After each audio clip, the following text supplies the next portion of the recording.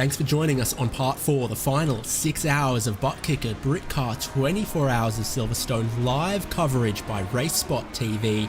David Haynes here with Lorenzo Bonda. Graphics, pictures, replays being brought to you by Hugo Lewis right now in the production truck. We're watching the GT3 and the GT4 battles, the GT4 lead battle playing out right now, and also some fantastic GT3 racing. What a revolution in sports car racing GT3 has been over the last decade and more. So many brands, so many iconic moments, and it's putting on a show in ButtKicker Britcar 24 Hours of Silverstone as well. Lorenzo, we're checking in on a couple of these battles as they form up, and the sun rises to bring us to the final sort of segment of this race. Yeah, we're in the final moments of this race, thinking about all that transpired in this race, which is good to know that despite of everything that went on for the past 18 hours, we still have a plenty field. Basically all cars but two that started this race are still on racing. They're trying to do their best of, you know, embrace the endurance spirit and do their best, you know, to get this around the track and finish up strong. Let's go out on Olympia, see if we can get Stephen Koenig of the 388 GT4. Hello Stephen, do you copy? Yes, I can hear loud and clear. Absolutely fantastic. How's things going for you guys in the 388? Well, all going well. It's been a very interesting 24-hour. Main thing is just to keep our heads down and keep going. But gotta say, huge amount of fun. A little bit long in my stints, considering of unfortunate situations of the toe. But all going really, really well. We haven't broken the car yet. Touch wood. No, your Aston Martin holding together there. You had your choice of different GT4 cars across both categories, your choice of shape, mark and model. What's brought you to the Aston? The Aston Martin, the reason why we picked it was mainly two factors. One, there is the Triple P Moostin team, which is also an Aston Martin. Previous 24-hour, we went side by side with one another in the Mazdas. So we thought to take the same competition and see how we fare once again. Just reliving that little bit of rivalry from last year's Britcar. And it's a car that both Janneman and I actually owned. So we opted, no, we're going to go and get it. We're going to go and race it. And unfortunately, Devin Ellis, who's currently in the car, by the time he joined, it was like, okay, this is the car, this is the track, good luck. The sun rising right now as Devon's the one in the wheel at the moment. You get the full spectrum of the Silverstone experience in a 24-hour race like this, starting in the day, going into the dark, and now a glimmer of hope for you guys that maybe you'll get some rest in 6 hours time. It's not too far away. No, it's honestly, if I can tell anyone, this is well worth an event to mark on the calendar and to really go for. The experience of competing with the drivers out there, the teams out there. We got told in the drivers briefing that it's all of a fun race, but there's some very serious contenders out there. I mean, first place for the GT4s is so close. The GT3s were on top of one another for a long time. It's honestly been an incredible experience, and unlike others. And honestly, if we can see more of the South Africans getting into races, you're going to see come next year. I think we might have an extra car on the grid just to have a bit of fun, see how close we can get to some of the faster guys. But yeah, this has been a proper positive and enjoyable experience from across the water side of things, and we've got a lot of people just thoroughly excited to see it all happening live and ongoing. Now, as an Aussie commentating on Brits, it's my obligation to take the piss a little bit. Did you watch the Cricket World Cup? Did you watch the Rugby World Cup? No. No, I didn't get to see the Cricket World Cup, but the cricket, I got to see the rugby. But I think my main focus for the last couple of days has been trying to get around Silverstone. Friday was in the Radical, and this weekend has been in the Aston, which has been a pretty interesting situation, I won't lie. So where you sit right now, 6 hours to go, absolutely anything could happen, including whatever on earth is happening in front of your teammate right now. I think that's the Triple Blade racing car having a bit of a moment.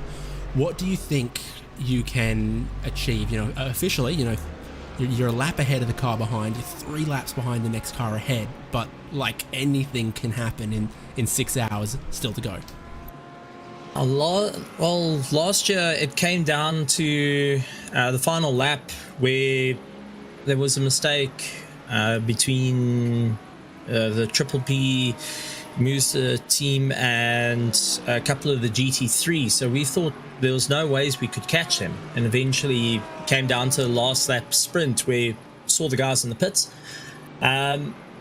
Thankfully, we still got our fast repairs all intact at the moment, which is quite helpful to keep it just in case of anything. But we're a little bit down on the competition with my teammates currently in the car between Devon and Yanneman, who are blazingly quick. I think we're going to do well. It's going to come down to the final pit stops, I think, between everyone, because if you need to save that 0.2, well, it's getting a little bit too late in the race to save that 0.2 of a pit stop if you worked it out. All right, well, thanks for coming by and chatting with us. Best of luck. And deep down in my heart, I think I've got a soft spot for a bit of South African sport, but also for that Aston Martin GT4.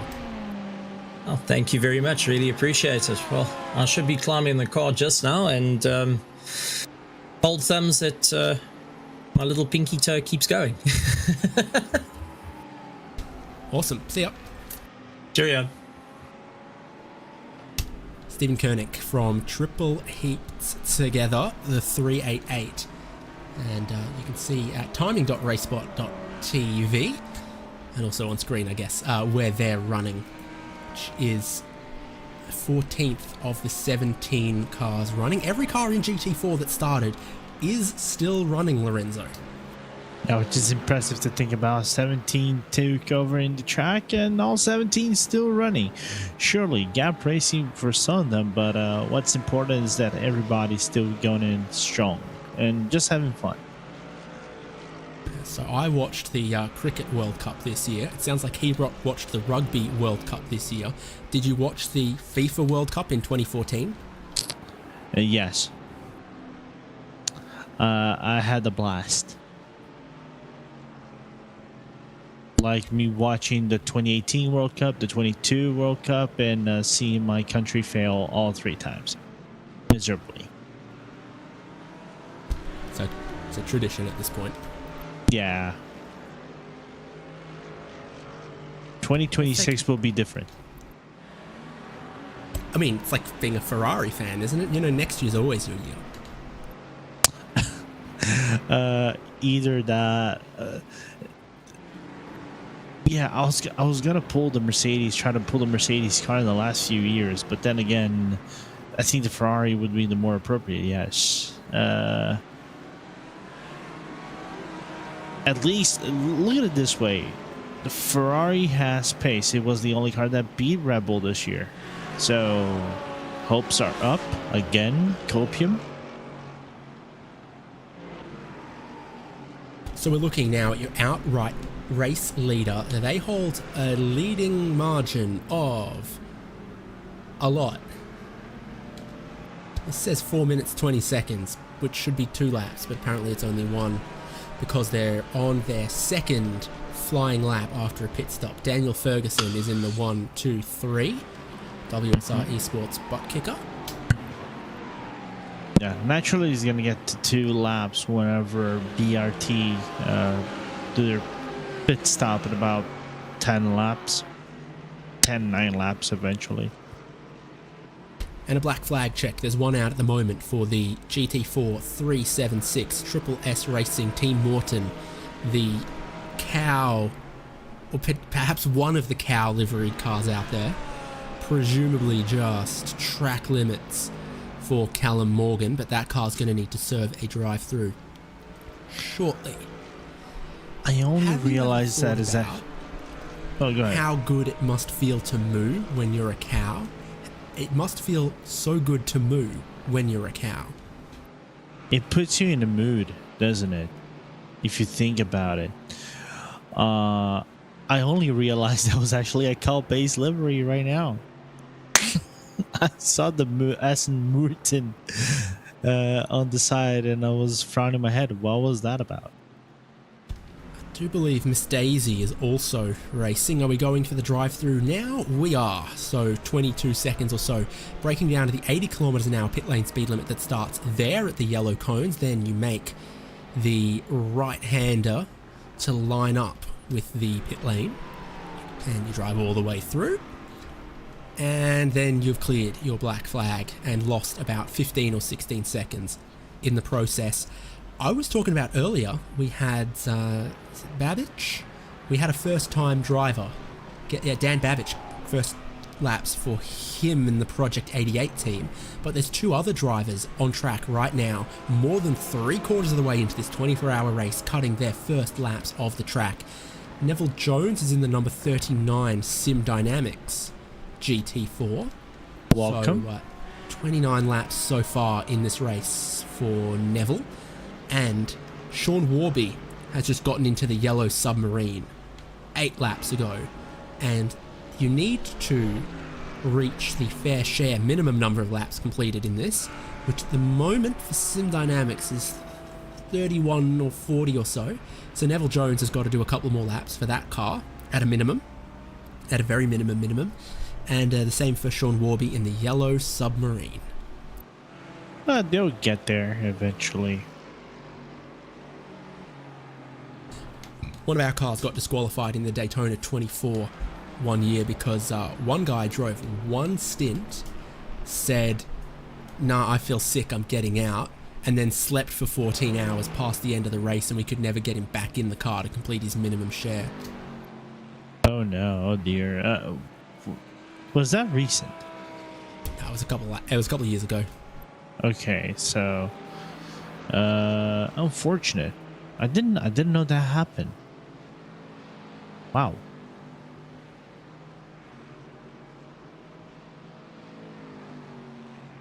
How can you sleep over 14 hours in a race, a 24-hour race? Anyway. He had some problems. Yeah. Oh, we always say real life comes first, so it is what it is. If they had won the race and then got disqualified because of fair share regulations, that probably would have been a bummer. Looking elsewhere in GT3, there's a cheeky little flash of the headlights in the car currently in second place, BRT. Alistair Kirk is driving that machine at the moment. And yeah, the numbers have checked out that in fact he's only 3 minutes 24 seconds behind the race lead, about 1.5 laps behind WSR Esports ButtKicker and Daniel Ferguson, and about 2.5 minutes ahead of third place, which is still Altitude Esports GT3 Silver, the Lamborghini Huracan GT3 that served drive-through not all that long ago, as they were penalised for contact with TSR in Maggots Beckett's. Fourth in class, Altitude Esports GT3, their other machine, which is an Audi, in fourth, and Samsoid Kanan Esports are in fifth. Significantly ahead of Kimura at the moment as well, which surprises me a little bit, because Kimura was right there in the battle with them, if I recall. Yeah, not long ago. I agree.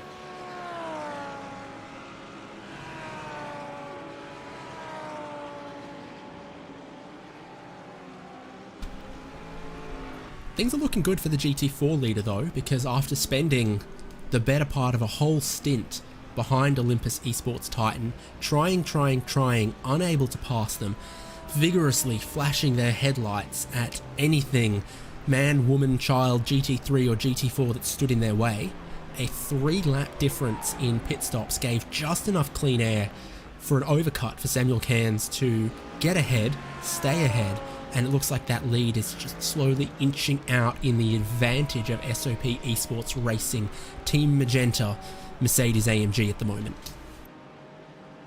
Yeah, which is insane to think about. Of course, Kid just came down under 4 seconds right now for Cairns against Sedgley, but his pace has been blistering, and he has 3 laps more in terms of fuel compared to the number 50 car. And who would have thought that the number 50 out of the blue would have to race for their lives in this race? Not me. Confidence up high for David Haynes. And again, a very different approach to this 24-hour race between those two teams. Like we've talked about, only 2 drivers for Olympus Esports Titan, whereas there's 5 for SOP Esports that are leading GT4 at the moment. Samuel Cairns is in the car at the moment, having driven 167 laps. Peter Brett drove 141. Cameron Martineau has driven 126. Leon Seely has driven 60. And Marius Fredriksson has not driven any laps at all yet.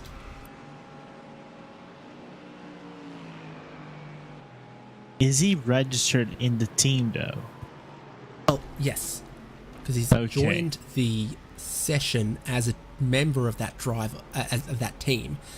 But if this is the type of session where you don't need to declare your driver lineup, then they won't be disqualified if Fredriksson doesn't drive at all, despite being in the session as a driver.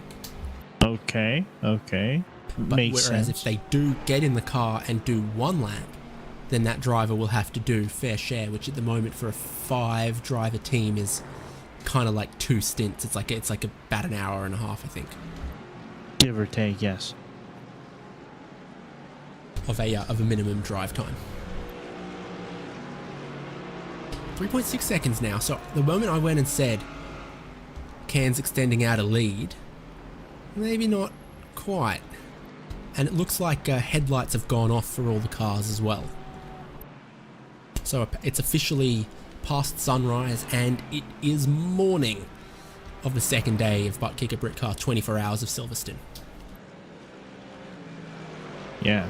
The sun is shining, I think, just about at the back of the Wellington Straight, and drivers will see that more clearly as the day goes on by around Maggots and Beckett's. And I'll tell you one thing, if there's one place I really, when I drive around Silverstone, I don't like seeing the sun in my face, is Maggots and Beckett's.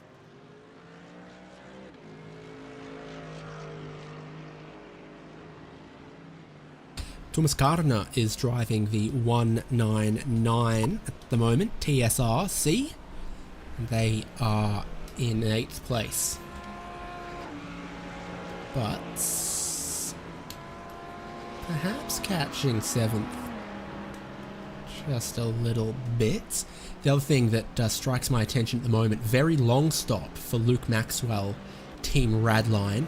1 minute 2 seconds for them, and there's also a black flag out for Triple Blade Racing, the 420 Mercedes-AMG GT4 that we saw spun around earlier while we were chatting with Steve Koenig. Yep. So they are racking up incident points in a couple of places. Rachel Hoff driving at the moment, apparently. Another 5-driver car with Chris Barnes, Stuart Rice, Derek Crowther and Callum Millam.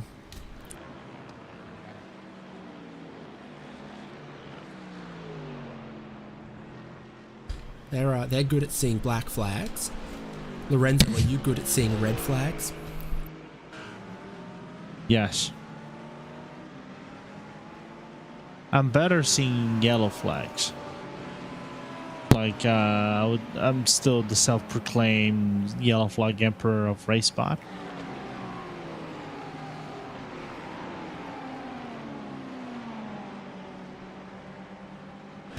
Peter Mohammed in 89 Motorsports' Ferrari.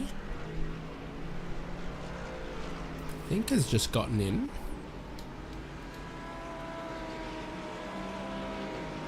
Or was someone else driving it earlier? Looking around P16.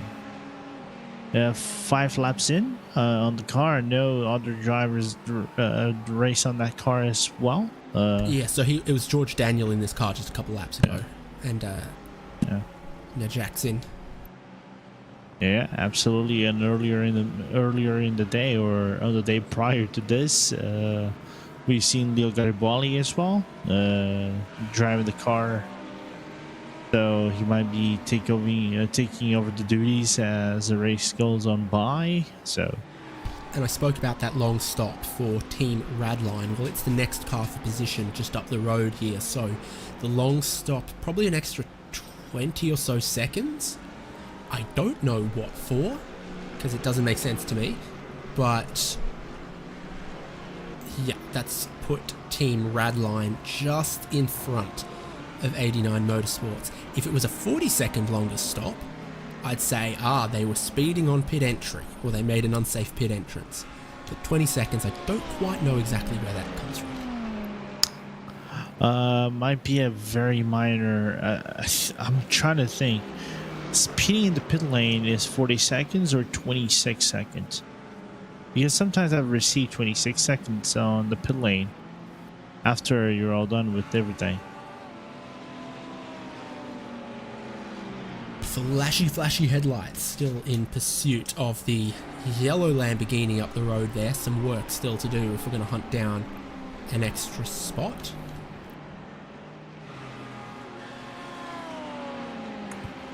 More importantly, not far off the Delta in terms of field. 4 laps, I think, between both cars. So that's a workable margin.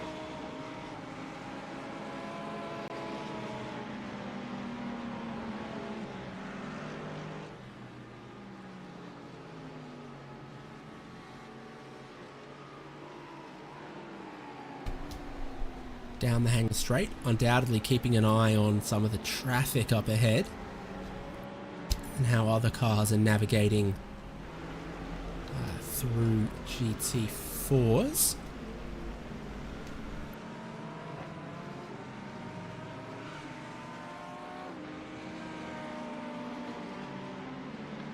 It's the yellow submarine, is it?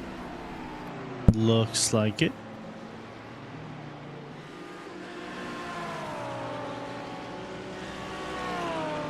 Battle for position right here. Locomotore are going to have to stop pretty soon, but it's not going to dissuade them from fighting with RD Simsports side by side and then making the move on the way into Beckett's in the battle for 12th and 13th. Oh yeah, windscreen wiper, let's go. And Eric van Spijker, he moves up 29 laps into the stint and expect him to pit after sort of 30 or 31, but moving on nonetheless.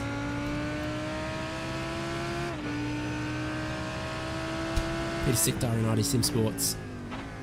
Lamborghini getting left behind, but Sikdar is only 13 laps into the stint, and so in a lap or so's time we'll get that spot back until they stop.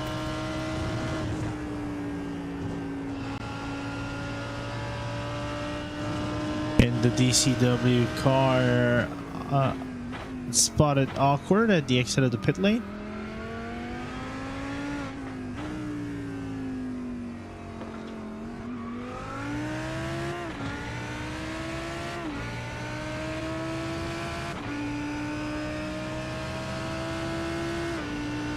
Which of the DCW cars that was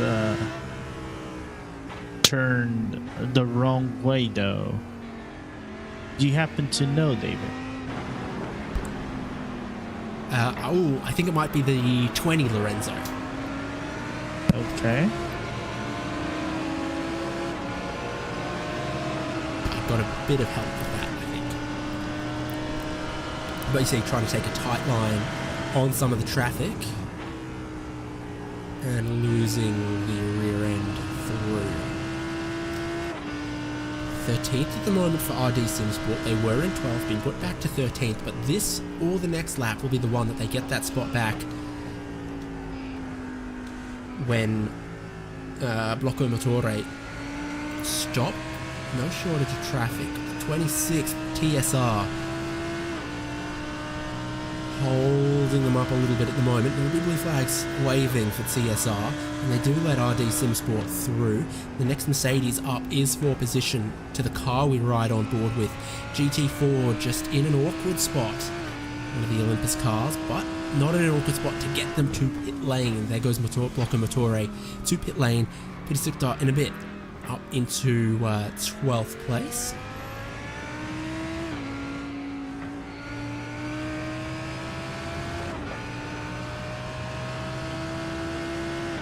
I wonder if that number 50, Daniel Sedgley, actually got a little bit blinky on the headlights.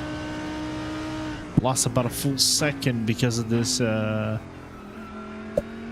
overlap attempt from Sikdar into Vale and Club.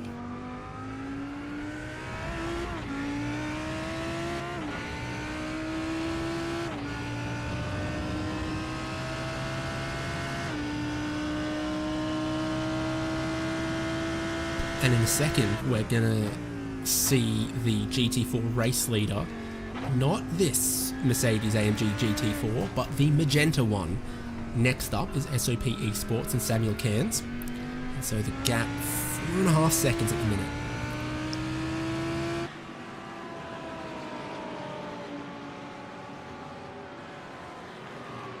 Sunrise hitting the track with a bit of orange in some places around, and definitely getting in your eyes here and there.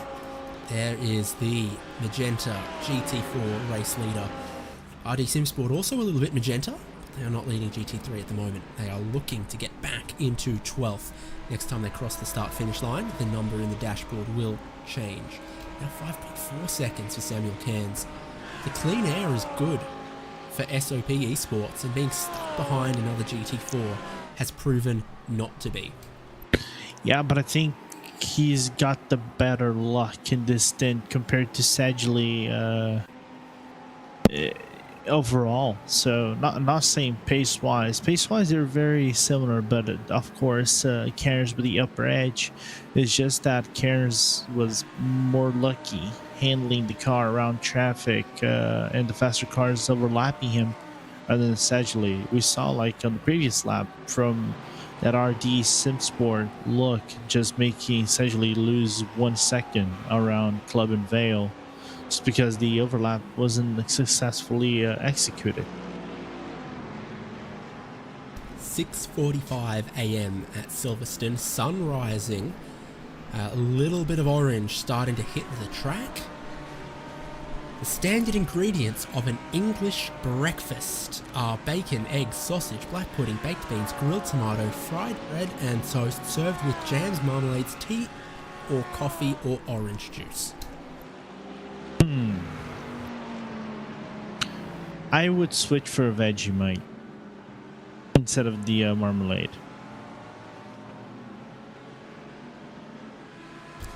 I'm going to read the Wikipedia article.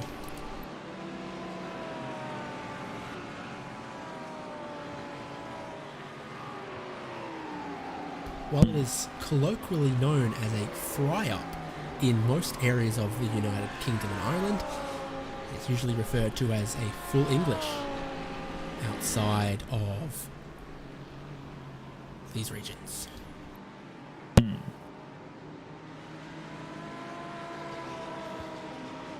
I'm not gonna lie though, it's their English breakfast is quite good enough. I haven't had one in centuries though.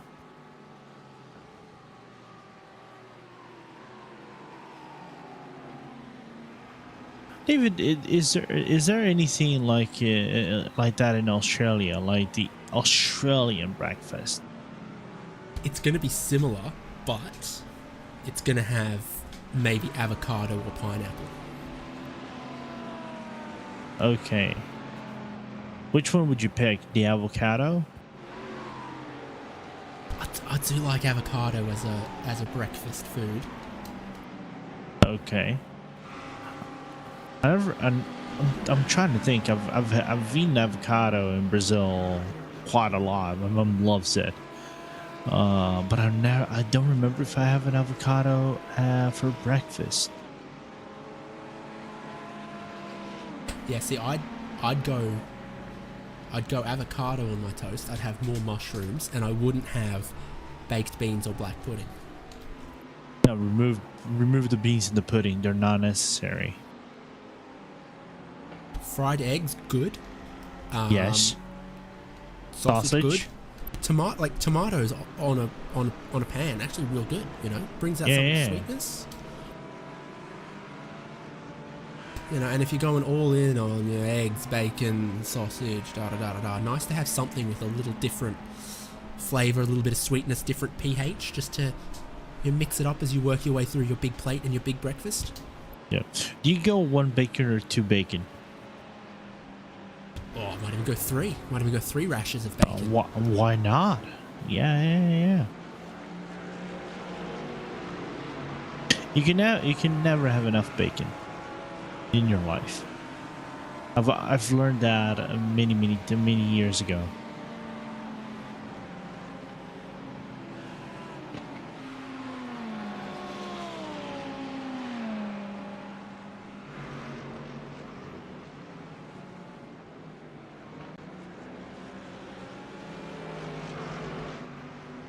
The question is, do I go for a tea instead of the juice though? I think you can have tea and juice. Can you? Yeah, if you're gonna have hot tea, you can have cold orange juice or cold apple juice or whatever. To have that balance, right? Because you're gonna have, like, if it's like a hotel breakfast or like something else like that, you're gonna have your tea or coffee in a mug or like a coffee cup, whereas you're gonna have your juice in like a glass, and they're different things, and you can have both. Okay, that makes lots of sense. Second place GT3 is on the pit lane. Alistair Kirk, I think, is staying in the number 3 BRT, so no big breakfast for Kirky just yet.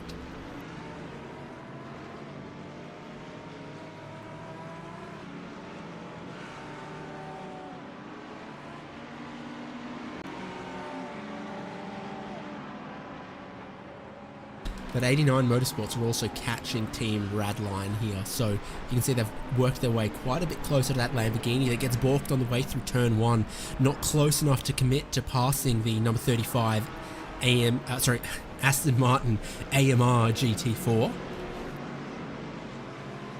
You think, after all I've been through, that I wouldn't mess up the correct name and specifications of the Aston Martin GT4, but the Aston Martin Vintage AMR GT4. With its twin turbocharged 4.0 litre V8.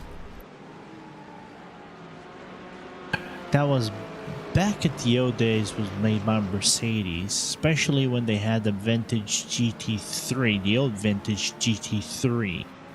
The new one, I think, is in-house, if I remember correctly. I think you got this a bit back to front. They went from their own Aston Martin engines to using the Mercedes ones now. For cost effectiveness, isn't it?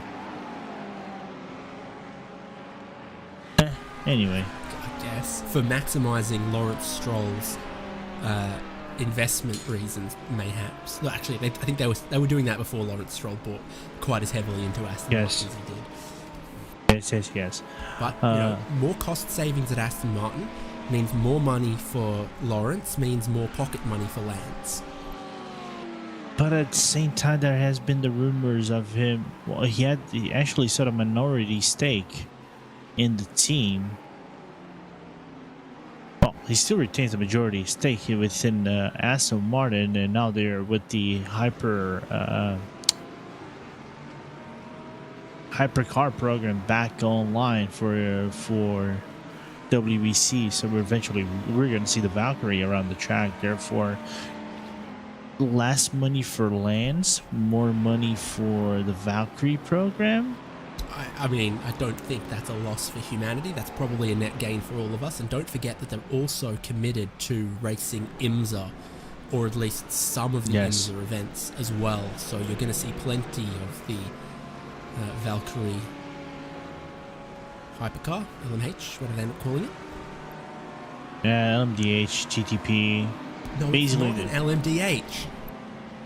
Is it GTP? It'll be within IMSA's GTP category, but it's not an LMDH. Yeah. Nevertheless, we're going to see the Valkyrie take the track next year, which is good in my books.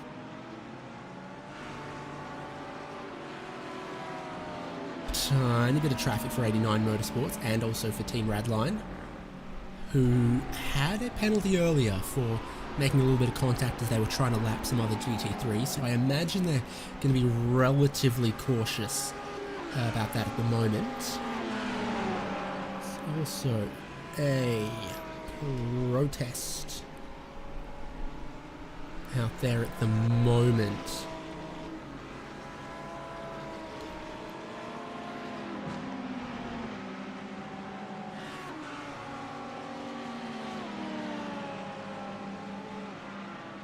'89 Motorsports have a good run down the Hangar Straight towards Stowe. They've got the inside on Team Radline. And the Ferrari 488 GT3 Evo 2020 moves ahead of the Lamborghini Huracan GT3. I think that's the first Evo, but not the second. The Ferrari, you mean? Yeah, that's the Evo 1. Yeah, they didn't go for the Evo 2. They decided to upgrade from the Evo 2 to the 296 on iRacing.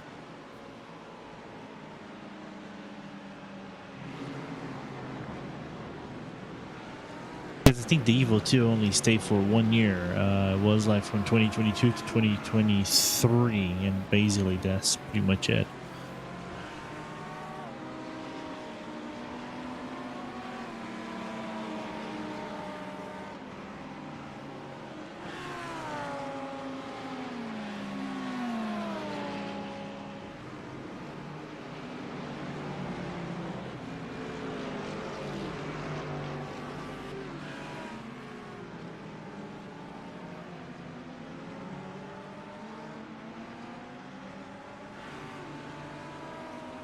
So,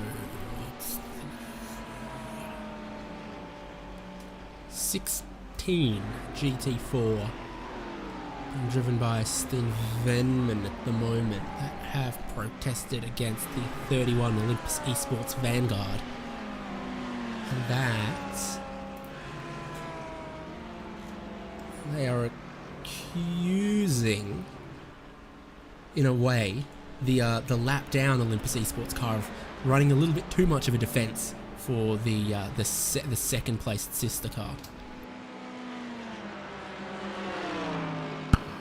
Awkward, but then again, it's we've seen close calls between the GT4, so nothing much we can do on that end, though.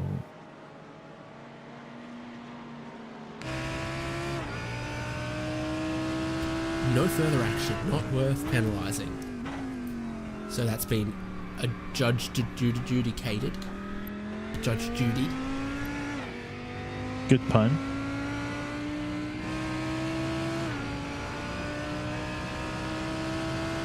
Good setup, though, as well.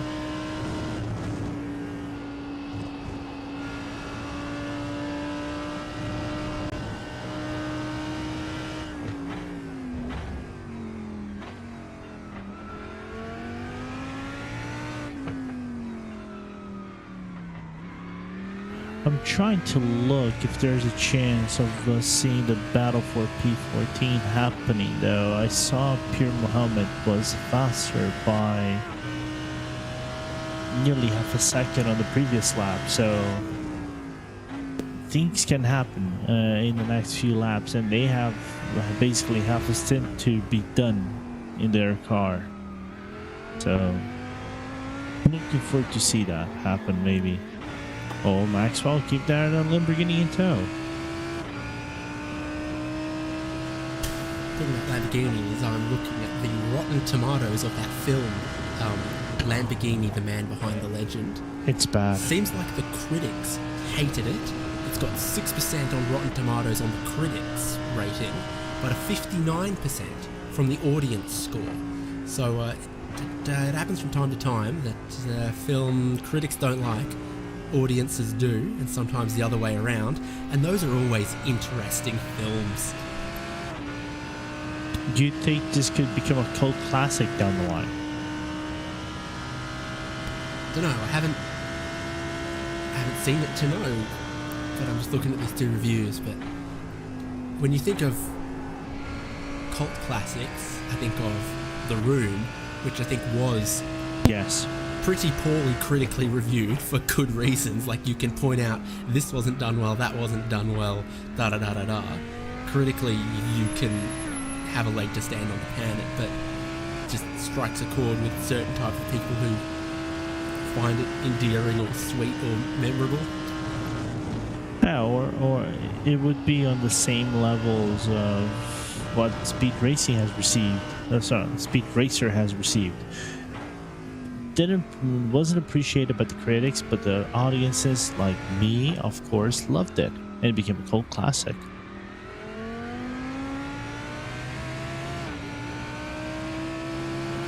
So I found a list: 23 movies that audiences loved but critics hated.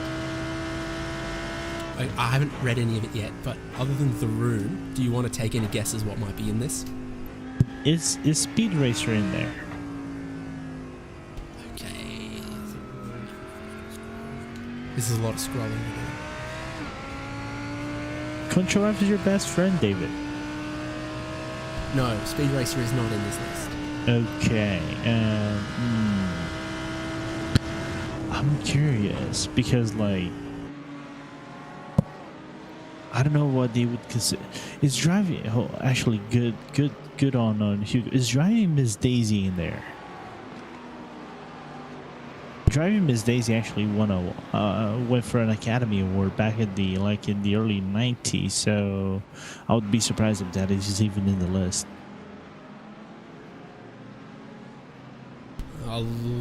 Okay.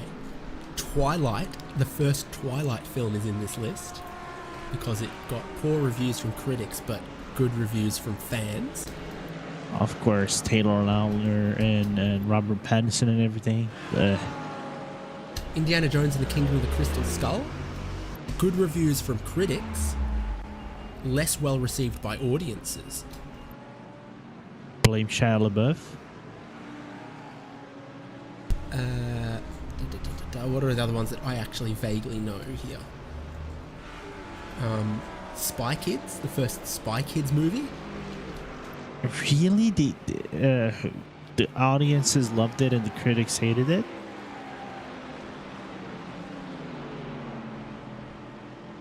Because it is a fun movie. It is a family movie if you want to think about it. So apparently the critics thought it was amazing, and then actual audiences were like, yeah. Is it that movie or Spy Kids 2 or the other one that has the... do you think God stays in heaven because he too lives in fear of what he's created? I know where you're trying to get. I think might have been Spy Kids 2, if I remember correctly. Yes, that's from Spy Kids 2. So I bet you Spy Kids 2 deserves a better audience rating just from that. Driving Miss Daisy trying to drive around the outside of Stowe. Round him up. Cowboy. And I think it's going to work. Yeah, well done.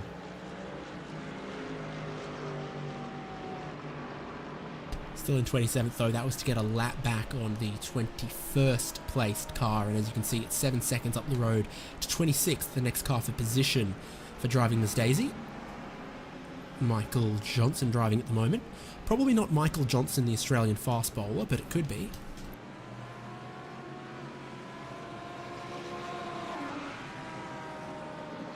I might be thinking of Mitchell Johnson.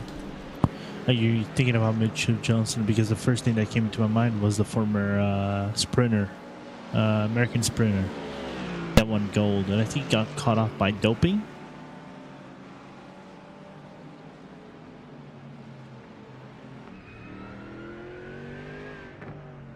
It's a real multicultural mismatch in driving this Daisy as well, because you've got Midwestern Illinois' Michael Johnson, UK and Ireland's Linda Noble, Club Scandinavia's Magnus Danielsen, Club Benelux's Klaus Hartmann, and Club Dayach's Patrick Narzinski. So no two drivers the same in a 5-driver lineup there. We're back on board with the race leader as the track has definitely lit up a little bit through this morning that Daniel Ferguson's been driving, but it's still definitely partly to mostly cloudy out there. Which I think helps the drivers a little bit with not having the glare of the sun on their eyes, especially going around Cops or the entry of Maggots and Beckett. So that's the thing that might be, you know, relieved off for the time being. Don't know if that's going to change within the next few hours.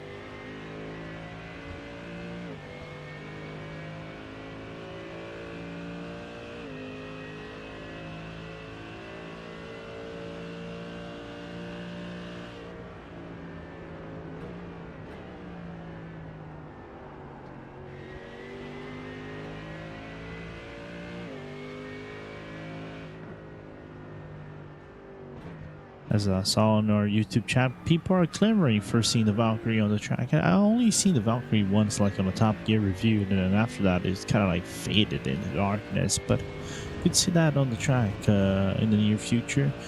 I take you're still invested in seeing the top 23 movies that were either panned or had divergences from audience to critics, David? Yeah, I was trying to see if there were any more that I really cared about, and no, it's a pretty weak list. So traffic for your race leader.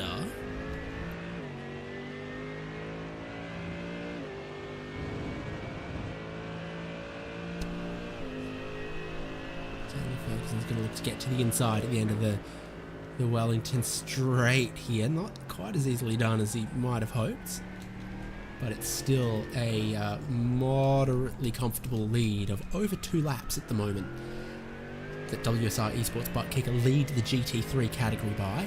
You'd say that the GT4 lead is a little more tense, a little more nail-biting at the moment.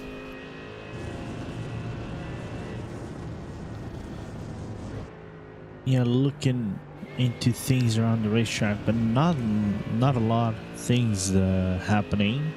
I think closest gap might be Team Redline or this one, Ben Bennyworth for Quartermass.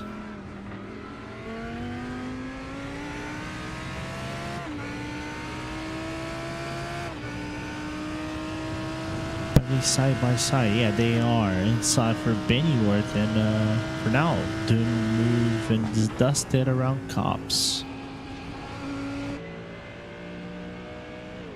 Camera looks like it's shaking itself loose. This is a new driver for driving this Daisy. Patrick Narzinski in.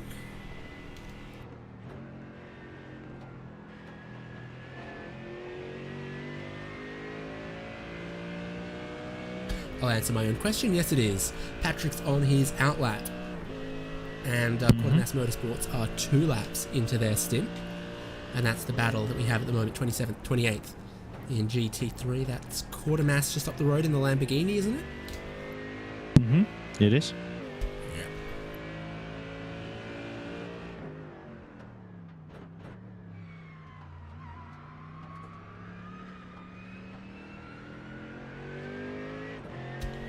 Never stopped being funny to me that the Aston Martin Vantage GT3 has the Mercedes AMG GT's real road car engine, while the AMG GT3 doesn't. Really?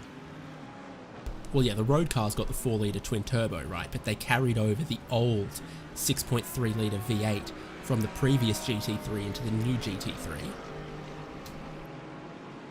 And then Aston Martin picked up that engine for their road car as well, and then used it in the GT3. So the engine that every road car AMG GT has isn't in the Mercedes GT3, but is in the Aston Martin GT3.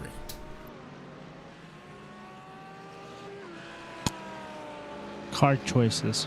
We're never gonna get around why they do that, or a guy, a person would do that, and B person would do the different thing. I think it's in terms of preference. I don't know.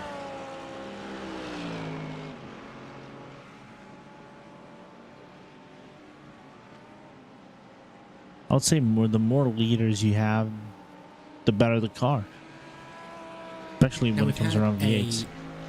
Penalty, and it's for 142 Fury Sim Sports, and it's for blocking. And I wonder if we didn't actually see that happen at the time as well, and I said maybe there's a bit of blocking happening there. So says it's a stop and go for the 142, and that black flag is out at the moment on the 142 Fury Sim Sport. Oof.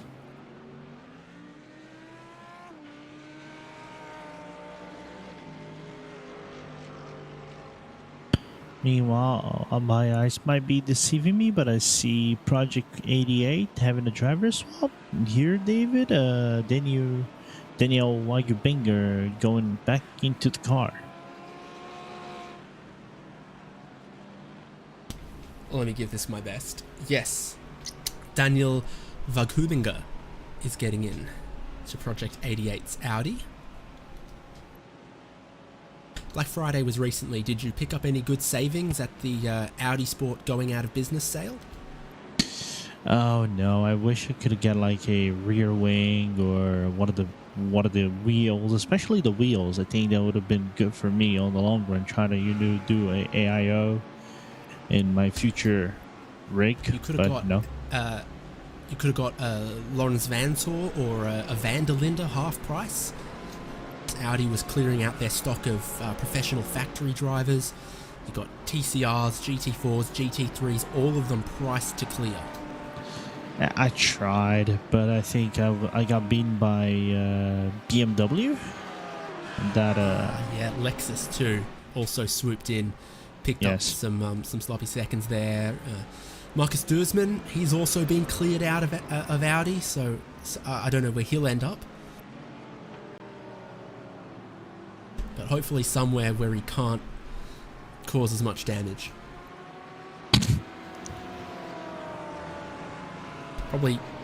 Probably at the kids' table for Thanksgiving now.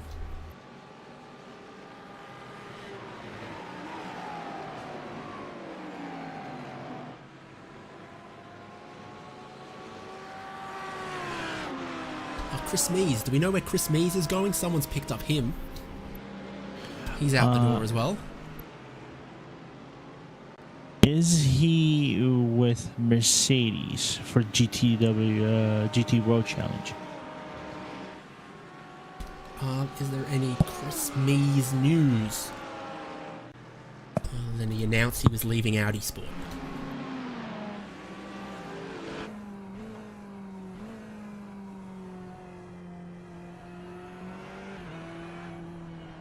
Not that I'm reading.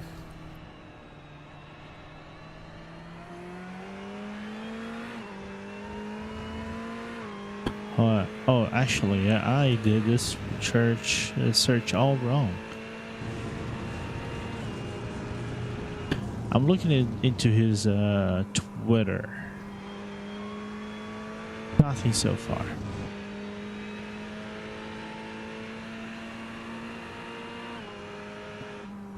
But I wouldn't be surprised if Mercedes kind of like picks him up. One of the ASP teams picks him up for next season.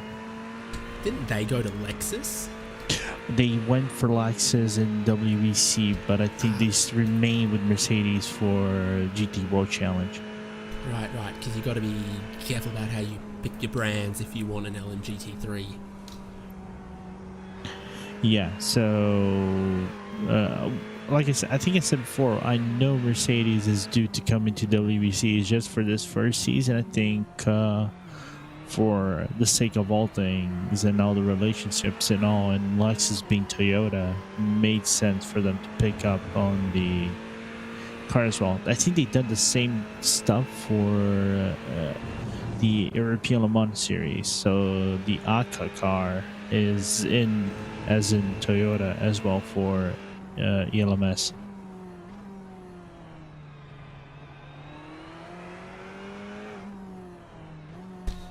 Asian Le Mans series is on right now at Sepang as well, but keep watching us on RaceSpot. Don't go over there and watch that instead. Please.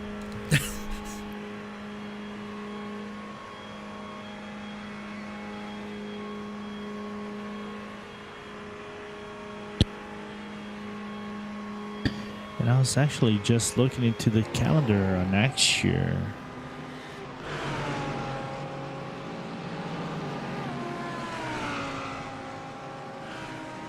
So away from the number 10 towards the number 20.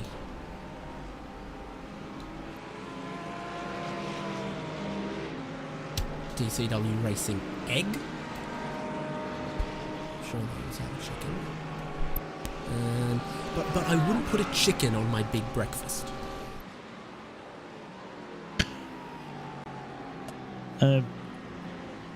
You do that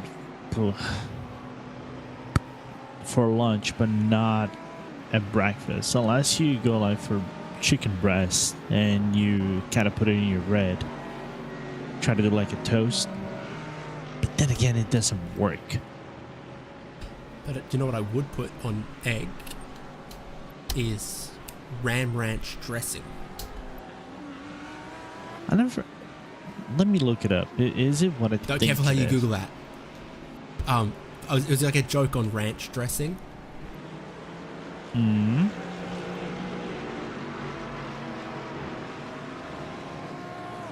GT3 race leader with plenty of GT3 traffic. By the looks of things, they have... well, okay, you've got Altitude Esports GT3 Silver there as we're 3 wide on the Wellington Straight. And Adam Watson is looking to unlap himself to go from 3 laps down to now 2 laps, 2 minutes and 1 second down on the race lead. The Lamborghini there in blue and white and silver, Altitude Esports getting a lap back on the outright race leader could be pretty important for them. Yeah, absolutely. Looking forward to see how they will do this one, but it's just being overly dominant for them so far. The way they're going, they're basically gonna get like 3 laps on the entire field. But have you ever seen a 24-hour race where the leader puts up like 3 laps on the entirety of the field? Well, there are Bathurst 1000s where the winner won by like 3 laps. Really? Yeah, some of the ones in the 70s and 80s is crazy. Okay. I picked up like racing on the Bathurst 1000, I think around the mid-90s. Right before when Peter Brock actually passed away. So my knowledge on the 1000 is just like zip compared to you.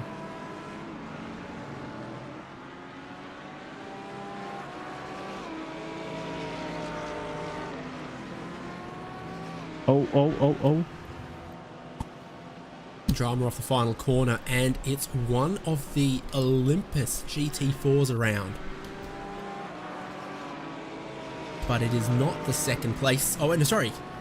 No, it's the 12th place car, the Vanguard 31, right? Yes, it is. Olympus Esports Vanguard going around in the final corner. And just making the life of the GT3's cars that were coming around club a little bit more scarier than usual. But everybody got away unscathed. Just the ego of the number 31 that is probably bruised a little bit.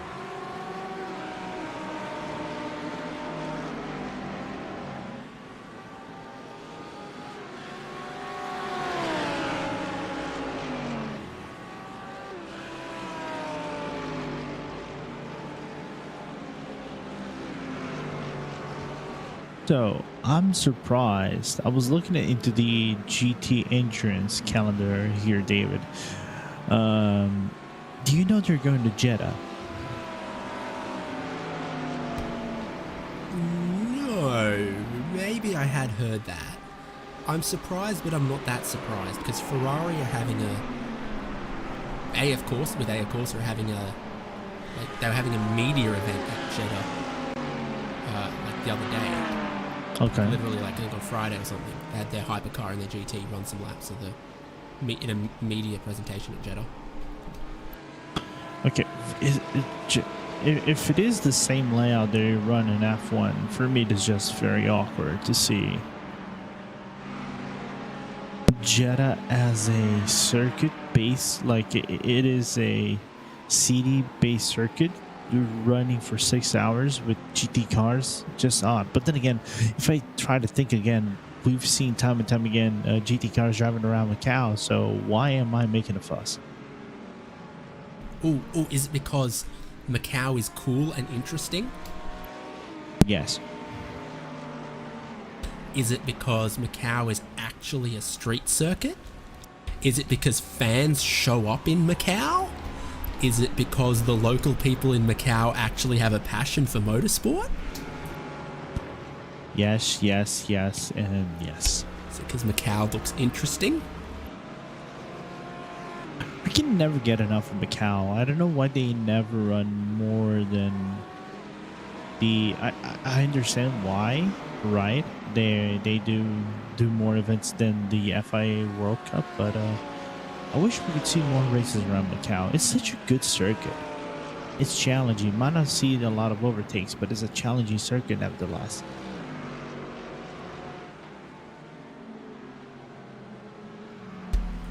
Excuse me 5 seconds while I dismount from my high horse that I was just on for a second there. Okay, I'm good now. Looking at Blocco Motore. They're 14th in GT4 at the moment. Breathing down the neck of the next car for position, RD. Into the most significant, challenging, memorable part of this Silverstone track. The fast and challenging changes of direction of Maggotts Beckett's Chapel, and trying to stay as close as you can in that aero wash to get a good exit onto the hanger straight down towards Stowe. Car in front driving just a little bit defensive. Does the Mercedes have the legs to get to the inside of Stowe, move up into 13th place? Marco Silva thinks so, and he gets their Mercedes ahead of RD Simsport's Lamborghini. And Guy Edwards does not show signs of fighting back, just lost a position, trying to remain within the track spots, just trying to follow the best he can that Mercedes around the track.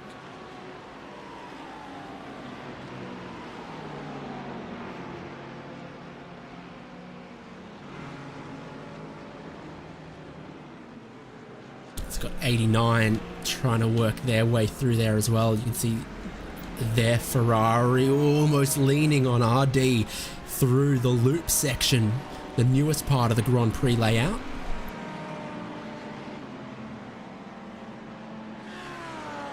Scary moment, but they get away unscathed. Yeah, so now that Blocco Motore are through, RD Simsports are also getting past 4th position here by 89 Motorsports. Jack Pierre Mohammed trying to line up on that Lamborghini, and Blocco Motore have said goodbye and signed off and checked out, and they are well down the road already on this battle. Wouldn't it be more appropriate if they said ciao or arrivederci instead of goodbye?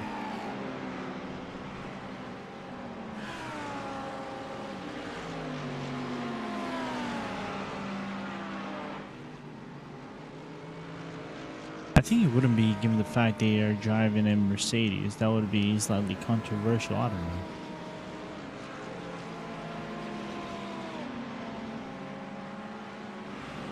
I've had a quick flick through some race results of Bathurst 1000s in the 1980s, and I'm finding more where the winning margin was a whole lap than the winning margin wasn't a lap. So that's kind of how that race went in the 80s. There's probably one out there with a slightly larger winning margin of 2 or 3 laps. Okay. Pretty much possible. Was there any dominant driver in the 80s or 70s back in Brock. Like Brock? Peter Brock. Okay. I thought Brock was dominant in the 90s. Okay, so I got maybe mixed up. Okay, here we go. Trying to use a little bit of the traffic. 3 wide, just backing out of it. 89 Motorsport not able to commit all the way down the inside of the very, very fast, not really a braking zone, turn 1 to get around RD SimSport, but they do work their way past those GT4 cars, clear up a little bit of the traffic and open it up a little bit for 89 to have a chance to try to get around the 555 of RD SimSport. I thought it would be a little bit more scary than usual to make that overlap around turn number 1 for the 89 Motorsport, but they got away on there without too much of a drama.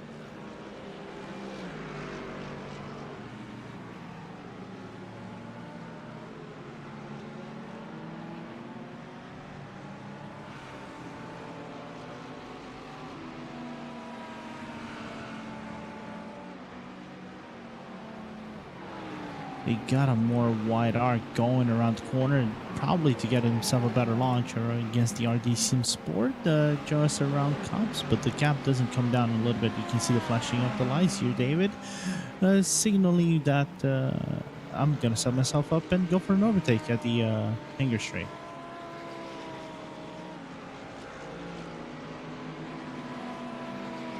Gonna try, that's for sure. Track's clear behind them. Track's a little messy ahead of them. Gonna try to steam past this Aston Martin AMR GT4 to the inside of Stowe Corner. A good place to try to make a move. It's where RD SimSport lost their last position to Blocco Motore. It's where they're going to lose one to 89 as well, and they're going to return the favor on the headlight flashy. I'm just wondering what was the response for that flashlight? Just saying, flashing of the lights, just saying, oh, you're welcome, or thank you so much, or slightly aggressive, I don't know. We never know. We'll never know.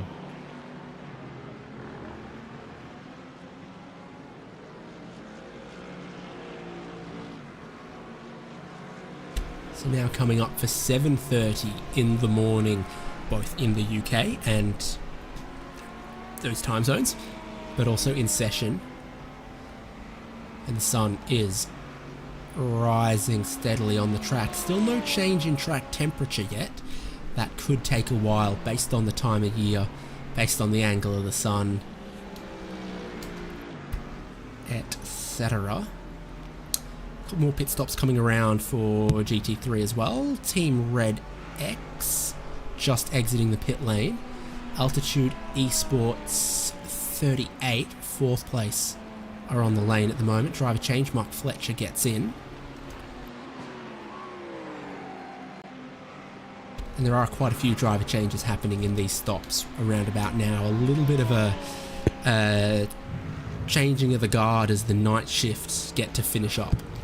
Yeah, and I think some of these drivers have been doing like double or triple stints around the car, so good themselves to to get a little bit of a rest, you know, just re-energize. Maybe if you're going to drive one more stint towards the end or take the car towards the end, I think it's a good place for you to do that now rather than at the next pit stop.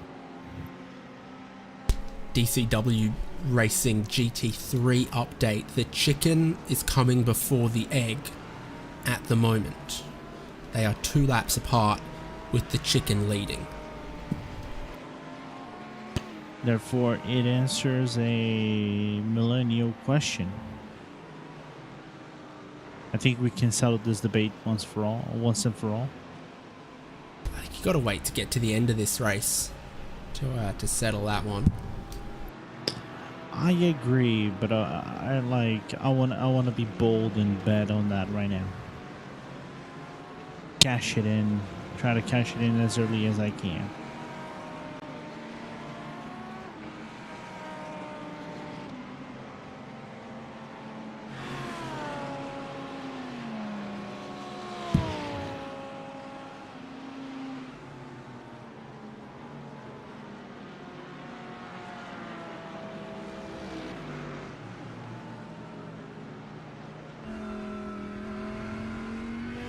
think the one thing that is interesting around the fact that we are on morning racing, David, and the track hasn't, built up its temperature, is the fact that we're gonna start maybe seeing more frequently the laps being done around 1 minute and 59. So we never seen that happen in this race so far, and I've just seen the first 159 being done, I think, by Locomotore.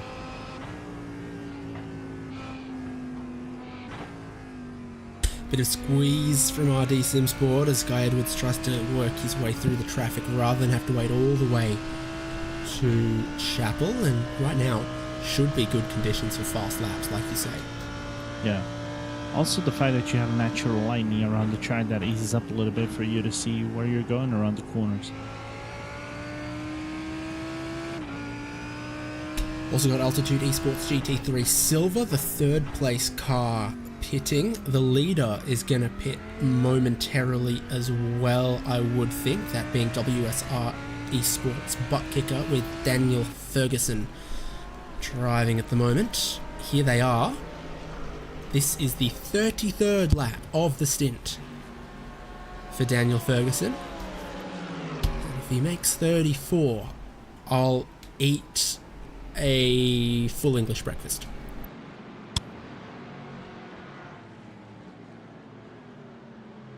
We'll remain and see if that's gonna happen. I don't think it's gonna be the case. I haven't seen drivers do 34 laps in quite a while, though. Even though they admitted they Can I have wind to that back and say feijoada instead? Would you go for a feijoada on the breakfast?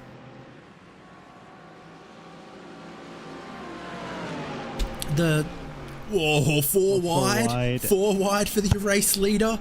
And there is contact in the back there between the Audi GT3 and the Aston Martin GT4. You see 4 wide heading towards Maggots and Beckett's here at Silverstone, and you know it cannot end well for all parties involved. Heart in mouth moment, not the risk you need on the in-lap for WSR Esports ButtKicker, but Daniel Ferguson is feeling mighty, mighty brave, and he knows maybe this is his last lap in this stint. He's going to come through Stowe Corner and then he's going to pit, otherwise I'm going to look silly. So he's heading towards pit entry and he's going to pit. Damn it. So are you ready to eat up your English breakfast?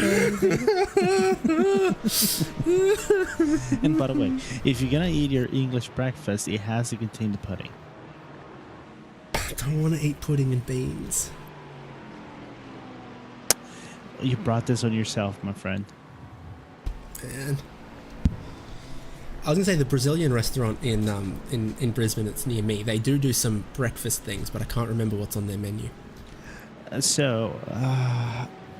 right, unless I'm completely wrong, first thing has to be like the cheese puff balls. We say pão de queijo. If that is not on the menu, I'll be shocked. That's number 1. Number 2 is tapioca. Like it's like tapioca tacos. It's like a pancake.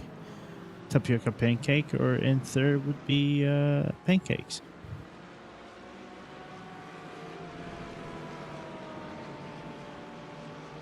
Besides the toast and everything, that is kind of like standard globally.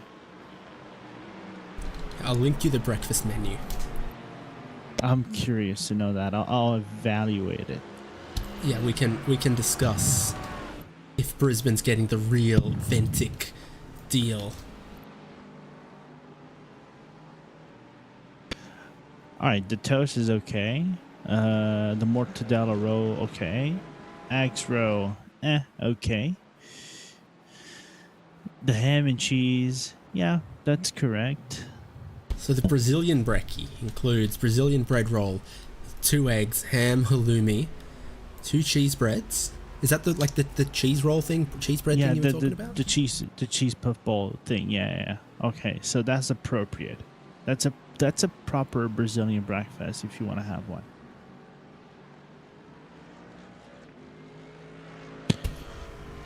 Big brekkie has sourdough, eggs, bacon, mushroom, onions, and avocado.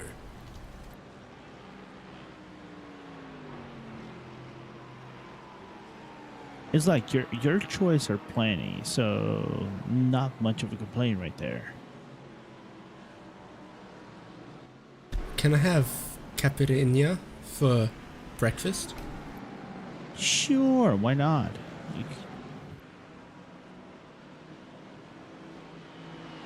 If we Brazilians can have beer for breakfast, why not a caipirinha? I think Guarana Antarctica. Yeah, that one would be good. Guarana. That'd be good at breakfast time. That'd get your day going. It's a shot of sugar and somewhat of a natural. It's like Guarana is actually a. I'm trying to remember. Is this? It would be a something that will wake you up. You know, it's kind of like the alternative for caffeine, depending on circumstances and how you do the extract and everything. And the one they sell in Australia is the comes from the Portuguese production line. Your two race leaders on screen at once. WSR Esports ButtKicker leading GT3, going around SOP Esports Racing Team Magenta. There are your leaders from each class in one picture at once. And interestingly, Lorenzo, both of them Mercedes, despite the fact we've seen other cars from each class be competitive. Yeah, one being overly dominant throughout the race. The other one was slightly dominated by a Porsche, but now the Mercedes just breaking away, doing its job, you know, which is insane to think about. A few hours ago, the gap between the GT4 leader to what is now the leader, the number 50 to 11, was actually a full lap. This has been a good stint from race leader, though. Yes. For Samuel Cairns, because remember we talked about, he's got 2 seconds, he's got 4 seconds, now he's out to a lead of sort of 12.5 seconds. It's gone pretty well. We've also got another couple of first-time drivers on the track now. There you go. Number 17, by the way. Fantastic. So, Gergely Kunzabo is in TSRC 199 for their first stint, and it looks like Ethan Kearley has only just gotten into the... we might have talked about that one about an hour ago when he got into the Triple S Racing Team Morton. So a couple of first-time drivers out there on track at the moment. Nick Mercer was one of the drivers with the most laps completed out there at 235. How's Sedgley doing in the 50? 305 laps for Daniel Sedgley so far in Olympus Esports Titan, running second in GT4. There's a battle in GT3 with Team Radline. They might be next of an illustrious list of cars to range up on RD Sim Sport and pass them down the Hangar Straight and into Stowe. Yeah, but this might be their end lap, so what will you eat if it's not?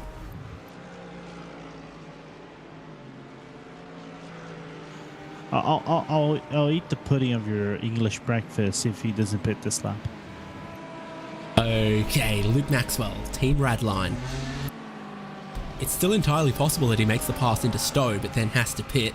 But there's a couple car lengths still here, out to 0.8 of a second, as you see. Lamborghini versus Lamborghini. RD Sim Sport still ahead of Team Radline, who had that long stop last time. Yep. What about this time? And I'll eat your pudding. You're eating pudding. I'm eating the pudding. Yeah, I'm not gonna die in the process, so I think I'm fine. I'm fine.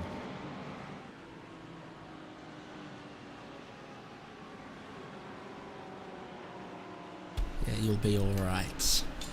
I had a late breakfast at an Irish pub in Boston that included a pint of Guinness.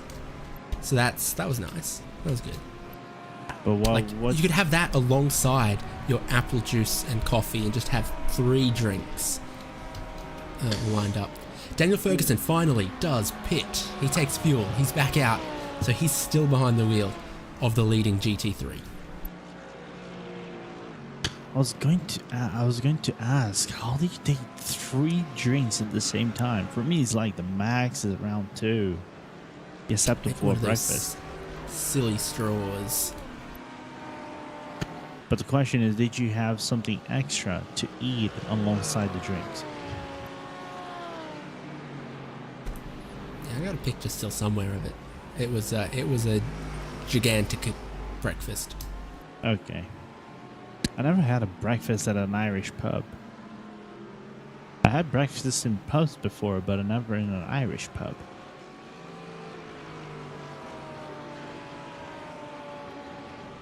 Question comes on, what do we think about the French breakfast? There's a we'll take a look at that in a second. There's a Irish pub in Midtown Manhattan called Filer that are famous for showing the Formula One whatever time of day it is. So I think I watched a Grand Prix there while I was like on my travels.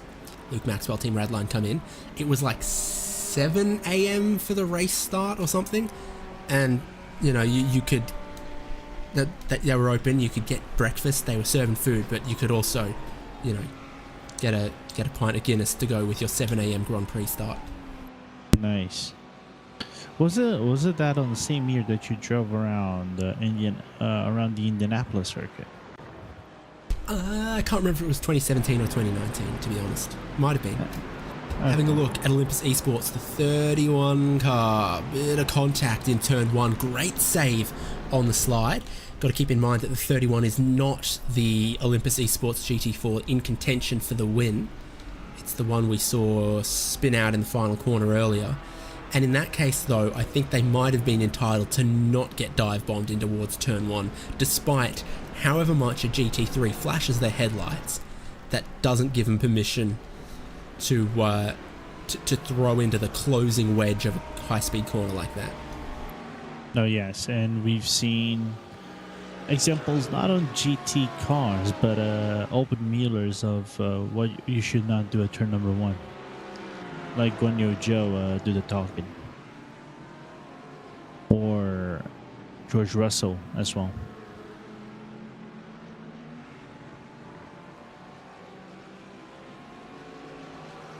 What is it? It's always interesting corners that are like flat out if you're on the racing line, but you've got a lift if you go side by side. Is those are always going to cause some trouble, because if it's a big braking zone into a slow corner, it sorts itself out before you get to the corner. If it's like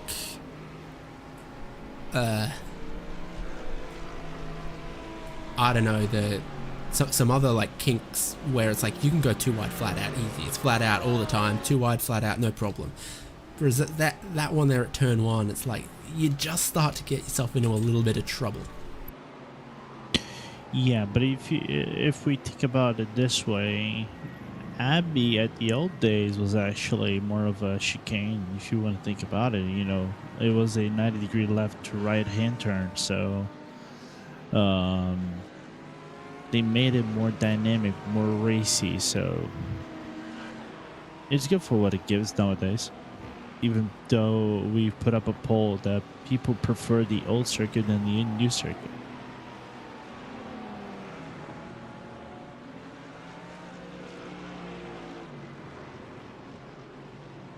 We should do some more polls, like what's the best breakfast?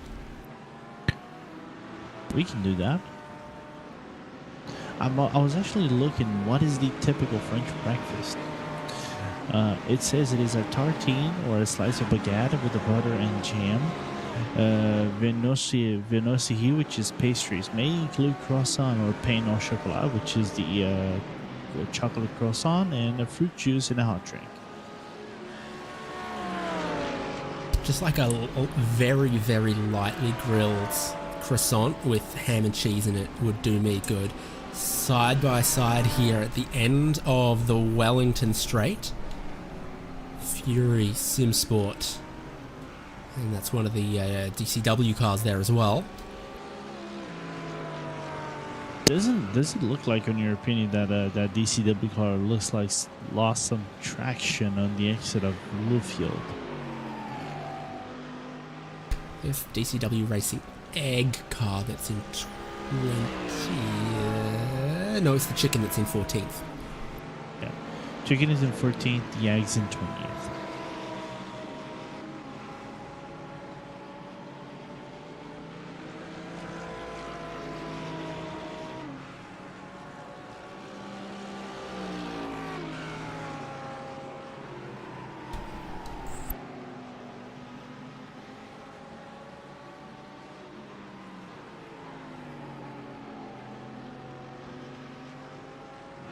By the way, we might have a battle in the near future for P10 in the GT4 category. Gap is at 1.7 between Sim Dynamics GT and PRC by Dabber Customs on David Brown's car. So we can see maybe another battle for top 10 in GT4s. There's also a protest out there. Project 88 and Team Sim Dynamics won. So we'll wait and see what the stewards do about that one. Right, GT4. David Brown in the 66 in 11th. Catching Dale Williams in Sim Dynamics 2 GT4, not the other Sim Dynamics car I was just talking about. But let me just get one thing. I like the team name. It's Dapper Custom Pineapple Racing Club. That's the proper name of the team. And it's good because wherever you throw a comma in there, it's still amazing, because if it's Dapper Customs, comma, Pineapple Racing Club, great name. Yes. But if it's Dapper, comma, Custom Pineapple Racing Club, like it's people racing custom pineapples, like modified pineapples, like trying to get more horsepower out of your pineapple, amazing. But they're in the pit lane right now. David Brown, is he going to stay in or get out? Not to be confused with Peach PRC as well. But it looks like Brown is staying. Yep. I was wondering whether into the pit lane 3 laps later, I think they took a penalty. Somewhere around 3 laps, 4 laps ago. Well, now they're doing their pit stop appropriately and gonna lose a few spots around the track.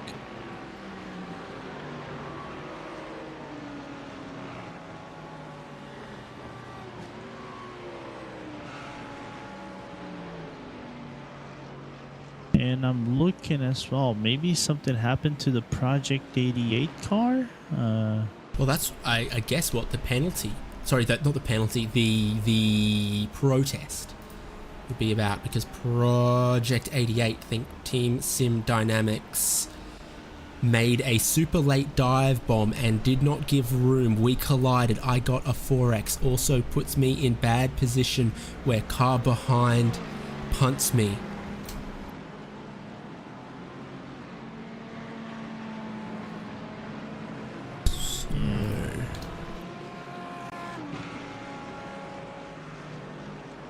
Do they have a fast repair though? I know some of these GT3 cars, they do not have a fast repair remaining anymore. Okay, here we go. That could have been the incident limit for Dapper Customs Pineapple Racing Club. Project 88 are still intact at that point. Is that the incident for them, or sorry, is that the incident for Pineapple Racing Club, or the incident for Project 88, or both?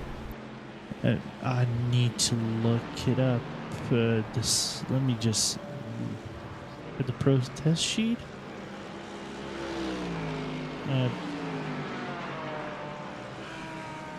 No, they had a contact with Team Scene Dynamics, so doesn't look like to be the case. So that is a separate incident. That might mean this was actually the incident that brought the Pineapple Racing Club to the incident limit. There's also a black flag out for the incident limit for United Sim Team number 15.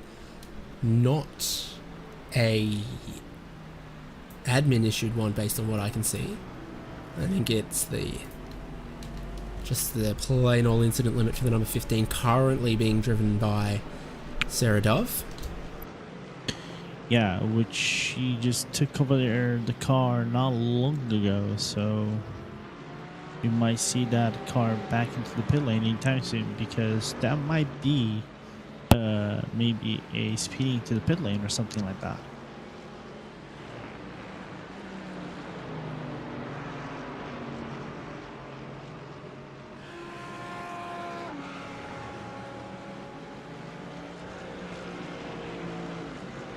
Well, I'm glad we got that protest sheet moving again, because like we said, it had been very, very slow, and we commented on it, and we got it moving. That's how that works, I think. Yes. 50 protests is in this race so far.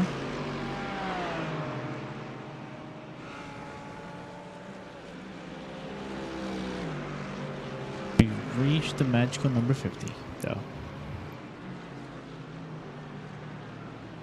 50 is such a lovely, lovely round number. Great round number to have, for example, as a number of states. And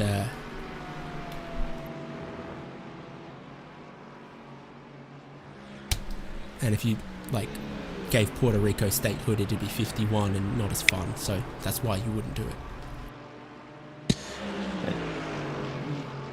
Another interesting topic that I'm not going to try to get in.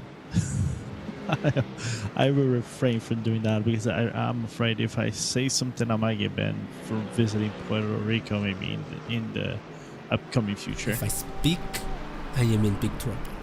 If I speak, so I'm I in big prefer trouble. not to speak. Yeah, like when legendary Jose Mourinho would speak.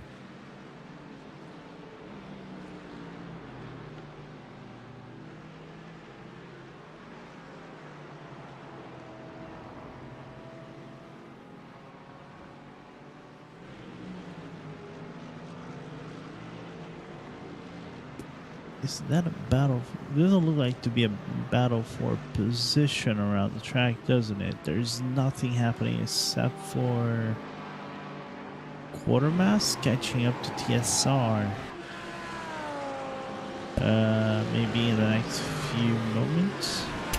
Great time to just check in on the outright race leader again, though, because Daniel Ferguson's putting in some work here. Another stint in the leading WSR Esports ButtKicker AMG for him. That lead at the moment just out past a lap.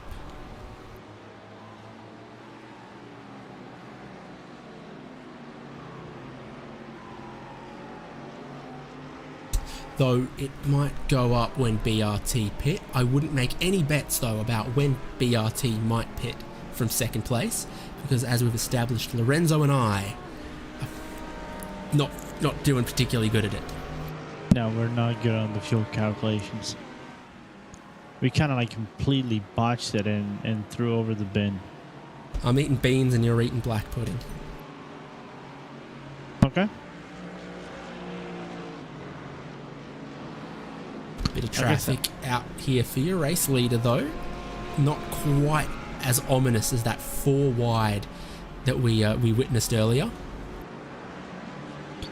I never expected cars going 4 wide at the entry of the Maggots and Beckett's complex. Hey, how about a repeat? How about Altitude Esports GT3 Silver to try to unlap themselves against the race leader once again, and they do it, I swear, in the same place they did it before as well. This is live pictures on RaceSpotTV. We do promise you. Will not be a drama for Daniel Ferguson though, because they still have a race lead of over 1 lap. Approaching 4 hours to go in this race. A great time to just not take too many risks. Too many risks would be things like going 4 wide towards Maggots. They teased for a moment. They teased us for a moment right there, but not gonna happen. Adam Watson flashes the headlights in the 3rd place Altitude Esports Lamborghini. It doesn't help him move through. Maggots and Beckett's here. He's still going to have to wait for the exit. There you go, please go for a wide, go for a wide, go for a wide. Can we get 4 wide on the hangar straight? No, the GT4 car ends up dropping back. Your 1st and 3rd place GT3s put a lap on the Audi before approaching Stowe Corner and working their way through there now to Vale and Club to close out another lap on the new Grand Prix layout of Silverstone for the ButtKicker Britcar 24 hours. One of the best placed Ferraris in this class is just hit pit lane as well, Samsoid Canaan Esports with Thomas Heinz Hansen. He hit the pit lane at the moment. Don't think Hansen's been in all that long, so he might remain driving that car that's in 6th in class. Yeah, might do a double stint on around that car, as now we're seeing Thortulo battle for 26th. I think that's the old Turtles, actually Quatermass that's right in front of them. Yes, their battle for position is against Quatermass Motorsport, Ben Bennyworth. But a couple of GT4 cars to deal with here as well, giving a lot of space to those GT4 cars. TSR have previously been penalised for some contact, but with 50 protests out there, there have been quite a few given out. The two most recent protests, though, have resulted in a warning for car 22 for a late dive, but no penalty, and no further action required in the most recent protest after that one as well. No new penalties given out recently. Though there is a black flag for Team Red X 523 GT4, but that's just going to be run-of-the-mill incident limits because it's a drive-through after 100 incidents and then every 25 thereafter. And the race control team from Motorsports UK don't have to take any action on that one. It's just automatic from the iRacing server. Yeah, just and you cannot vanish those away with like just magically. You have to take them, unfortunately. Well, if you had admin, you can make them vanish, but they do not have admin, so they have to take it like a normal racer would.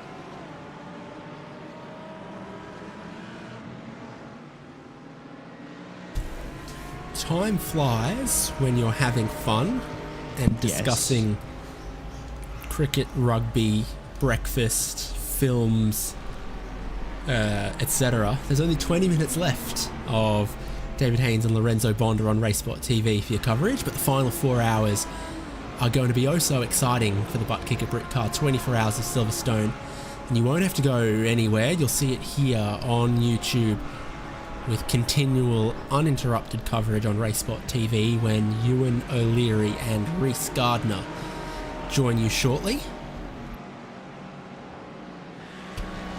What other topics have we touched? Definitely none too controversial. We talked about Belgian tracks. We did? Yeah, briefly. We talked about how overrated Macau is and how much we love the Jeddah street circuit and how it should definitely count as a street circuit. Yes. I'm trying to think of ways of seeing. I was looking at the calendar right here. So like they're gonna start at Paul Ricard, then they go into Brands Hatch for Sprint Cup, Misano, 24 hours of Spa. 24 hours of Spa in May, but that's just the testing. Then the race is at 26th. Then they go to Hockenheim, Nürburgring, Magny-Cours, Monza, Barcelona, they end at Jeddah.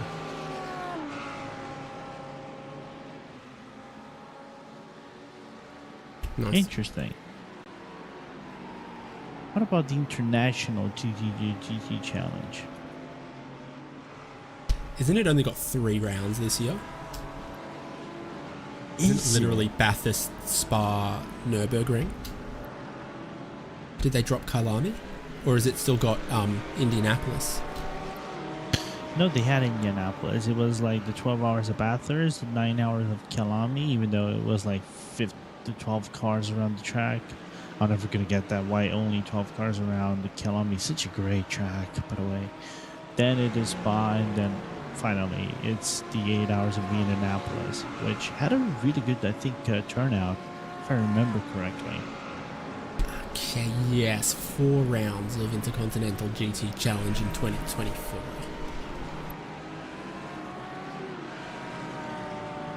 Yeah, I'm looking at 2024 right now. It is the 12 hours of Bathurst, the 24 hours of Nürburgring, because now 24 hours of Nürburgring is actually part of the international GT calendar. 12 hours of Spa and the 8 hours of Indianapolis. So we could say they actually got a really good lineup of events next year. 4 events, yeah, sure, might not be way too much, but it is probably for the best endurance events around the world. Still more black flags waving around Silverstone. This time it's for Olympus Esports Vanguard, which is the number 31 car, not the number 50, currently situated in 2nd place. There have been plenty of adventures for that 31 car, and it's currently on pit lane, so maybe the black flags for speeding on pit entry, potentially. Did they take their pit stop as well? I think Dominic Schaaf is only just getting in right now. And a minute 1 second of service. Black flag still showing. So not speeding on pit entry. Still could just be incident limit, and they'll need to do another drive through to clear that. I'll see if the black flag's still waving when this car leaves the pit lane. Dominic Schaaf, and if it is, they're going to have to... Well, they've taken their service and their pit stop, but they'll still have to do a drive-through, and they will still have to do a drive-through to clear that black flag. That's the only black flag that's waving at the moment. Unfortunate, but it is what it is. We've talked about they're not alone. They're in good company as far as that goes. United Sim Team was the one before, most recently, that had a black flag for this incident limit, and there's probably plenty of teams that sort of hit that 100 and then, you know, gone through 25 incidents, got another black flag, and then it's very easy to just keep racking them up from there, as it's only 25 incidents to get you to each subsequent drive-through penalty. It's like once you get into the 100 limit, it's kind of like your shame has gone away. So you already reached the 100. You might spend more 25. You might spend 12 hours on 99 incident points, but once you've done the drive-through once, it's not so scary anymore. Yeah, it's kind of like the ghost of the 100 lurking over your head the entire time, like the boogeyman when you go to bed. But once you break it away, it's kind of like breaking the fourth wall. It's like, I couldn't care less about that anymore. Let me just do some more access around the track. I mean, your first time in prison's no fun, but after that, piece of cake.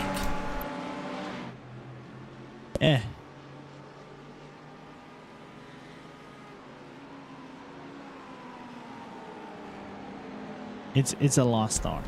So we'll keep an eye on what Olympus Esports Vanguard does, but that shallow exit looks like Dominic Schaaf is going to come in and serve that drive-through penalty. So out the lane, in the lane, through the lane, and then out the lane again, we expect, for Olympus Esports Vanguard. They're currently 12th of 17 GT4s.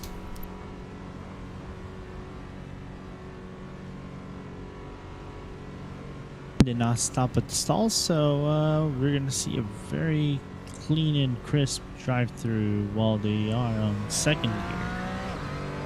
It's in that came in. and you don't want to be always stuck in second gear. But it works for the pit lane speed limit of 80 k's an hour. First is very short in this car, bordering on unusable, kind of like the Audi RS3 LMS that we have on iRacing. There's a few cars out there where first gear does you no good at all. Yeah, I know for the Veloster, when I did practice for the 24-hour Series Esports, also cannot take first gear. It's right around the RPM limit. So, learning new things. Meanwhile, there's some other cars with great racing gearboxes where first gear is actually useful, like the HPD or the Skippy or HPD best car? people use it in the Audi GT3 sometimes. Some of the GT3s where first gear gets a bit of use. I think the Ferrari has a pretty tall first gear. Yeah, I think the 488 has a pretty tall first gear as well that people use plenty of. DCW Racing Egg. Tom Weston in 19th in class. Chicken update, the chicken's in 13th, but Tom Weston's not far behind a couple of other cars for position. There's been this sort of clump of GT3 battling in the mid-pack. You know, we'll see a battle for 10th, we'll see a battle for 15th. We're seeing a battle for 18th, 19th, 17th, 18th, 19th, 20th. Right here. Particularly 18th and 19th. With Aspire Racing Team, Toby Andrews being caught by Tom Weston here in the egg. All a bit thankful for the second place BRT car just getting in the way at the entry of Village. So that's why this battle is fully ignited now.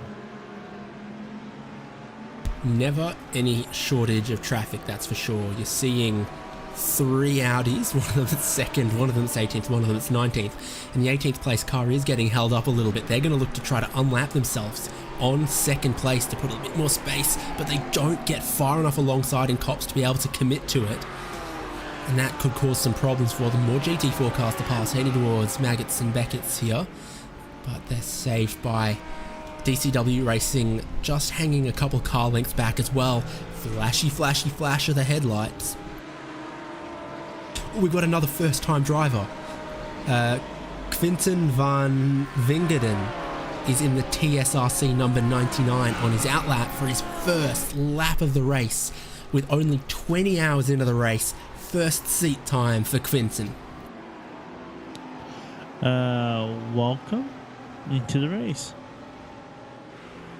Battle's hot for 18th and 19th. Traffic's cleared up a little bit, and Tom Weston and DCW Racing are putting the heat back on to ART Aspire Racing Team.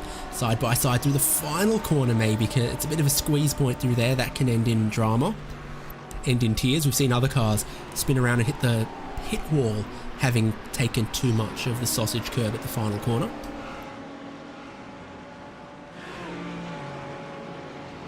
Other Audis have done it. Now you can see the chicken going past the egg. Yep, peak viewing hours for the DCW Racing fans. Chicken and egg.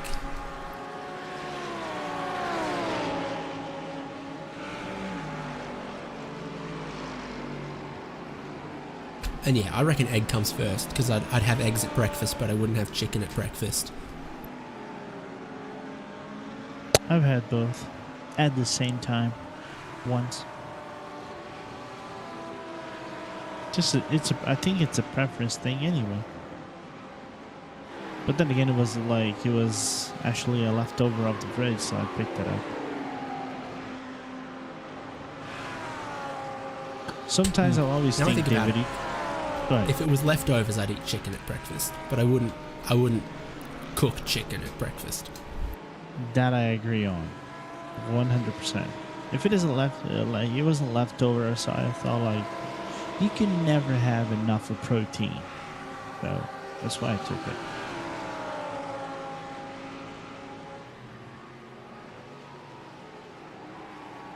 It's like the 30th place running GT3 Leadpoor Racing have just served a drive-through penalty. Soon we'll have Southpaw Racing joining us here on RaceSpotTV for the final 4 hours of ButtKicker Britcar 24 Hours of Silverstone.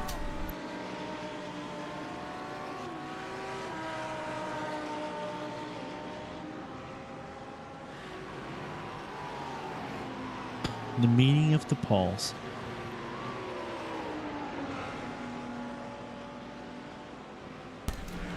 Correct. So with this, the two DCWs reunited. Doesn't look like... ART have just hit pit lane this time around, and that's cleared the track up. 369 in pit lane, and Toby Andrews looks like he's staying in that car, so no work for Tom Weston to do now, except to just sit behind his teammate.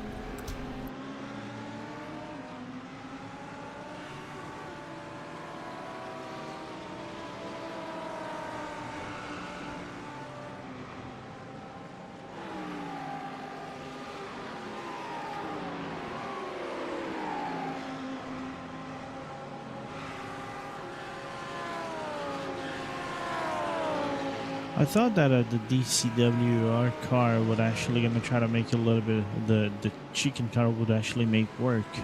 I'll try to, open the seas for the number 20 to get through on that battle they were actually on, but unfortunately the cars in front pitted and basically broke everything away from us, making our days slightly more sadder. It's not unlike the GT4 lead battle that we were seeing earlier though now, because the DCW Racing egg car is going to run a couple laps longer here, and then they're going to have to pit. So if they can get towed well by their teammate, if they can get a bit of clean track, if their teammate can open up some of the traffic for them, then just a couple of good laps here from Tom Weston would be really beneficial. And while it's satisfying to make a big, bold, brave overtake on track, just running a couple laps longer, taking this overcut opportunity, it might make things easier for you than actually needing to make that pass, like we saw between Olympus Esports and SOP Esports for the GT4 lead, where the overcut did wonders, really great things for SOP Esports. No, absolutely, and I was going to touch on the point of that, when SOP came, they did a 7/10 better pit stop on the stall, and they actually had a very, very solid exit and entry. That's what made them have the overcut jump on Olympus and basically put the pressure on Daniel Sedgley to try to, be within the contention or keep up with the Mercedes of the number 11 SOP car. And fortunately for Cairns is just, breaking away at this time of the race. And that's probably what's happening as well for the chicken car. The chicken is spreading its wings and leaving the egg behind. Do you want to hear my impression of a chicken? We're about to come out in about 4 something minutes, so go right ahead.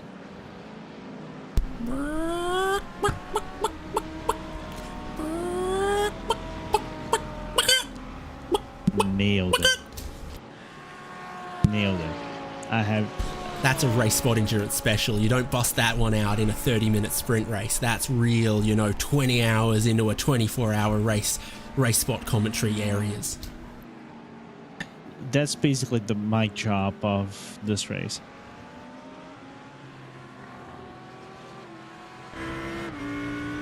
So looking elsewhere in GT3, but I will keep an eye on what the lap times look like in that battle between DCW Racing and Aspire Racing Team. We're up to 4th place with Altitude Esports. They've got 2 cars inside of the top 5, 1 Lamborghini, 1 Audi. This is the Audi running 4th, about a minute behind their teammates in the Lamborghini, who are in 3rd. Earlier were engaged in a little bit of battle between themselves and Kanan Esports and Kimura Racing. It's kind of settled out, spread out a little bit, and we are... I'm doing numbers in my head, 18 seconds or so I think ahead of Kimura Racing, although not separated much on strategy. No, not by far. Basically within the same lap. It's just the delta in the track itself that's separating them about, as you said, 18 seconds total. It's 17.3, but I think there's some traffic ahead of Philip Ansel that could stretch things out. But anyway, 17 seconds is a workable gap for right now to Fletcher to, you know, relax, put himself on the back pedal a bit and just work out his final laps of the stint. Oh, the Audi getting wiggly at the exit of turn number 2. Mark Fletcher, not to be confused with Dustin Fletcher or Joel Fletcher. But yeah, of course, everyone, wherever you are, whatever class, whatever position, you've got to be wary of the traffic. We've seen, you know, your GT3, you're going to be bearing down at great speed on GT4s. You're going to have some GT3s that you're lapping. You're going to have some GT3s that are lapping you. And the same for GT4s. You spend a lot of time checking where are the GT3 cars coming, but there'll be GT4 cars you're quicker than that you catch to lap as well, and all that comes with a level of risk. It's why there's been sort of 50 protests and certainly some penalties handed out. It did slow down for a little bit, and there has been no new protests since we last talked about it.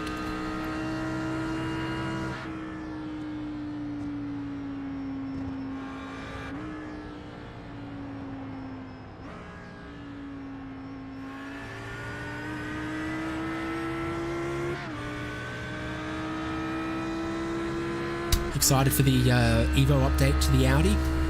Yes. Because it might make the Audi great again.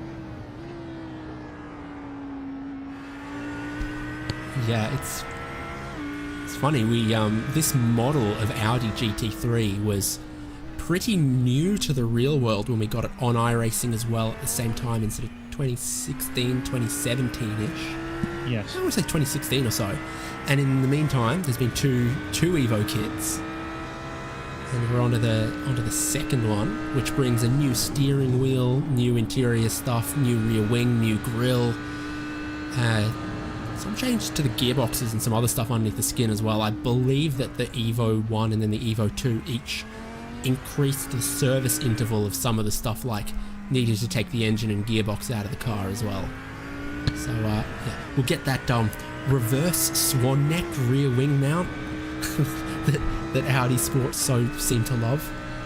Yeah. It's a customary Audi thing. Makes more downforce, as I say, because you've got to deal with the weight of knowing what you did to those poor swans. Yeah. But I think one of the things we can definitely talk about is how this car is going to be in terms of popularity when we go into Daytona 24, because we know historically it's never been one of the best cars around Daytona.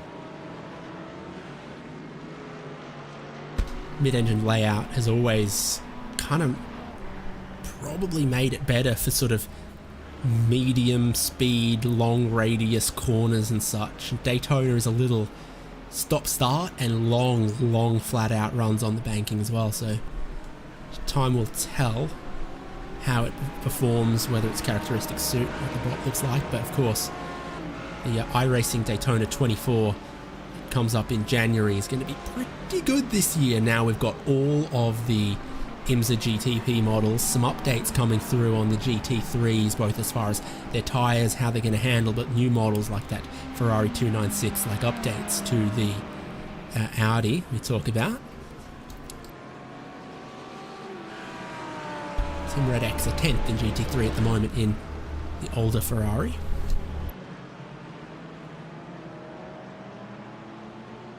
And with 4 hours left of the ButtKicker Britcar 24 hours of Silverstone, across the last 4 hours we've seen the GT4 lead change hands, we've seen great racing and also maybe some questionable moves happen across the field. WSR Esports ButtKicker still lead with a 2-lap advantage in GT3. The sun has risen into the second day of this race, and to take you all the way home with RaceSpotTV's coverage, Reese Gardner and Ewan O'Leary are going to join you, while myself and Lorenzo Bonda step aside to eat our baked beans and black pudding, respectively. Thanks very much, David, and welcome one and all to the final 4 hours of the race. It's myself, Ewan O'Leary. Reese Gardner will be joining me, and welcome along, Reese. Good to have you with us. Still plenty of cars out there on the circuit. Only two... Oh, well, I say that. We've got a third retirement just as I say that. Still 46 out on the circuit, though, here for the final 4 hours. And very glad to be here for this one. It's going to be an exciting run to the flag. The final 4 hours of an endurance race. Always very interesting indeed, and always very exciting to see who can get to the flag and see the people experiencing those moments of getting towards what's been a challenging, or towards the end, I should say, of what's been a very challenging race for everyone. Yeah, absolutely. Hi, everybody. Good to be here. Yeah, it's been a long and hard-fought race for many of the teams out here, and you might be looking at these gaps and thinking, wow, okay, there's probably not much racing left to cover, but there certainly is. This battle, for example, the team RedX.com Academy 701 chasing down the team Loose X Spurwing car, and that is a switch between the two Ferraris, and away they go into Brooklyn's corner. That is one of the closest gaps out on track right now, and it's still for the top 10 in the top class. It is 10th or 9th place even for Team RedX.com now, and they look a little bit quicker, it's got to be said, than Edward Hope, who's back to 10th now in the other Ferrari. Other close gaps inside the GT3 field include the fight for 14th place. 89 Motorsports have dropped back a little bit since I left last night at midnight. Not sure if they've had an incident or whether they've just been slowly losing places, which either of which is possible. RD Simsport are the ones closing in on them, and the ART Aspire Racing Team car is still being caught by the DCW Racing Egg car at the moment. I think we were watching them a little bit earlier on in the race a few moments ago when David and Lorenzo were still here. They are still relatively close. In GT4, I think it's fair to say that one of the closest gaps is for the lead. Just 15 seconds between SOP Esports Racing and Olympus Esports. That is surely going to be one of our points of excitement for the final 4 hours. It's great to have a class that is so up in the air and so unknown with this little time remaining in such a long race. Yeah, absolutely. That 15-second gap is falling in the favor of Olympus Esports right now, at least looking at the last laps. And just as I say that, Daniel Sedgley is going to bring that Olympus Esports number 50 into the pit lane. So Porsche Cayman in once more, and judging by the stint lengths that we've seen so far from the GT4 class, they will still have a few pit stops to go, but Sedgley already up on the jacks and getting the tyres changed. That will be a driver change. Sophia Ridpath jumping into that car. Now, they are the only two drivers I've seen in this car, so I'm hoping they've not done the whole race together, but they may have done. That's a real big effort if they have done the entire race. They have. That is unbelievable, really. Yeah, they're the only two entered, so they must be. That is a remarkable effort. You very rarely see that. It has happened in the past. I've seen some people win some quite high-profile endurance races, actually, or high-profile 24-hour races, I should specify, with just two drivers. But, I mean, think of the amount of, or lack of, sleep, I should say, that you would get, doing that amount of driving. It's a remarkable effort, and to see them so far up the field as well, considering the lack of sleep they will have had, is really amazing. Yeah, indeed. It brings me back to the times when I was regularly competing in endurance championships down here in the Oceania region. I was in a team where we would be doing stints of about 3 or 4 hours each at a time in the car, and I was certainly feeling heavy on the eyelids after that. I can't imagine how Sophia and Daniel are feeling after this as Ridpath brings the car back out onto the racetrack. It's just behind one of the GT3s there, the MRC 494 in 29th place overall. To be fair, though, these two haven't even been doing that long of a stint in a go, at least as far as I've seen. I've seen that they roughly did half and half of the 4 hours I was on for earlier, and I presume they've done something similar here throughout the entirety of the race, so a remarkable effort from those two. you just hope that it's not going to take away from their speed at the end of the race, because they might need it. SOP Esports Racing are going to need some chasing down.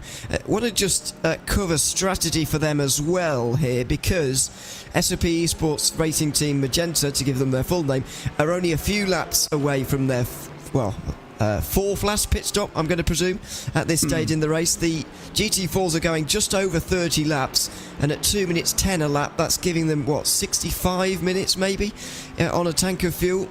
So it looks like there's 3 stops to go for Olympus, and after this next one there will be for SOP as well. There's no strategic difference between them. That 15-second gap that we just saw is a legitimate one, and looks like it may well hold, or at least something similar, to the end of the race.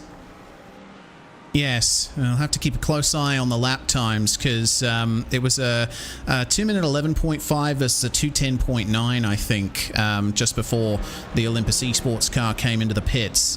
Samuel Cairns in the SOP car doing a 2:09.8 on the previous lap, and well, we'll have to wait and see what Sophia Ridpath's next lap is like. Of course, that car will be a lot more heavy with a full tank of fuel back in the car, but sometimes you could argue having more fuel in the car can be better in an endurance racing situation like this. A little bit more stability in the rear end, allowing you to, if not be more pacey, be more consistent at the very least. And that's something that the Caymans have struggled with. In fact, all the GT4s have struggled with, particularly at Club, the final corner of the new Silverstone. I say new, it's about 13 years old now. The new Grand Prix layout at Silverstone, still new to me, and I'm sure many people watching as well. It's proved to be a very difficult corner, actually, in the GT4s, with the slight lack of downforce compared to the GT3s. Not that they're downforce cars by any means, but they do have more than the GT4s. And we've seen a few cars end up in the pit wall down there on the newly named Hamilton Straight, and that is new over the last couple of years. We've gone back to GT3 though, because this is where the fighting is really. It's the fight between Aspire Racing Team and DCW Racing Egg. Tom Weston has finally caught up somewhat, although 3/4 of a second back. He's nowhere near close enough on what is one of the last major endurance races for this Audi R8. Yeah, indeed. I heard David and Lorenzo talking about that just before. The Audi R8 Evo 2 is going to be brought in the next iRacing build, which is happening in just about a week's time, if not slightly less than that. So this is pretty much the endurance swan song in terms of major events for this version of the car in iRacing. And they were talking about how the Audi has sometimes been the outsider, sometimes not been the favourite when it comes to car selection in the GT3 class, but I think I'm going to miss it. It's certainly had a long and fruitful life here on the iRacing service, and now it can hand over to the next generation. Exactly. I think over an endurance distance that I would agree with them in terms of the, it's not been the favourable car, although it has won plenty of iRacing special events, for example, in the top split, that is, and I'm sure many down the splits as well. But I just feel that, and I'm surprised, to be honest, that so many have been picked for this race, actually.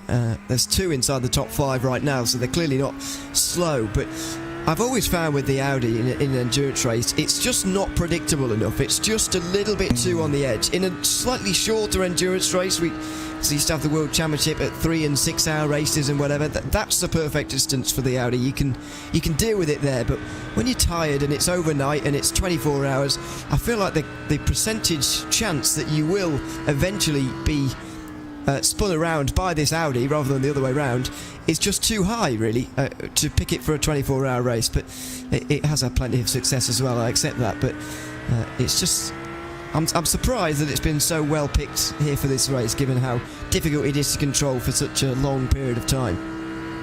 Well, I suppose the other point you can make is Silverstone is a pretty smooth circuit, and the curbs are quite smooth as well, so maybe it plays a bit nicer with the Audi's characteristics, and the vast majority of the corners are medium, long corners. And I think the drivers that selected the Audi will certainly be happy with that aspect of the circuit. These guys have just been making their way through traffic at the moment as they come to the end of the 584th lap of this race for them. And I like how respectful everyone's been here. There have been quite a few penalties over the course of this race in the last 20 hours. But from what I've seen so far since I jumped into the VMix call and the race server, things have looked pretty simple, pretty clean out there. The drivers are all giving each other a lot of room, and they're staking their claims for corners and making it through nicely, which is good to see. A little bit of time lost there for the number 20 in the first few corners of the lap. Let's see if they can get that back.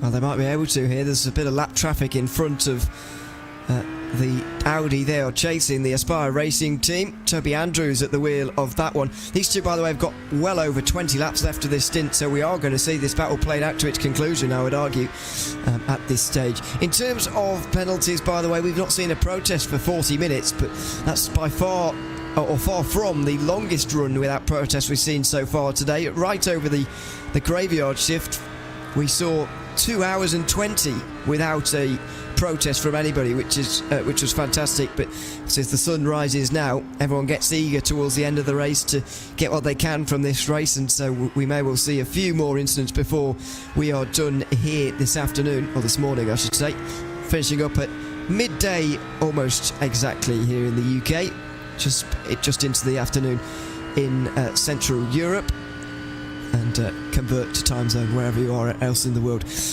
here on this morning.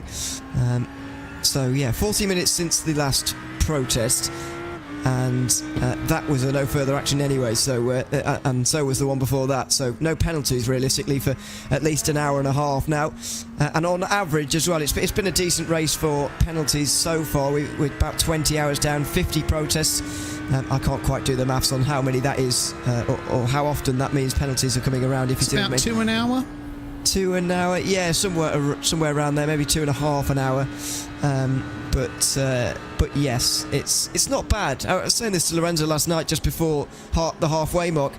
You know, it's not bad in terms of the amount of incidents. When you think about how many cars are out there and how long the race is, this amount of incidents is it's not bad at all. Yeah, I agree. It's very good for a 24-hour race to see that everything's been so orderly. It's very nice to see. I think it's obviously helped by Silverstone being a very wide open venue, plenty of runoff to use if you do run off the track.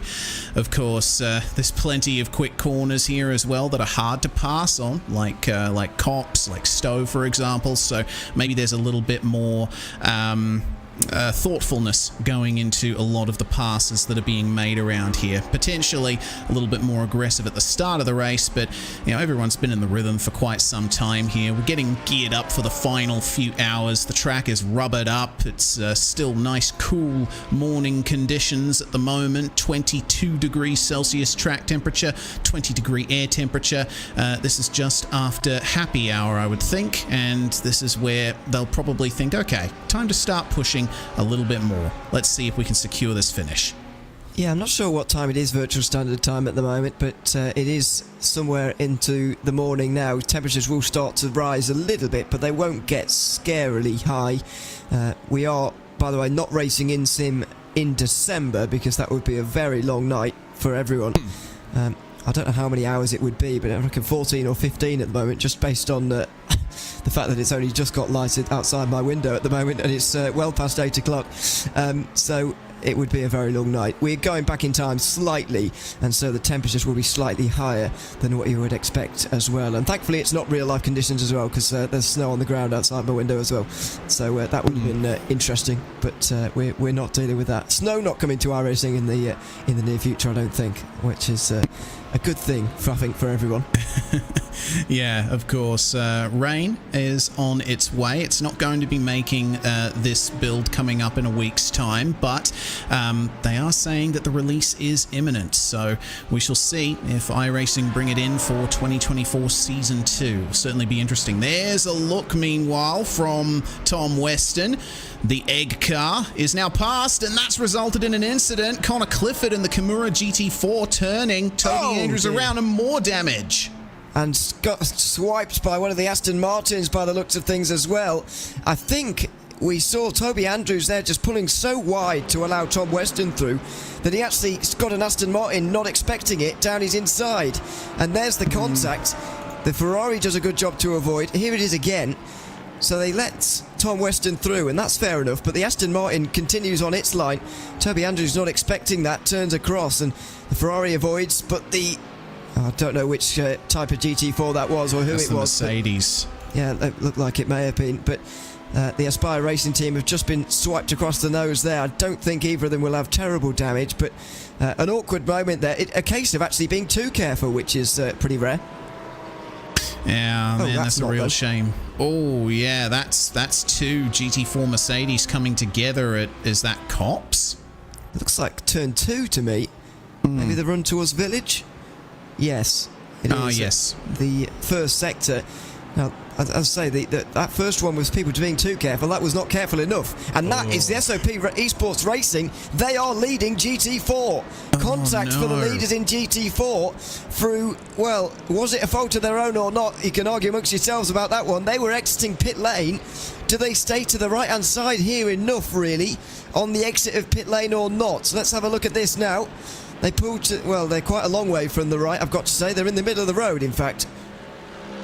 Yeah, I think that's a bit of an unsafe re-entry onto the racetrack there from the GT4 leaders. I mean, the car behind them is, the car that hit them is many positions down, and so ordinarily they would have right of way, but you do still have to give a reasonable amount of space when you're exiting the pit lane and there are cars at speed alongside you. So, unfortunately, that has ruined things a little bit for car number 11. It does look to me like, considering how far they were in the lead of GT4, this is going to be very tight. That's about halved their gap, really. The gap's now below 8 seconds. I don't know what it would have been when they came out the pit lane there, because it could have changed because of pit stop cycles and whatever, but before the cycle it was 15 seconds, so it is almost exactly halved now. And the advantage that I was going to speak of actually a little bit earlier on was the fact that SOP Esports Racing Team are going to pit 4 laps later by the looks of things for their final stop. Now, I don't think they're going to be able to cut out a stop compared to Olympus Esports. In fact, I'm very sure that they won't. However, those 4 laps could be quite crucial, because that's 4 laps of fuel they won't have to put in at the final stop, and that's 4 laps of fuel they'll be slightly quicker than Olympus Esports 4 at the very end. It could save them around 4 seconds, maybe something a little bit less. Yes, certainly. We'll have to wait and see how that works out. But regardless, little bit of a bump to the side that might alter the handling of the car in a poor way, as we saw for Leon Seeley on the exit of the final corner. Did you see how much he was struggling with the oversteer coming out of club? Yeah, I think there may be damage on that GT4, I've got to say. Now, it's Leon Seeley at the wheel, one of 4 drivers in that car. Saw a lot of driving last night from Cameron Martineau. At the time, they were second and chasing the Olympus Esports car. We've just seen Sam Kearns, I think, get out, and that's a rude awakening for Leon Seeley to get into this car. Obviously, no lap time last time around because he was exiting the pit lane, but we'll get one in a few moments' time. This is what I was talking about with the GT4s at Club, by the way. 4X Racing don't get into the wall this time, but you can just see it's a very tricky corner with the lack of rear downforce that you have in that car, and it's a very long wait as well for him to get back going again. Yeah, it certainly is. When you're wedged up against the wall on the main straight like that, you got to really keep an eye on your F3. Otherwise, there's going to be cars coming up at speed, and it's not going to be a fun time for anyone. Regardless, we'll keep an eye on Seeley here to see if the damage is too great, and he'll have to pull back into the pits to get some damage repair. Looks like they're going to keep going for now, but at the moment, that Mercedes is not looking very fun to drive. They still have 2 fast repairs remaining, so they will not lose time in a damage repair. However, if they pit now, they'd have to make an extra stop compared to Olympus, and that's what they want to avoid. Over the line goes Leon Seeley then. What is the time going to be? His fastest lap of the race is at 2:09.8. He's not going to get anywhere near that, even if he didn't have damage, because of the stage of the race that he's at and the stage of the stint that he's at. A 2:13.7. that is not on the pace for Leon Seeley. Now, it remains to be seen whether that's because he's only fresh into the car and he's getting used to the track conditions and the surroundings, but if that's actually down to the damage, then SOP Esports Racing Team could be in trouble. Yeah, they indeed could. For comparison, Sophia Redpath just did a 2:10.956 on the previous lap in the chasing Olympus Esports Porsche Cayman, and has a great view of all of this exchanging going on as Seeley has had to let a GT3 car through and another besides, the sort of Marlboro-esque liveried Mercedes of the Ram Ranch Racing Team. I really like the look of that car. Red and white, never out of place on any machine. We'll see how things go for them coming down the old pit straight here at Silverstone. Got another GT3 coming up behind them. That's Simon Edwards and the Team Radline car, and it looks like just being able to make his way by on the exit. But you can see now that the lead for GT4 is now in the same frame. Redpath is gaining and fast. And we could see a battle very soon as well. There is Sophia Redpath. We go on board with the Porsche Cayman now through Maggots and Beckett's, opening up this final right-hander to get the best possible exit onto the hangar straight through Chapel, which is absolutely flat out in almost anything. And now under the bridge towards Stowe Corner. We've seen a lot of moves made over the course of the race into here, and I'd imagine this is one of the zones where you can pick up one of your 100 off tracks very easily as well. That is the limit, by the way, before you get a penalty in this race. Wonder if that's going to be a thing to note in the final 4 hours. Now down in towards the chicane at Vale. Oh dear, that's not nice. One of the GT3s goes down the inside. I thought it was going to not really affect Redpath there, but it seemed to slow up right on the apex, and Olympus Esports will lose a few tenths as a result through that final corner. What about the lap times this time? Has Leon Seeley picked up the pace a little bit, or is that representative of where that car is now? It's another 2:13, this time 2:13.2.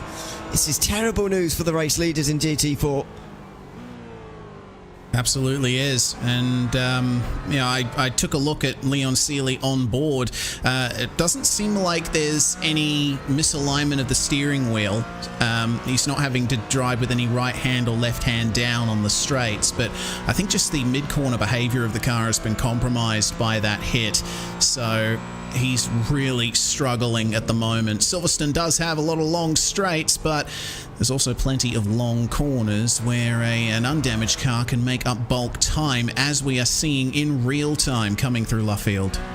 We are out of the second bot here. Now the long, well, it's not a flat out run all the way to the final chicane at Vale, but it's pretty high speed from here on in for the remainder of the lap. 1.5 seconds there. A quick hello to some people who have joined us here this morning. Notice that a few people are waking up and tuning in to us here on RaceSpotTV here today. Stephen Koenig from South Africa, good morning to him. Was driving a bit last night, just over the course, just into the very early parts of the graveyard shift. He got in just before midnight last night UK time, and South Africa time, I think that would have been nearly 2 a.m. probably at the time. I think they're 2 hours ahead of us these days, but daylight savings and all that, can't remember. Good morning to him, he's waking up again, and good morning to everyone else who's tuned in. Kieran James as well, who's just turned us on in the morning. Welcome to everyone. We're hopefully going to see a GT4 lead battle, although maybe not in the way that we would have hoped for, because we really wanted to see an all-out race between these two at sort of the peak of their powers, the best speed possible for both of these two cars. At the moment, we've got one car going very quickly and one limping car with 3.5 hours to go. Yeah, that we have, and it is a shame, but remember, give it another hour or so. I suppose the goal for Leon Seeley from here on out is just to minimise the time loss, because it looks like a pass for the lead is inevitable, as he has to make room for GT3 cars. Stuart Bickley in the DCWR chicken car, and there we go, up the inside, and a little bit of contact, and oh no, turned around. Well, that was not what I was expecting to see. Sophia Redpath heads down the inside, and I think from what it looked like there at the loop, she just tried to take the racing line, but the SOP car was still alongside, and so held its ground, of course, and the Porsche is the one that comes out second best. Does she give room here, really? I would say no, to be honest. And unfortunately, that means she's going to have to do that all over again. Yeah, that's obviously not the way you'd want to see that go down. It's a real shame there. But I think the hit was a bit less violent than what we saw between the two Mercedes earlier that brought the lead in jeopardy. So hopefully she's able to maintain some pace there in the number 50 Cayman. The gap has extended back out a bit, and it's probably around the point that it was this time 2 laps ago. So we'll check in once again with lap times once we've gotten another lap on the board after this one, and see what the situation for the lead is then. We'll check back in with the GT4 leaders, because we've got a fight for 7th overall as well here.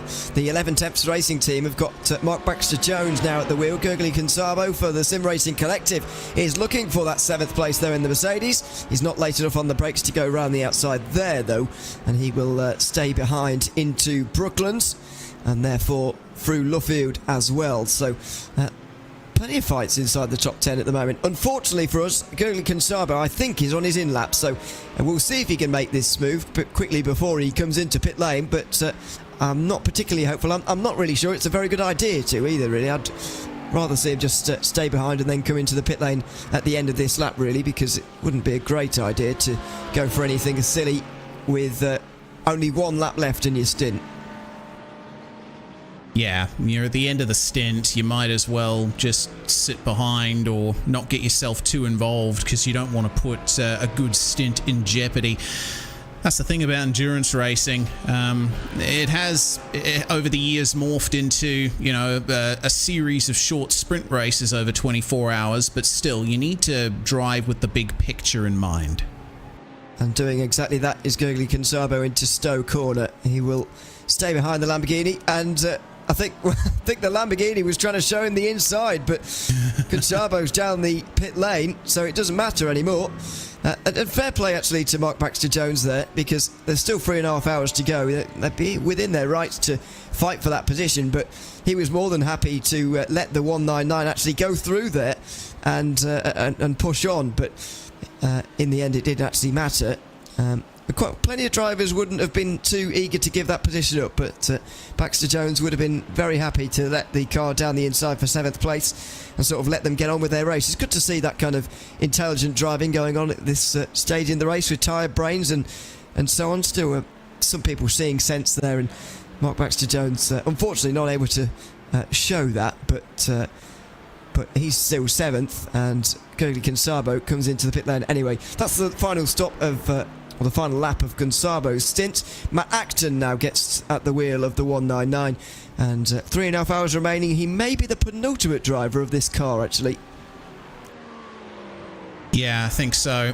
Generally, it's a good idea to have drivers in for 2 stints. You don't usually see single stints happening unless it's a 3-hour race or thereabouts. If you're running a 24-hour, then it's definitely pertinent to leave your drivers in for a while, get some rhythm into the cars. Now, I do apologise, I'm having a few small technical issues on my end, so in-sim footage is not quite what it should be, but I am keeping my eyes on the production feed, and we'll be able to see that Sophia Ridpath is catching back up to the SOP Esports Racing Team car, and a little bit of GT3 traffic at the entry onto the Wellington Straight. Obviously not ideal, that is a flat-out corner, but giving a little bit of space will certainly compromise your line through it. Doesn't seem like there was much to be said about it otherwise, though, and I think we'll have this GT4 lead battle back on very soon.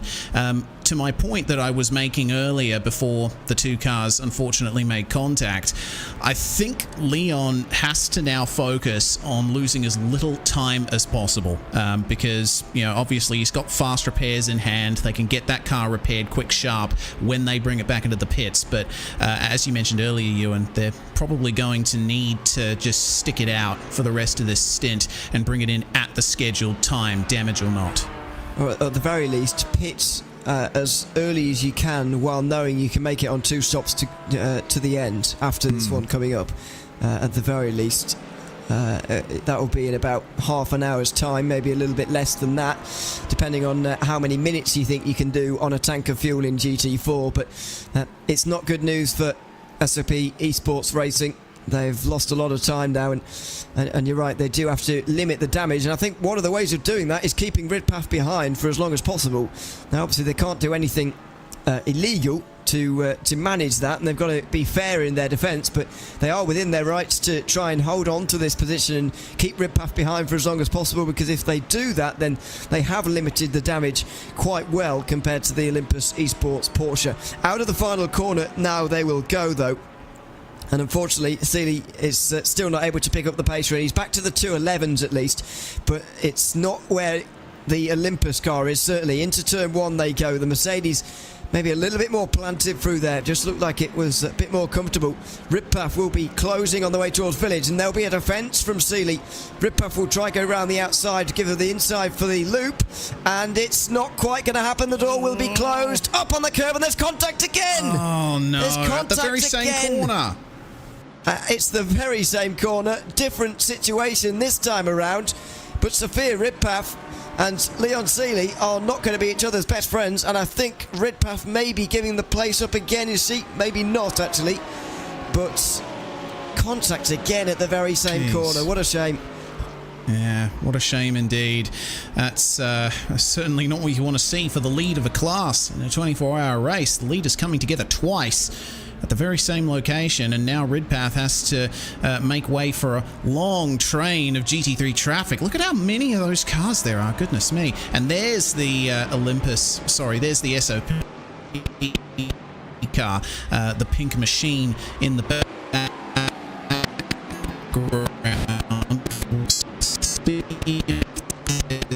Redress has been given to the 523 machine. Now that is the TeamRedX.com car that actually made contact with the SOP Esports machine when it was coming out of the pits just some minutes ago. And that's an interesting decision there from Race Control. Interesting. I can see it both ways, really. On the one hand, you do have to be careful as SOP go back through, by the way. Severe Ridpath with a redress there and just letting the 11 car back through again. I can see it from both sides, because on the one hand, the 523 is on the circuit and can see that happening in front of them, and they've gone clattering into the side of SOP, but on the other hand, they haven't really stayed to the right, SOP. I know there's no white line there, but even so, you don't want to be rejoining straight back onto the racing line, because as we said at the time, it would be an unsafe rejoin. So yeah, you can see it both ways, really, and in the end, Race Control have seen it as a penalty for the 523 and not the 11, which would have been even worse news for Leon Seeley. Now, the two of them lose about 10-15 seconds on that last lap to everybody else behind them, and they've got to be careful that they don't allow the likes of Stein Vindman to get involved here, because all of a sudden DCW Racing's number 16 is only 27 seconds behind. Yeah, it could be a big chance for that team to make up some places with how much the GT4 leaders have been coming together in the last few laps. So how many takes is it now? Take three at taking the GT4 lead for Olympus Esports. Coming through Luffield, you can see that Sophia once again has managed to escape these incidents with little to no real damage on the car. And look at the acceleration out of Luffield. So much more traction in that moment coming from the Porsche. And the Porsches are often so good on traction. Now this is going to be a bit of an easier chance. It looks like they're even, just quicker in a straight line. Better through the corners as well. And Sophia Ridpath is through into the lead for Olympus Esports. It probably took another 10 minutes longer than it should have done. But Olympus Esports are now into the lead, and the flash of the lights from SOP Racing for a sustained period afterwards tells you exactly what they think of the moves in the previous takes. Yeah, well, they have submitted an incident report to Race Control for that very incident. So we'll see if the redress from the number 50 makes any difference to Race Control's decision. Well, it's new leader either way. New leader for now. Sophia Ridpath at the front, and they're still flashing the lights at that Porsche. They're really not pleased. There's a bit of needle between these two teams now, and it could well be a very interesting finish between them. As you said, though, my fear now for SOP is how much time are they going to lose over the at least 25 minutes left and they have in this stint, or at worst over 20 laps, which will be over 40 minutes. How much time are they going to lose? It's at least a second a lap at this stage, which would be at least 20 seconds. So I do fear what this gap may become. Yeah, I fear too.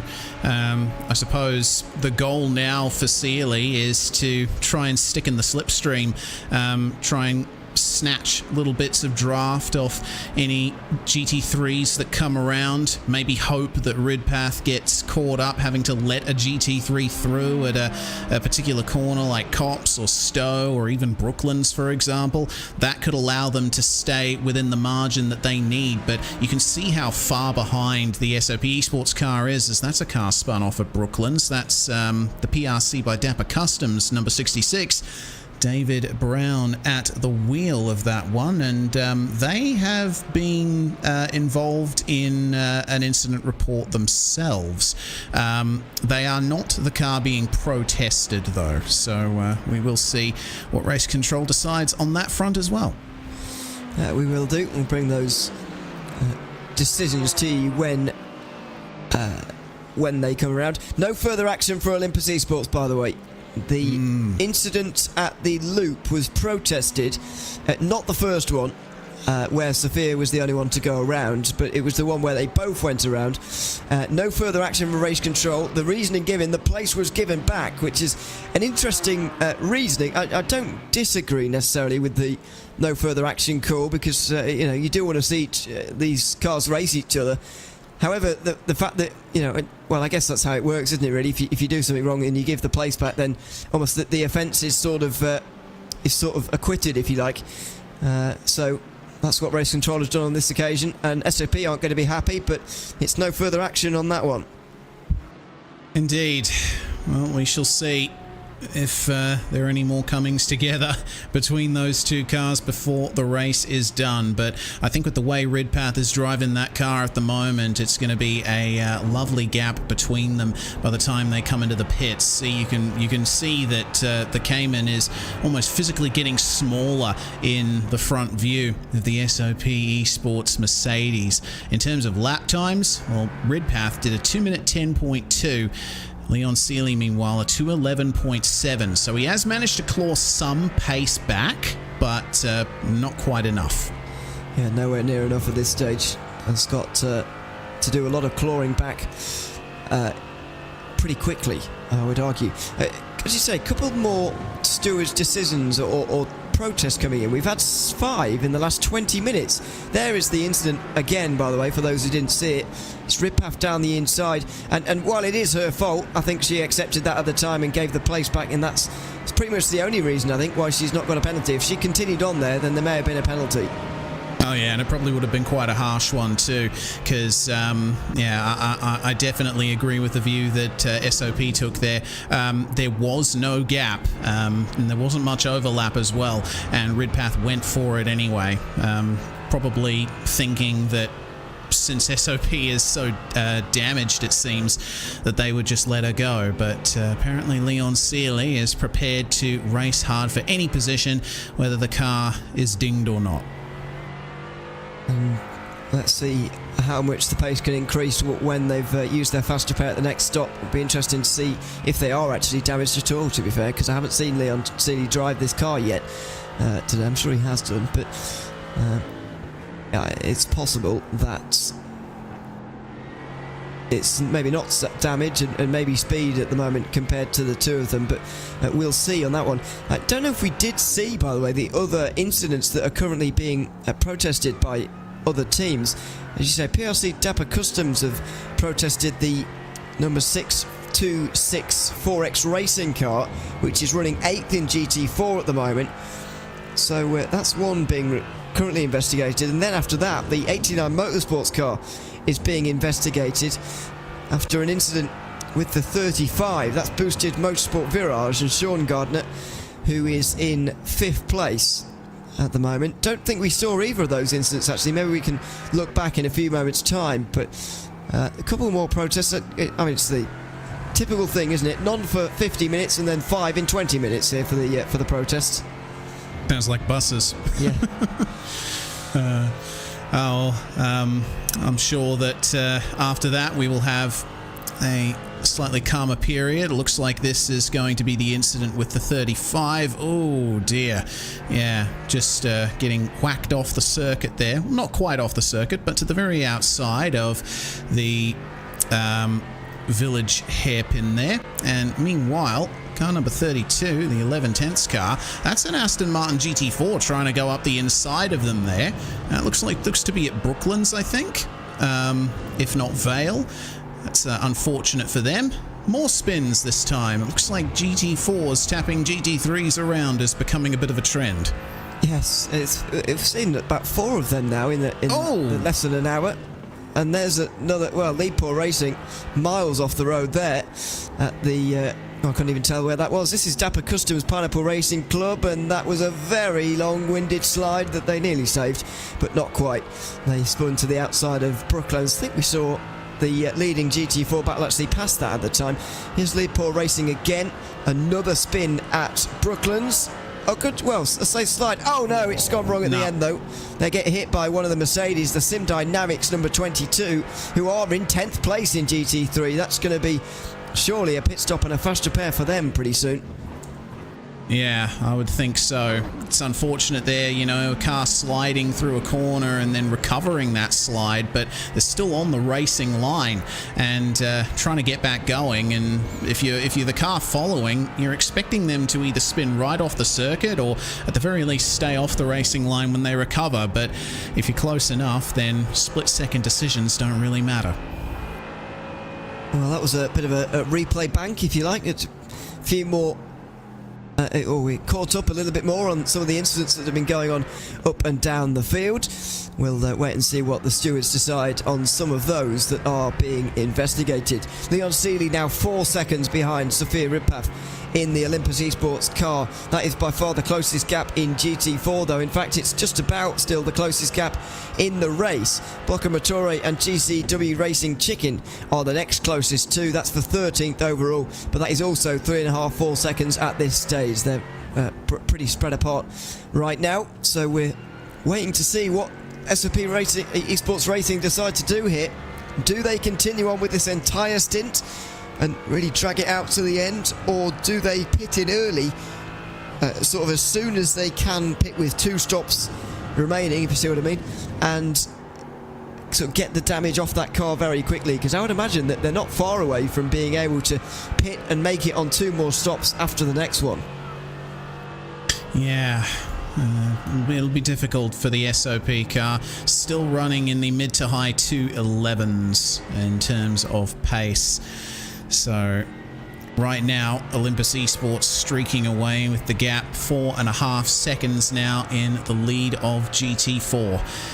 It's going to be tough for SOP from here on out, but hey, they were leading the class before the unfortunate incident coming out of the pits for them, so I think they at least have it in them to try and take that back. And you never know what can happen to Olympus for the remainder of the race as well. You mentioned earlier we've seen a lot of slightly strange GT4 on GT3 incidents. You know, incidents where the GT4 is the one instigating the contact with the GT3, which is especially odd. Some people in YouTube saying that, you know, tired drivers and whatever, and that's certainly going to be a factor in this one. But it is a bizarre amount of times that we saw that in those last few replays. The GT4s making contact with GT3s. I guess tiredness has got to come into it, and no one's going to be at their absolute freshest here at this stage in the race with nearly 21 hours complete. And there's an example. One of the Lamborghinis spins straight in front of Leon Seeley, who will lose more time through an incident that's not his fault on this occasion. But you know what? Leon Seeley is going to gain that time back now because Race Control have changed their decision on the incident with the Olympus number 50. That's how close it was there for Mr. Seeley. But yeah, Race Control have reversed their decision. Originally, it was no further action for the Olympus number 50, but now they've changed it to a drive-through penalty. Initially, they thought given the place back was enough, self-penalizing, but apparently not so anymore. I'm slightly baffled by that. Well, as far as I can read at the moment, it says decision changed, penalty for the number 66. Now, the number 66 is 11th, and that's Daniel Marshall. They weren't in the battle for the lead, so who has a penalty here? That's weird because, Olympus Esports has been given a black flag in the session. Maybe that's weird. That's very strange because remember the 66 is the PRC by Dapper Customs car. That's the car that submitted the next incident in the spreadsheet. So have Race Control got their wires crossed? Looks like it. That's slightly concerning. We'll have to wait and see if that indeed has been a mistake. Olympus are in, so I'm going to guess what's happened there. As Leon Seeley heads down the inside of one of the Mercedes, fighting them very hard, despite being on different laps at the moment. And is he through or not? They're still side by side by the looks of it. And eventually he's going to make his way through, but this is costing him a lot of time. I think he'll just about get back to the lead again here, Seeley. Or not, maybe. Olympus are back out again. They're still side by side. And there is Sophia Ridpath. She's taken the drive-through penalty and still come out ahead of Leon Seeley. Well, there we go. That's fortunate, I suppose, for them. Even if the decision has been an administration error, it hasn't affected the positions in the race, but it has affected the gap. Just having said that, looks like 4X Racing Pink 626 has been black flagged. That is for the incident with the number 66 at turn 4. So, Race Control evidently feeling a bit of fatigue, as many people involved in this race are. Be interesting to see if we get a statement from them about that. Well, they by the way, they did get it. They did put the number 50 with the penalty in Discord, so that's what matters really. Everyone else with it. Yeah. I think we're one of the few people reading the sheet. There's not many people with access to it, so we're one of the only ones reading it, and so everyone else knew what was going on. It was just us, so that's fine. Fair enough. Olympus back out in front then. I mean, SOP are not going to be very impressed with that Mercedes. Couldn't spot which Mercedes it was actually that they had to fight so hard to lap, but they'll be not very impressed with them because it's effectively cost them that track position. They couldn't get back out ahead of Olympus, although to be fair, you never lose heaps of time with a drive-through penalty around this version of Silverstone anyway. Yeah, very true. That's one of the interesting things about this layout of the track that's been in use since 2011. That's when the new pit lane was introduced with the wing complex that you see up there ahead of Leon Seeley. Pit lane entry actually cuts to the inside of the Vale Chicane and Club, so technically your lap time will be faster if you take the pit lane entry, and for that reason laps that are completed in the pit lane don't count in qualifying. So that's just a little oddity for you all. Or the race, I believe. I'd imagine yeah, exactly. the fastest laps would all be skewed otherwise, so yeah, they don't count when you go into the pit lane. I can't think of any other racetracks where that is the case, unless I'm missing obvious ones. Mount Panorama. That's the Aussie in me speaking, because Mount Panorama's pit lane actually cuts to the inside of the final corner, and it is technically quicker to take pit lane entry at the end of a lap. Even if it is a bit more technical than maybe this pit lane entry, which is a straight braking zone. It's never quite simple at Mount Panorama, and including the pit entry, which is very difficult as well. I think if I was Australian, that might have come to my head a bit quicker, but there we are. I've entirely discounted the Bathurst there. So there we are. There's one example. So yeah. Anyway, Olympus didn't lose too much time. SOP are back behind them again. I mean, it has limited the damage, I suppose. They're 2 to 3 seconds behind right now. It would have been well over 10 towards 15 seconds at this stage, so I guess it has done something to help them, but they've still got a deficit to overturn now with only 3 hours to do it. Yeah, and once again, it's a deficit that is steadily growing, just tipping over 3 seconds now. And remember, when the penalty was taken, I think the Olympus Esports car was about 5 or 6 seconds ahead of the SOP car. So, I will still be interested to see how much the gap is when these cars eventually do pit again. We're coming up to the top of the hour once more, only 9 minutes and 38 seconds away from it being 3 hours to go in this race. And you mentioned earlier, Ewan, the GT4's stint length is about 65 minutes and potentially shorter if you can save a bit of fuel or besides. So when are we expecting this next pit stop to come about? I would say for SOP Esports Racing, if we're going to do it on laps, they'll be in about 15 laps, which is just over half an hour for the GT4 pace. Because Sophia Ripath had a drive-through, though, I can no longer see how many laps she's done on this stint, because it now says she's on her second lap, which is obviously not true. But I should have noted down how many laps she'd done beforehand.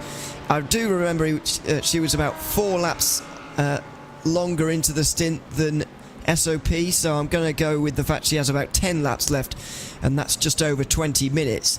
So that's what we're looking at the moment, 10 laps or so until any more GT4 pit stops. And in fact, AIRaceSummaries.com in third place are going to be actually next into the pit lane. They're about 6, 7, 8 laps away sort of region. That's about 20 minutes. So 2 hours 50 to go, if you like. That's when we're sort of going to be seeing the GT4s into the pit lane again. That doesn't, that's still going to be 2 stops at the end of the next one, but I believe that if SOP came in now, for example, took their fast repair, got a full load of fuel on board and into some clean air, got some speed together again, then it'd be more beneficial for them than trying to push on with any damage that they have right now, if they do have some. Yeah, I agree, actually. It'd probably be smarter to come in right now, because, you can run the last 3 hours with just full tanks all the way to the end, and you'll be fine. You'll probably even still have a couple of laps of fuel left in the car when you come across the line. All things considered, if it is 20 laps left in the stint and they're losing about a second a lap, I would imagine the gap will be about 20 seconds to make up in just under 3 hours. And that's going to be a tough job for any team, even one as quick as SOP Esports seems to have been.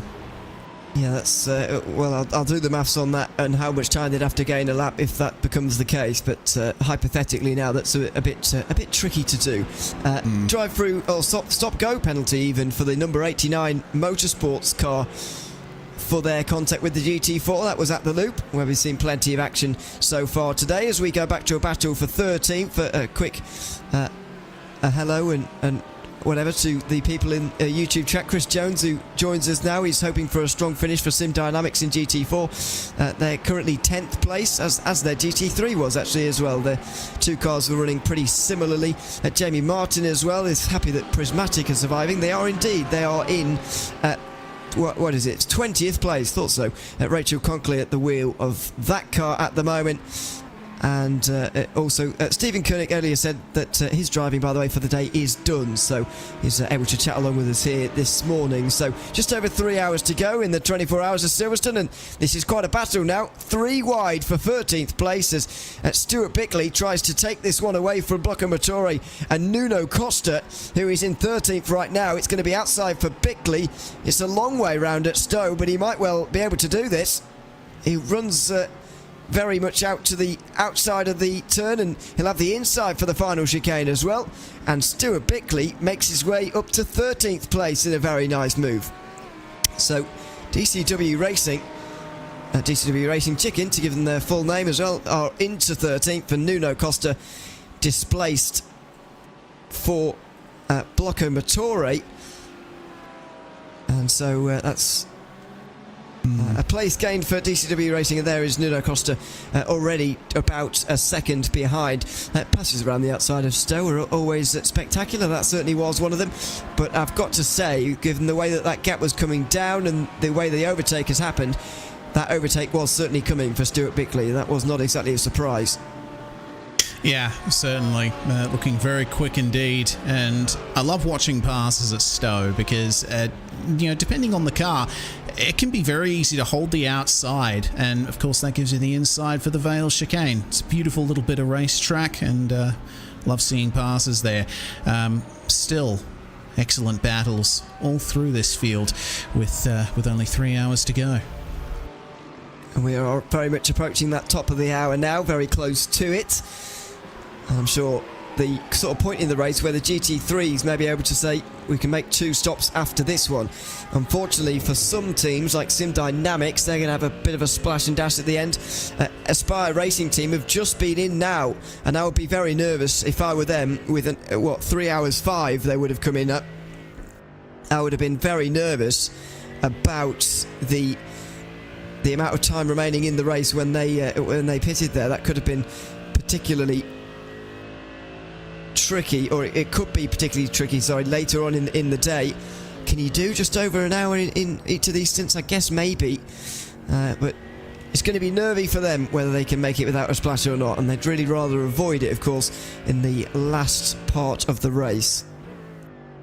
Yeah, and it's at about this point in the race where, if you haven't planned it out completely, or if you've had bumps in the road on the way, you look at how much fuel you'd need to get to the end, and you think to yourself, man, why didn't we save a bit of fuel in the earlier stages? Why didn't we just drive a little bit easier through the night? Might have made all the difference in the world. But with 3 hours to go, there's still plenty of time for these guys to lift off just a little bit and save that fuel required. I think with the amount of traffic that everyone's experiencing right now at this very late stage, I mean, the field's so spread out.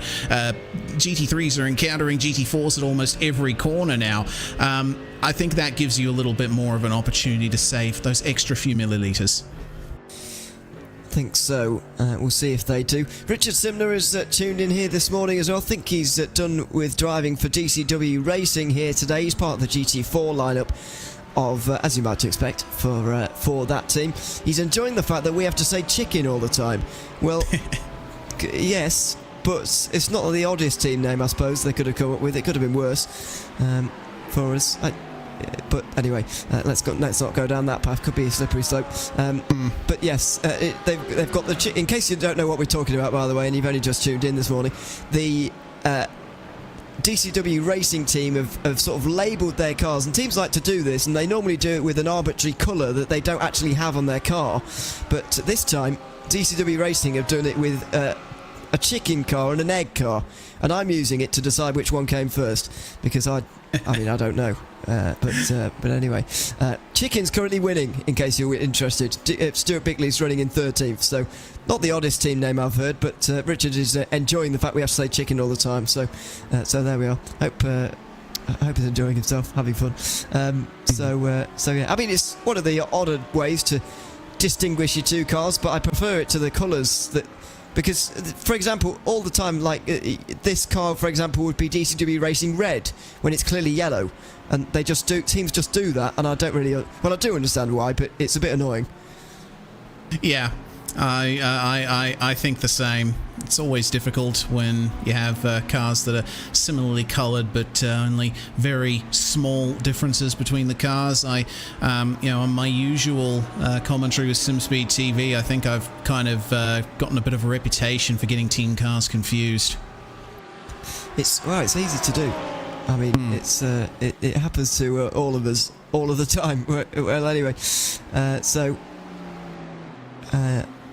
DCW Racing, and Stuart Bickley there just finding his way down the inside of one of the Audis, by the way. But yeah, it's difficult to tell these cars apart sometimes. I was finding it's particularly difficult last night, actually.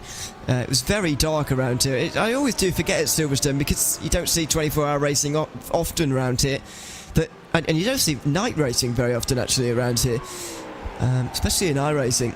And surprised last night about just how difficult it was. It gets very, very dark, very, very tricky to spot these cars apart, and it's basically a bunch of headlights around the place sometimes when you're looking off board at one of those shots. But there's something special about nighttime driving and nighttime racing in a 24-hour race. It's a really special time in the evening, especially towards midnight, just before the graveyard shift, before you get too unbearably tired. It's a nice place to be as we just tick towards 3 hours to go, by the way.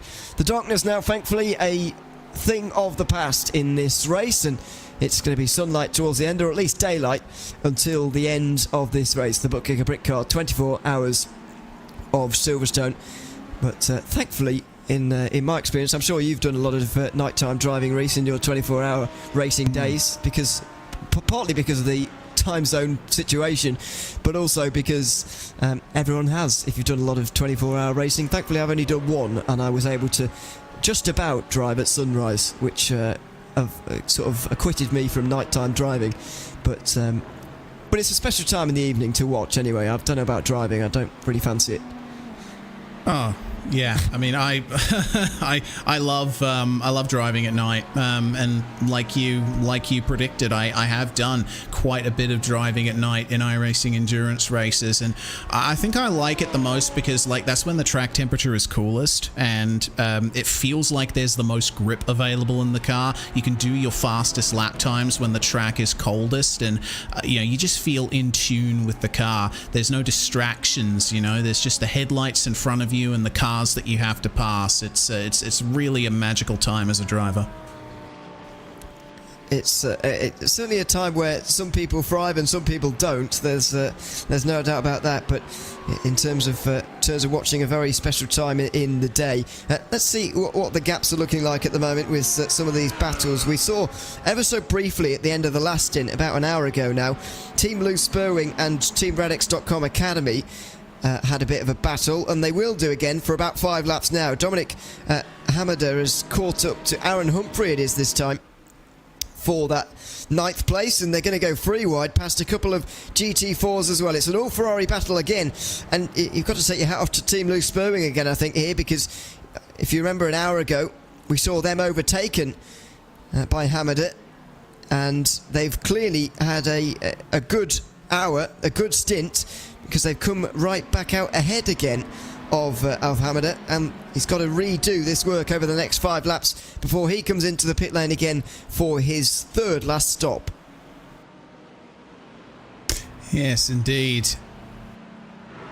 Lovely little fight between these guys, and I noticed that the number 11 has fallen down to 3rd and is now 56 seconds off Sophia Ridpath, unless I'm getting my car numbers confused. It looks like SOP have done a driver change. Samuel Cairns jumping into that car, so it will be interesting to see if they can claw some of that pace back, presumably having taken their fast repair as side by side into Brooklands. Love this corner for passing, tightens up right on the exit, and the battle can continue into Luffield if you so desire, but apparently Aaron Humphrey has decided to just yield that one for the time being. So that's the change for 9th. We're starting to look ahead, of course, towards the end of the race, and I think there's surely going to be only one, as we got DCW Racing. As we stop watching them, they go and spin. That's the chicken car.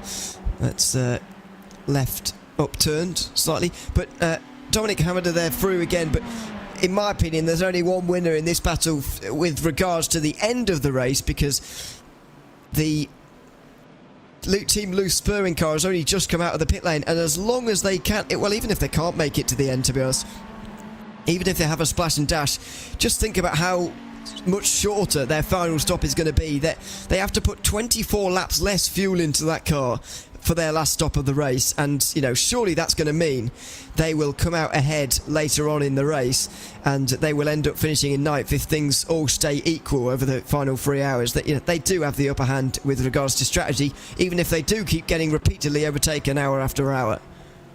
Yeah, that's the thing. It goes back to the remarks I made earlier about playing the long game, thinking about the big picture. It's not just about what's going on track in the moment. It's about setting yourself up for that final hour or half hour or however much time you want to extend it to. It's all about making sure you're in the best position possible for the final stint of the race. And it looks to me like, Aaron Humphrey at the wheel of that number 10, still looking competent, still looking competitive, and you see just a flash of Hamada going off the circuit a little bit, coming through Village. So obviously the 701 has decided to pull out all the stops and try and keep track position for now. Altitude Esports are third and fourth at the moment in GT3. Ethan Critch is driving the 19 and Mark Fletcher is in the 38 as things stand. And just as I say that, Altitude have been served off the road, or were they over ambitious to go around the outside of Aintree? You can argue amongst yourselves about that one, but that was Ethan Critch from third place overall with contact at Aintree and losing about 8 seconds or so on this lap as a result of that spin. Yep, more inter-class contact there. It was an Aston Martin GT4 that they made contact with. I'm not exactly sure who that was, but once again, it's a very awkward piece of track. Was it? Well, it was Olympus Esports, but they've got 2 GT4s, so which one was it? Is the big question. Was it the race leader, or was it the car down outside the top 10? They've had a lot of trials and tribulations today. Dominic Scharf in 13th place. We'll find out, but not good news for Olympus, whichever way round it is. Sam Kearns has gotten at the wheel of the SOP Esports racing team car, as you say, recent already starting to gain time. Half a second gained on that last lap, for example, as Sophia Ridpath begins to slip into the 211s. Yes, so the prime phase of the initial stint for the number 50 is starting to come to an end, and I'm pretty sure it wasn't the number 50 that made the contact with the Lamborghini just earlier, because I did see it was an Aston Martin that made contact, as we see a pit stop for, that was car that passed Aaron Humphrey just a little bit earlier, falling outside of the top 10 in GT3, and then Mike Horder making a pit stop in 5th place in GT4. Olympus, as they do have... okay, well, if it was an Aston Martin, that's not Olympus at all then, is it? Unless I'm the one who's made an error. We'll find out we're both wrong in a minute. Yeah, probably. That's how it usually works out, right? Oh dear. Well, anyway, we'll try and get to the bottom of it in a few moments' time. So anyway, we'll figure that out when/if we have to. No penalty for the number 73, by the way, Old Turtles Motorsport. Just a warning though for not holding their brakes after a spin. That's always one of the rules in every race series. You can't rejoin the circuit recklessly, or indeed not hold the brakes, because you'll land yourself in a bit of trouble, as they just have. We've gone back to the battle for 14th though, because of Stuart Bickley's spin a couple of moments ago. He's now being caught by Simon Edwards in the Team Radline car and the 89 Motorsports car as well. So you could see a 3-car battle here very soon for what is 14th place in GT3 and overall. Yeah, and the Ferrari is looking decidedly pacey, isn't it? The number 89 taking some much wider lines on the way into these hairpins, and through Aintree onto the Wellington Straight they come, and you can see there's a lot of speed in that Ferrari. How does it go down in Brooklands? Yeah, you can see once again turning in just a little bit later, but at Brooklands that results in running wide more often than not. You have to get to the inside early in that corner for the best run through, but when it comes to the slower sections of the circuit, the Ferrari certainly looks like it has the edge over the Lambo. 3 different manufacturers going to be involved in this fight, by the way, if it closes up nicely, and I'm hoping so.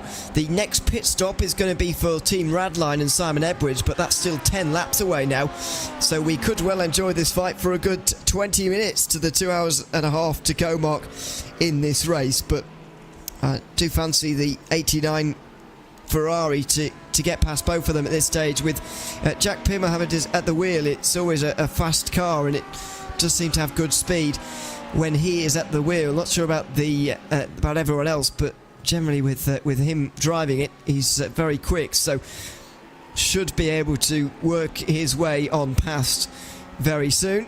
He closes right up into Stowe, way down towards the final chicane, and it's not going to be this lap, but maybe one of the laps in the future. 2:05, by the way, is very, very quick indeed. In fact, it is the fastest car right up until Mark Fletcher in 4th place. That gives you an idea of just how quickly this 89 car is compared to those around it.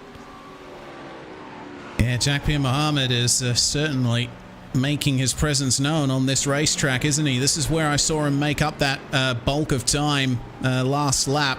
You see that there's... Oh, he's carrying much more speed through there. Slight bit of contact, potentially. I think there was.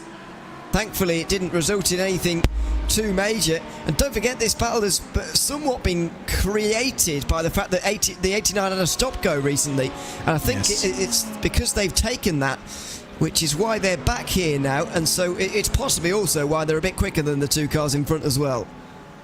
Yeah, they would. You could argue they're a bit out of position as a result of that penalty, but through they will come. They'll have to fight pretty hard for the position here. And well, Simon Edwards has been driving defensively and doing it quite well, hasn't he? He's been able to keep that Lamborghini ahead, even despite taking slightly compromised lines into the hairpins here. But I get the feeling we might see a move from Pierre Mohammed in the Ferrari pretty soon, potentially at Farm Corner or the hairpins thereafter, because this is looking like the lead up to a pass. Maybe he'll even do it at Stowe if he gets a good enough exit from Chapel. Is he close enough? It's going to need good legs on the straight if he is. Don't think he's close enough this time. The Lamborghini, I know, is not the fastest of the cars in a straight line, but the Ferrari is not that much quicker than it, and he can't make his way through there. He is close again into the chicane though, and there's going to be a mighty close up now as one of the Aston Martins in front is going to slow everybody up, and they're going to be absolutely locked together now for this position. It's Stuart Bickley, Simon Edwards and Jack Pierre Mohammed in the 49 Motorsports car. We ride on board with the Ferrari as we're searching for that 15th and possibly 14th position as well in the next few laps. There's the GT4 you can just catch a glimpse of as well. Simon Edwards has to negotiate that through turn 2. We'll go to the outside. Will the 89 car go through the middle to the inside, outside? Where are we going to go here? Well, in the end, it's not going to be going through, and Pierre Mohammed looks to the inside, but decided there was nowhere near a big enough gap for a move there. Oh yeah, and a little bit of oversteer on the exit of Village as well. So unfortunately he has to do a little bit more hard work to get up to the Lamborghini. I just noticed that, you know, there wasn't really a chance for Pierre Mohammed to get through there. The GT4 to the inside, the Lamborghini to the outside. He could have gotten back onto the racing line and slammed hard on the brakes, but then he would have been right in the path of the GT4 and would have risked being turned around. So I think a good assessment of the situation there. Just stay behind, wait for the next opportunity. Maybe it'll come here. The closing speeds into Cops are pretty high. Porsche Cayman on the exit. Oh. That could compromise the Lamborghini. That was a big slide as well for the 89 car, but they've all held it and they will hold position as well. By the way, I think we're about to see a change for the lead in GT4, or very near to it, because Sophia Ridpath is in, and Samuel Kearns' last pit stop was quite a short one. There is Ridpath, and Kearns is already making his way round the chicane now in the final corner. SOP Esports Racing are going to be back to the lead of this class as well, that just continues to twist and turn. It's a 58-second pit stop this time around. The 11 is back to the front. There we go then.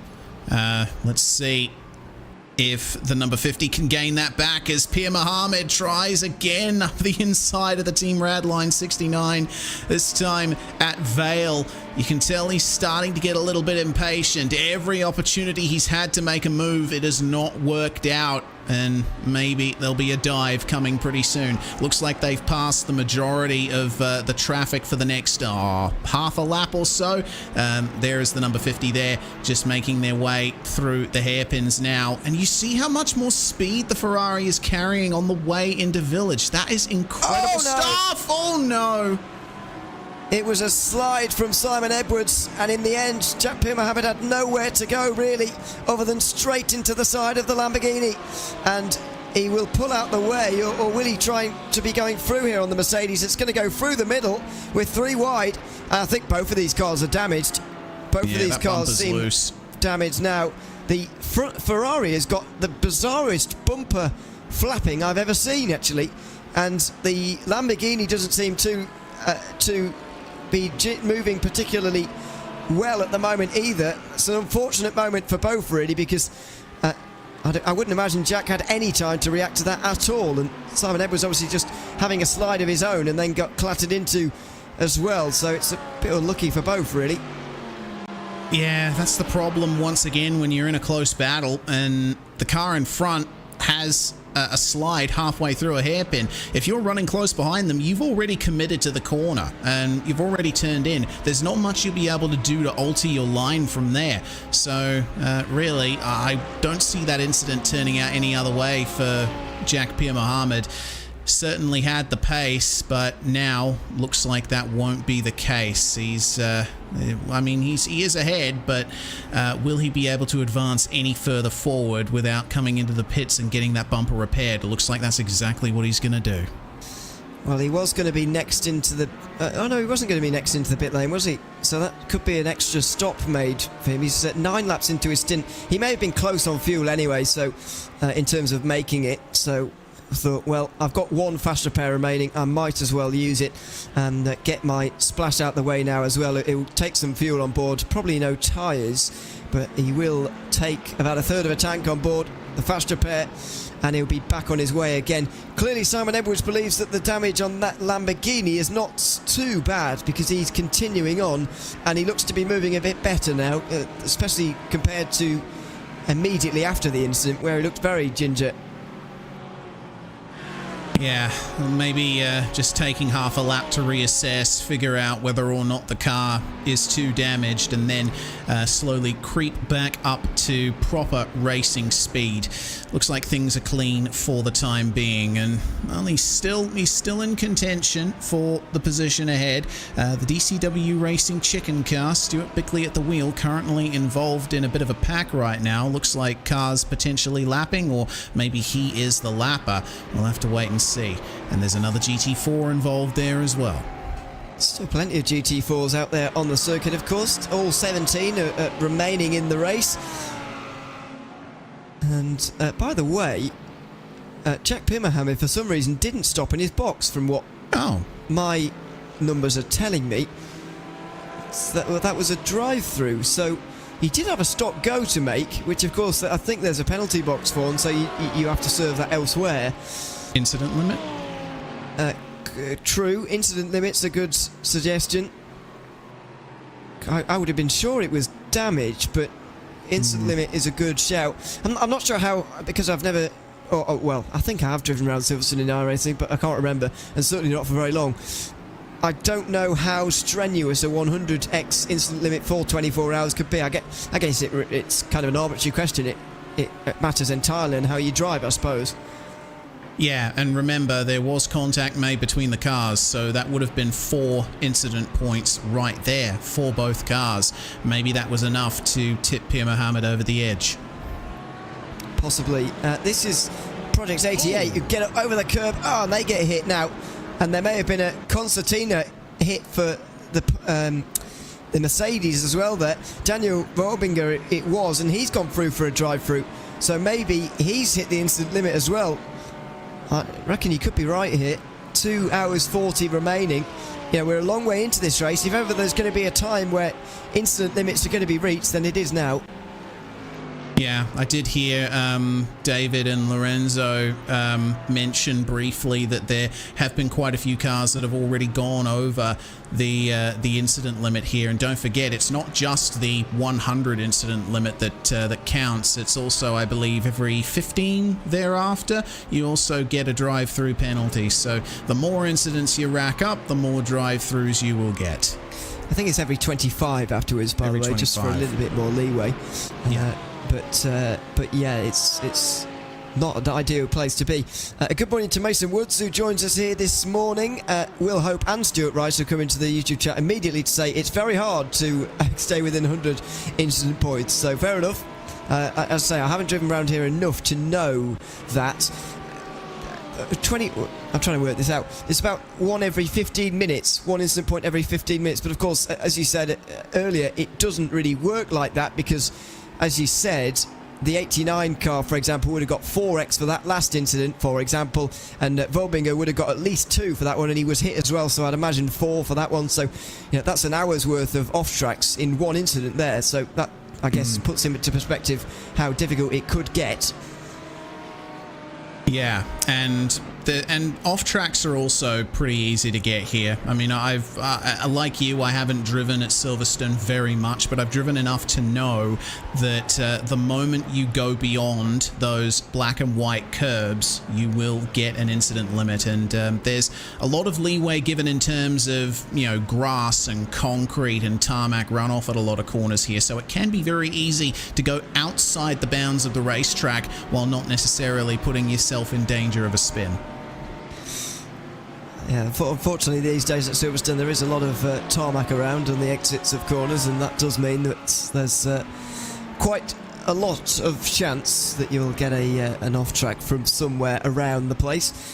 So anyway, that's a bit of a issue to deal with throughout the remainder for everybody. Still following Simon Edwards here, by the way, because he's still not that far behind Stuart Bickley in that battle for 14th place, and it is the closest battle, I believe, out there on the circuit as things stand. It certainly is in GT3. We go on board now with Simon Edwards. Tries to chase down this Audi, of course. Similar sounds reverberating from these two machines. Now they use almost identical engines. They certainly sound almost identical. And Simon Edwards will just close in a little bit now as we enjoy the sights and sounds of an onboard. He'll be in the slipstream now of the Audi in towards the hangar straight. Under the bridge they go in towards Stowe Corner as well. I did notice there's a Mercedes just up in front as well, and maybe that will help or maybe hinder Simon Edwards in his attempts to get through here. Yeah, the line through Stowe wasn't ideal. Maybe a bit of a late turn in and slightly wide of the apex, but regardless, you can see Edwards is rapidly gaining here, isn't he? It's quite fantastic to see the pace that the Lamborghini has managed to preserve. Stuart Bickley in the Audi up ahead, obviously not getting the pace that he needs at this point in time. Let's see what it's like through the fast corners here. The Audi and the Lamborghini, under the skin, at least when you're talking about the road cars, are basically the same car. The Lamborghini, easy does it. Wow, okay. Both of them making passes there in Village. So, yeah, we'll see which of the two is better in the long run. That did cost Simon Edwards a little bit of time, about 3, maybe 4 tenths. But Bill, it seems like he has the pace over the chicken car. He does seem to, and he's recovered quite well from being hit as well by the 89 earlier on, so it was no fault of their own. And by the way, that 89 car is now in. Wonder whether they in again, I should specify, and they've been in for a minute and a half very nearly. That's well over double what you'd hope to see from a GT3. So what has gone on there? There's a driver change. Leon Verhelst has gotten at the wheel, but I can't imagine that's the reason for a minute and a half pit stop. They have they've used all their fast repairs there. I'm not sure whether they just used their fourth or they already had done. That could be the issue there. Yeah, potentially. There's also a possibility that they might have sped on the way into the pit lane. And I mean, that's obviously difficult to do at Silverstone with the way the pit entry is composed, but if you do go into the pits just a little bit too fast, if you get to put your limiter on, etc., you will get somewhere around the vicinity of 46 seconds of time added to your pit stop. So, do the math however you will. And that might be one option for what's going on there. Could be. And this is going to hurt Edwards. He just has a little bit of patience through that final corner, but he nevertheless loses time, has to stay behind the Mercedes through that final turn, and so the gap now increases to 1.2, and he's going to have to hope for a bit more traffic in front of Bickley maybe, or something else going on for him to close back in all over again. The gap closing as well between 11 Temps Racing Team and TSRC as Gianluca Elia is making his way out onto the circuit for his opening laps of the stint. Matt Acton is now at the wheel of the TSRC car, by the way. That is also a change in the last few moments, but that battle's a little bit more stretched out than even this one, although it will be affected by traffic again. Not in a good way for Stuart Bickley though. He went way too deep into Brooklands there, and I think sent one of the GT4s off the road. So who knows if there's going to be a race control report being made from the GT4's perspective. Regardless, that has helped out Simon Edwards quite a bit. I think over the last few laps, generally, from what I've noticed, he was having a bit worse luck with traffic than Bickley did, but this time the tables have turned, and now the Lamborghini is right on the back of the Ferrari coming into the Beckett's S's. What a beautiful bit of racetrack this is, dating from 1991, when the track had its major reconfiguration. I think one of the more popular changes to a piece of racetrack there, but it's all about the exit from Chapel, and a little bit of slipstream. He's going to go to the inside. Will the chicken machine make way for him? Looks like he will. It's going to remain side by side for a little bit of time here. Bickley hangs it round the outside to give him the inside at the chicane if he wants it, and he does, although he brakes it late or early and maybe decides to back out of it in the end. Simon Edwards moves up to 14th place then, ahead of Stuart Bickley, and in the end that was a well executed move. We're still a little bit too far away from the end of the race to be really battling too hard for those kind of positions. After all, Edwards will be in very soon. Bickley knows that he only has 2 stops remaining in this race, whereas the Radline car will have a fuel stop at the very end, a pretty short fuel stop to make in that final hour. Yeah, so that's for Bickley and his teammates. That's going to mean just keeping in touch with the Lamborghini, looking after the car, looking after yourselves, making sure you're fresh and ready, and make sure that you don't get into too many more incidents, because, in an endurance race this long, you are going to lose time in places. It's practically a given. There's traffic everywhere. There's going to be slight mistakes made driving the car for as long as you do. You just have to factor all of that into your overall strategy. Quartermass Motorsport have also got a stop-go, by the way. I'm not sure if we mentioned that, but they caused a collision with Aztec Racing's GT4, the 490. So that's a stop-go penalty for them. That's the latest stewards' decision coming in about 6 minutes ago. So Quartermass Motorsport will be in the pit lane soon for that. It was just slowed up by one of the Caymans, and it will stay behind now through Maggots and Beckett's. This will allow Bickley to catch right back up all over again. And he'll probably have a better exit off of Maggots and Beckett's and into Chapel as well. It was the BPR car just up in front. They were running, still are running actually, 4th in GT4, but maybe a little bit too far away from the leaders to really affect things there. 9.5 seconds between 1 and 2 in GT4 now. SOP all of a sudden have taken the advantage again in a real sort of flip-flop race that we're seeing in that class. Yeah, it's lovely stuff in GT4. Lovely stuff right here as well in the continuing battle for 14th in GT3. It looks like Bickley's thinking maybe he can find something else here to get back past Simon Edwards, but I think the Lamborghini's just faster at the moment, and they've managed to recover very well from that slight bit of contact with the 89 Motorsport Ferrari. But yeah, the GT4 class I'm very intrigued by. Still under 10 seconds in it for the lead. And remember, those two cars came together twice in the last stint.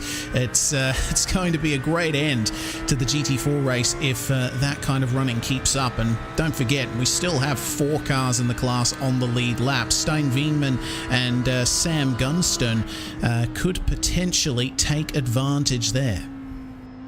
They could do. That was very wide from someone, but they're still on the road at least.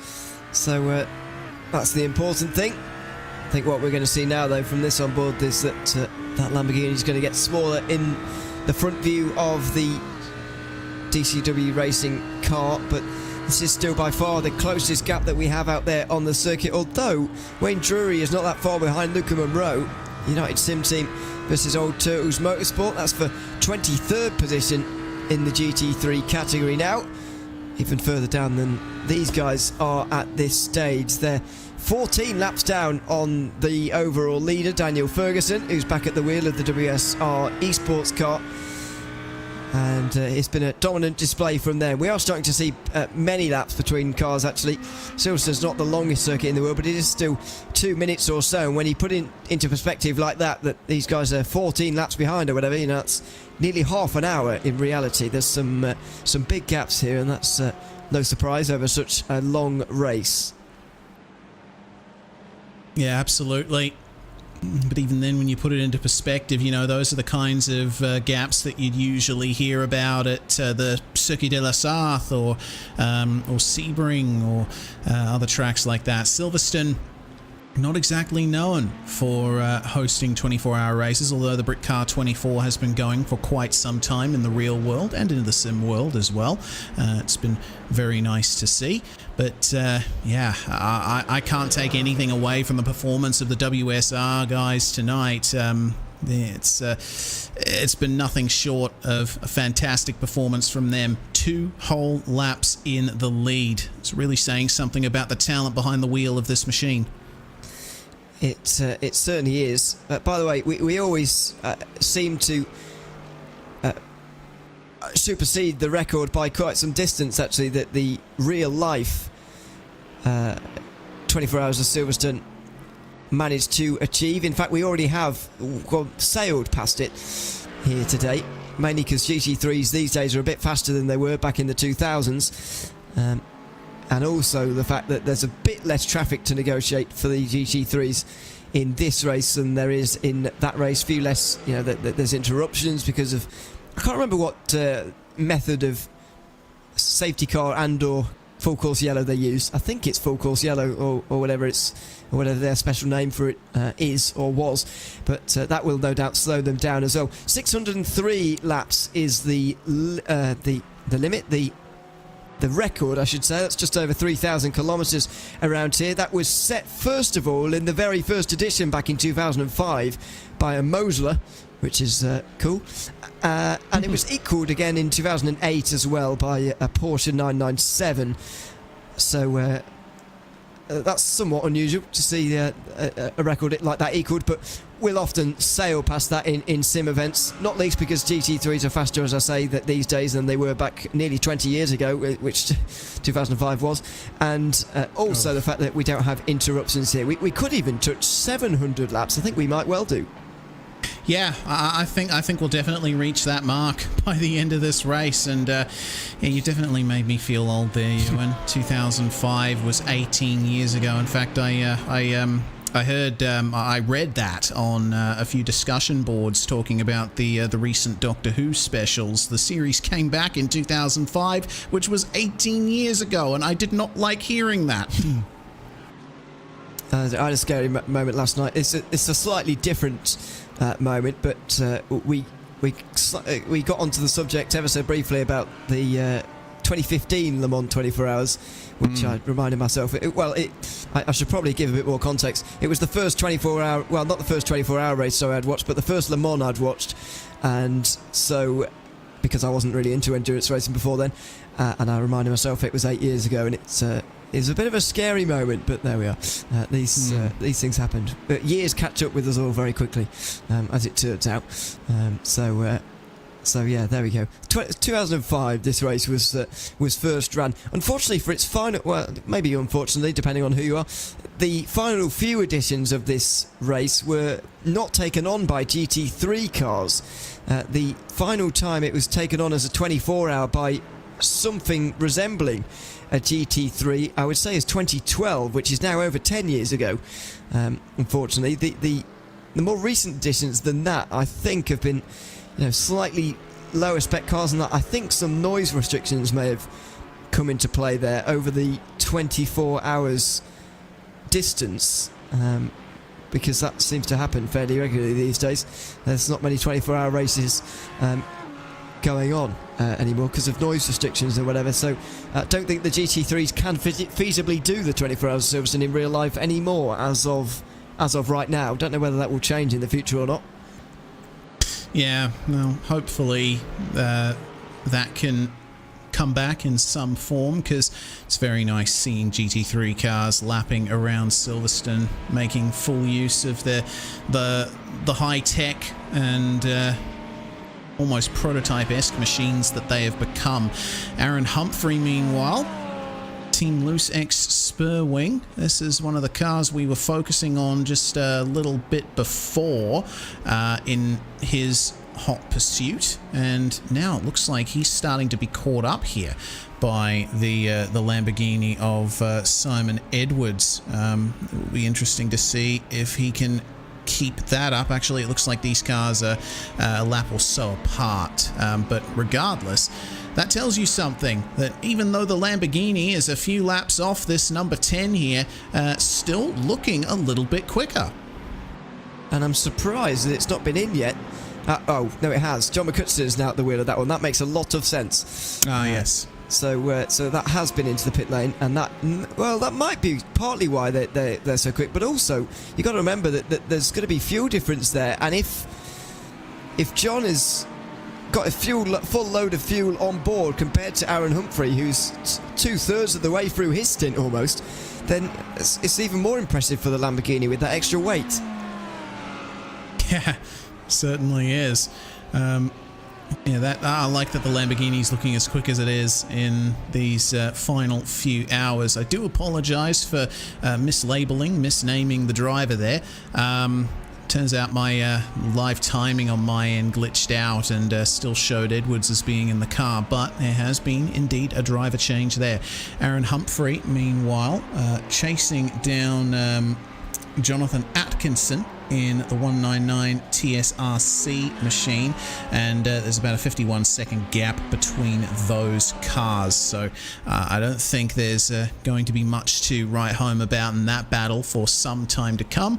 Still, vast majority of the cars, if not all of them, have 2 pit stops left in this race, so anything can happen with 2 more visits to the pit lane at Silverstone.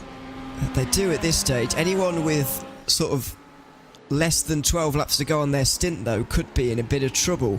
The likes of Daniel Ferguson, who's in, I can't imagine who's going to be in at the end of this lap, I would imagine. Can't imagine he's realistically going to be in trouble because he's got such a lead, but they will have to make still 3 stops remaining in a splash and dash at the end. Andrew Dawson for BRT might well have to, but I think they should hang on to second place. Samsung Canaan Esports may well have to come in and do a splash, but they've got a lap behind them as well. Sim Dynamics may lose out on a top 10 as a result of this. Team RedX.com Academy don't have that splash to make, and they're 30 seconds behind at the moment. That's going to be a relatively close one for 10th in GT3. A bit further back, Aspire Racing Team are going to be mighty close to needing a splash or not. So are Driving Miss Daisy, although I think they're going to fall on the wrong side of that. Magnus Danielson, driving that one at the moment, is going to have to come into the pit lane for a splash. Leadpool Racing as well in the 30th place. The final running GT3 is also going to need a splash at the end, and only one GT4 by the looks of things going to need a splash. PRC by Dapper Customs I think is just going to fall short in terms of their fuel, and they will need a splash in the final 20-30 minutes or so. There is the GT4 leader. Samuel Kearns is doing a very good job, and he now holds 10 seconds over Sophia Ridpath. Yeah, but the gap hasn't extended that much since we last checked in on it. Still hovering around the 9.5 to 10 second gap. So Sophia Ridpath is keeping Samuel Cairns honest.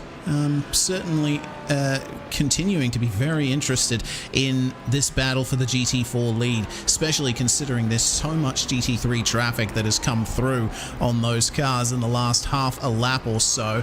And Cairns is there on the exit of Copse. It looked like the car had a little bit of trouble getting to the inside there, so remains to be seen whether or not this number 11 Mercedes still has it in them to win the GT4 class from here, because once again that number 50 has been looking mighty competitive when it hasn't been making contact with this car. Absolutely.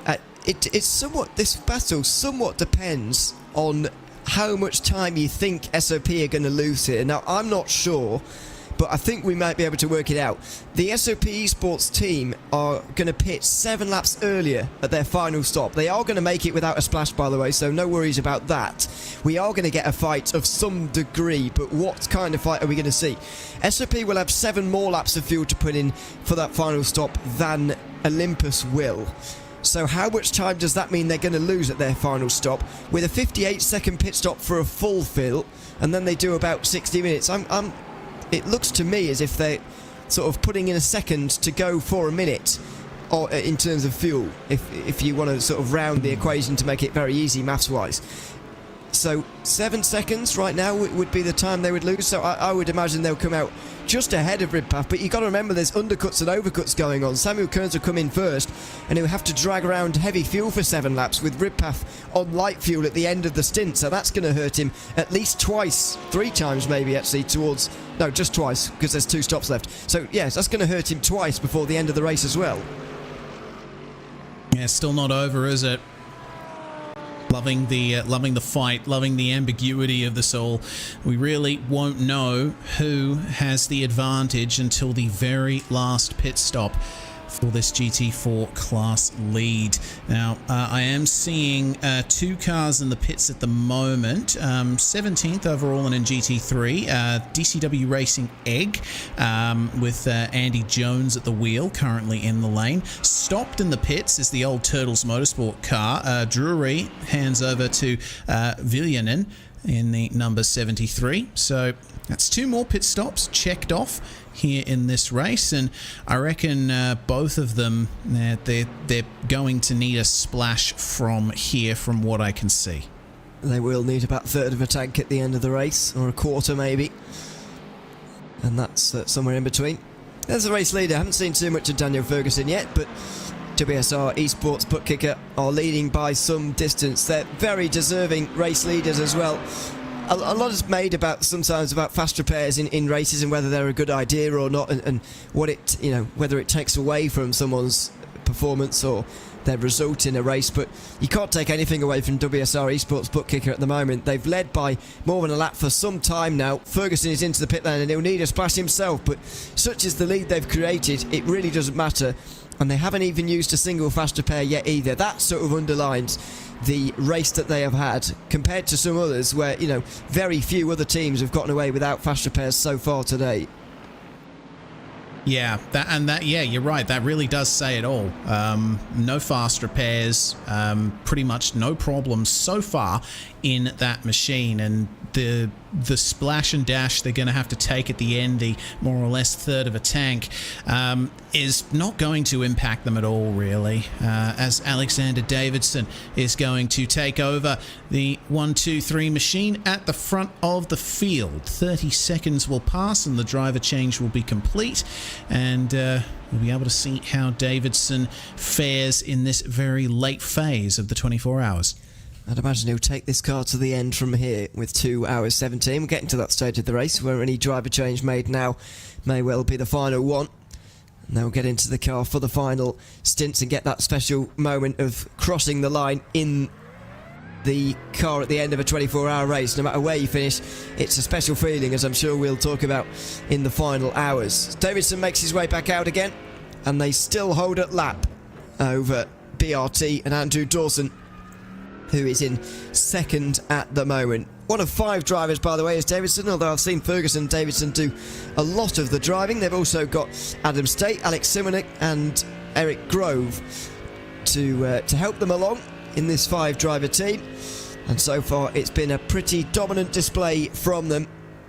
Got to take your hat off to them for that because of the advantage that they've had. By the way, they're only one of 7 teams to have taken no fast repairs so far today, so you've got to take your hat off to all of those 7 teams, but especially this one because of all the others. They're not really near anybody else who's not taking fast repairs. BRT also haven't taken any fast repairs, by the way, but they are a lap or 2 behind the race leaders at the moment. So a fantastic drive and a very big lead, but they can't count their chickens just yet. They'll be really wishing this last 2 hours away so that they can now celebrate this potential win, their hopeful win that they're going to have here at the end of the day. And if we can stay on board with Davidson for a second, I just want to confirm something that I think I've been hearing from this car. Coming up to the braking zone for Stowe, listen in for a moment. Is he lifting and coasting a little bit in the braking zones? Sounds like it to me. So they're probably trying to shorten that final splash that they're going to have to take. Yeah, but that means they're going to have to do like 67, 68-minute stints. Surely that's not possible in the GT3 these days. No, I don't think so. But I don't know. I mean, again, they're more than a lap ahead of the rest of the field, so they don't really have anything to worry about in terms of strategy. They can take that final splash and still come out ahead by a long way.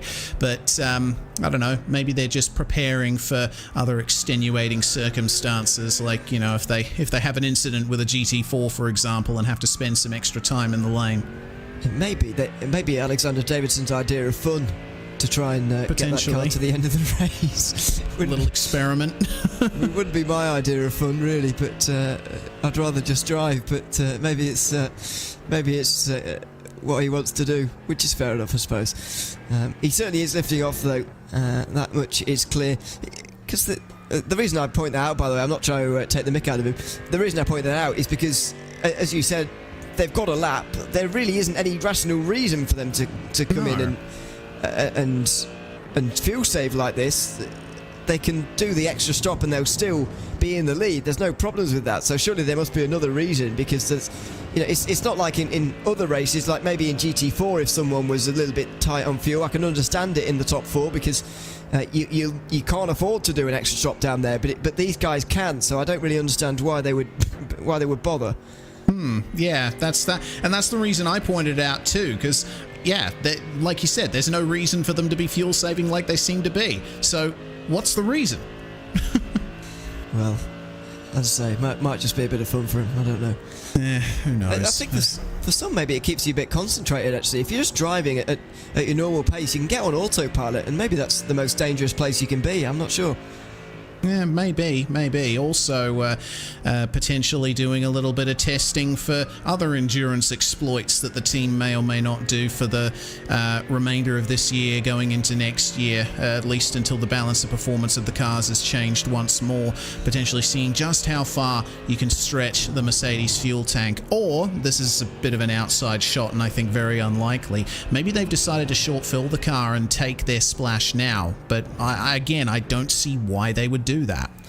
No, I don't either. With a 42-second stop, as far as we can see on that graphic there, on the last stop, I would imagine that they haven't short-filled. Although, if they were going to do a splash, then I would personally go for 3 30-second stops rather than 2 42s and then a really short one, because you can take tyres each time then as well. But or just about roughly 30 seconds, whatever. Oh dear, that was a slide. That's a bit of a wake-up call, and a big slide through Luffield as well. That's a wake-up call for you. Yeah, he had a slide in Luffield on the last lap.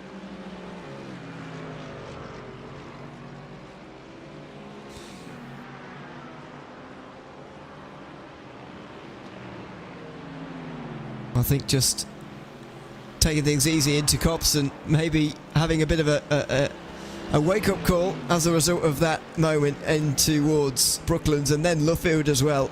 Alexander Davidson still leads by quite some distance. Let's go back to some of the other battles, because Aspire Racing Team have caught up to Prismatic Motorsports and Georgie Mackay.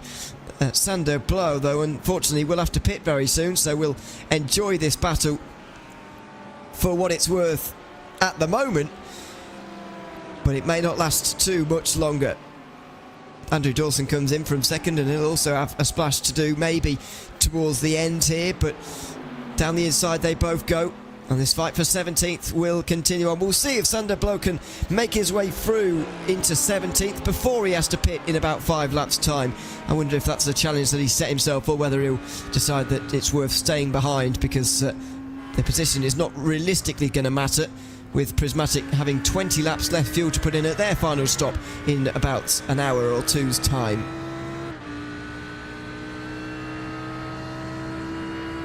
Yeah, well, let's see what Sander can do here. Hot pursuit in the 369 machine. This is a very nice rear view here. I'm quite enjoying the livery of the number 46 Mercedes there. One thing that I always like in endurance events is seeing... Oh, dearie me. That's no good there. Just whacking the anti-cut curb at club. So that's cost him a little bit of time. One thing that I do really love about teams turn out for these endurance events is the liveries that these guys come up with. They, obviously partnered with some great sim racing paint designers, and a lot of them have an excellent understanding of what makes a car livery tick. And even if I was in this race and running dead last, I'd be very happy to be staring at so many beautiful cars. Exactly. It's fantastic to see, and we've seen plenty of nice ones out on the circuit. Prismatic diving for the apex there, making absolutely sure that Sander Blow can't send his way down the inside and towards Brooklands. That's probably a good thing for everyone. 3/10 the gap, just quarter of a second. It will close in further and further. Big slipstream, of course, from the Mercedes, which punches a big hole in the air, especially in the lower and very sleek Audi. Oh, that's a bit too close, though. Mackay just missed the apex slightly, and Sander Blow sort of followed and also missed the apex. Yeah, that was certainly a little awkward, especially at Cops, one of the corners that you really have to commit to. And if you have a big difference in apex speed there, it's certainly trouble for the car trailing. But they both make their way through on the GT4 in Beckett's and Chapel, and back down the straight they come. So again, it's looking to me like Sander Blow is the quicker of these two drivers, but again, this is something that I've seen a few times before. He's just not getting the opportunities to complete the move. Not yet. And as I said earlier, is he going to be particularly desperate to do so when he knows that this is the end of lap 27 of his stint? It's difficult to say that he'll be too eager to go through now. Over the line at the end of another lap. Blow will have gained a bit of time actually on this one, just because of the fact that he started a bit further behind than usual. Gained 6/10 on that time around, but they're both in the 203. He's clearly losing time to Andy Jones in the DCW Racing Egg Car, who's gaining on both of them. Blow's got the door open now, though. Inside line of Georgie Mackay, and surely he'll go through. No. The Prismatic Mercedes swipes across the front and will stay in front. There'll be lap traffic now with a Lamborghini looking to go through on Blow, and that could put paid to any attempts at a move. There goes the Lamborghini down the inside.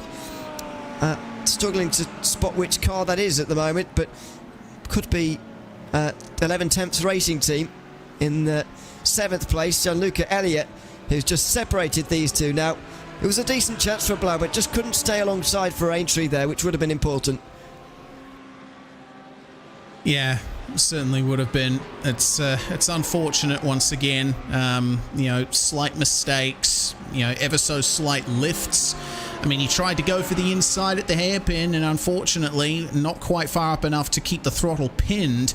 through Aintree, and if you keep a close eye behind, you see flashes of a yellow Audi there. That is Andy Jones in the DCW egg machine, and remember, only 5 or so laps out of the pits.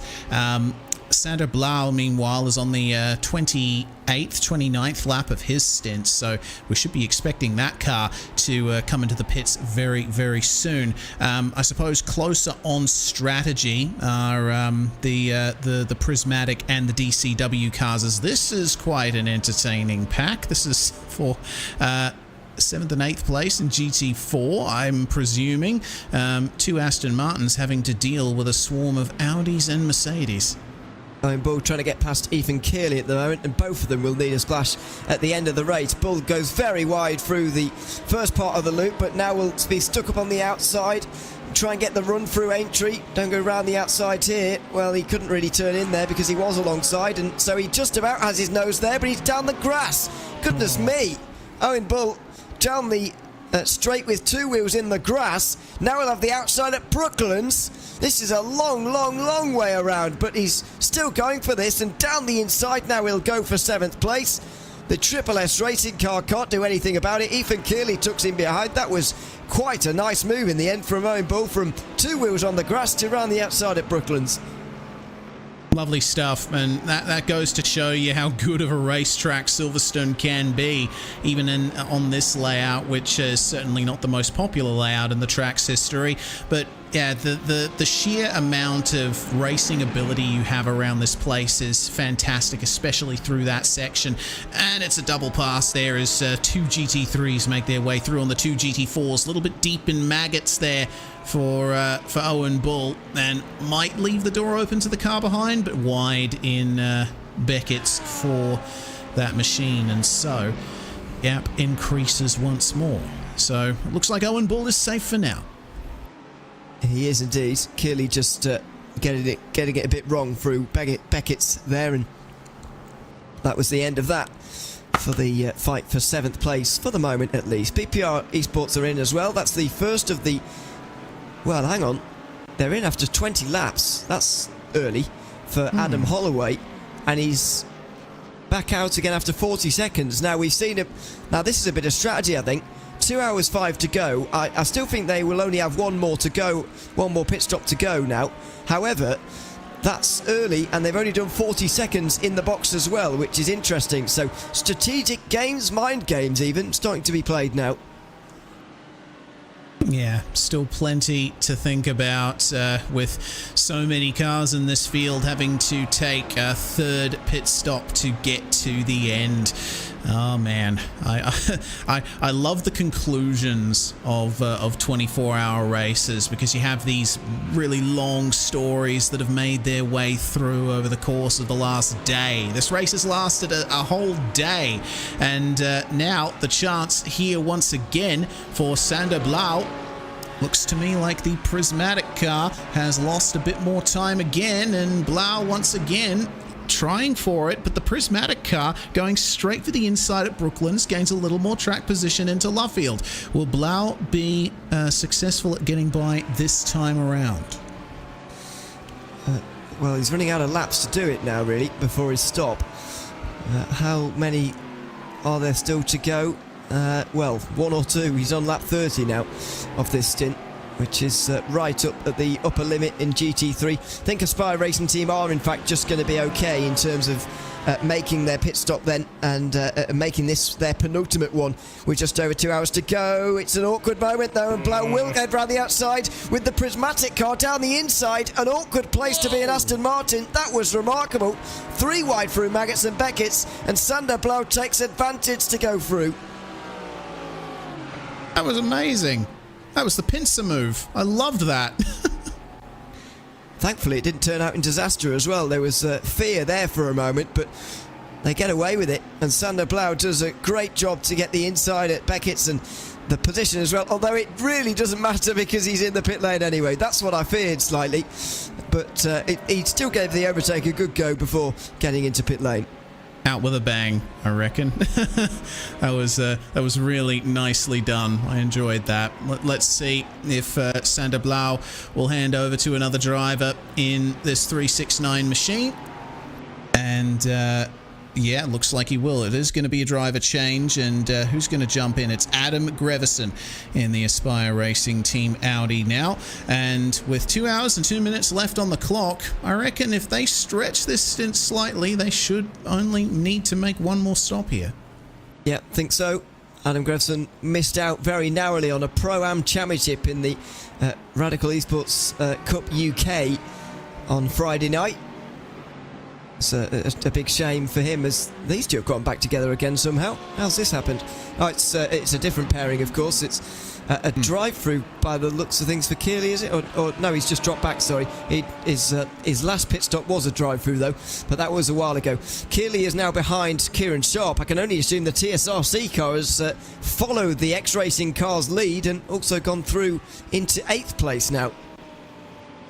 Yeah, well, I can only imagine Ethan Kearley, the stress levels would have been high coming into Beckett's with GT3s on either side of you, so maybe he just needed a little bit of a moment to recover there, but he should get back into a rhythm here.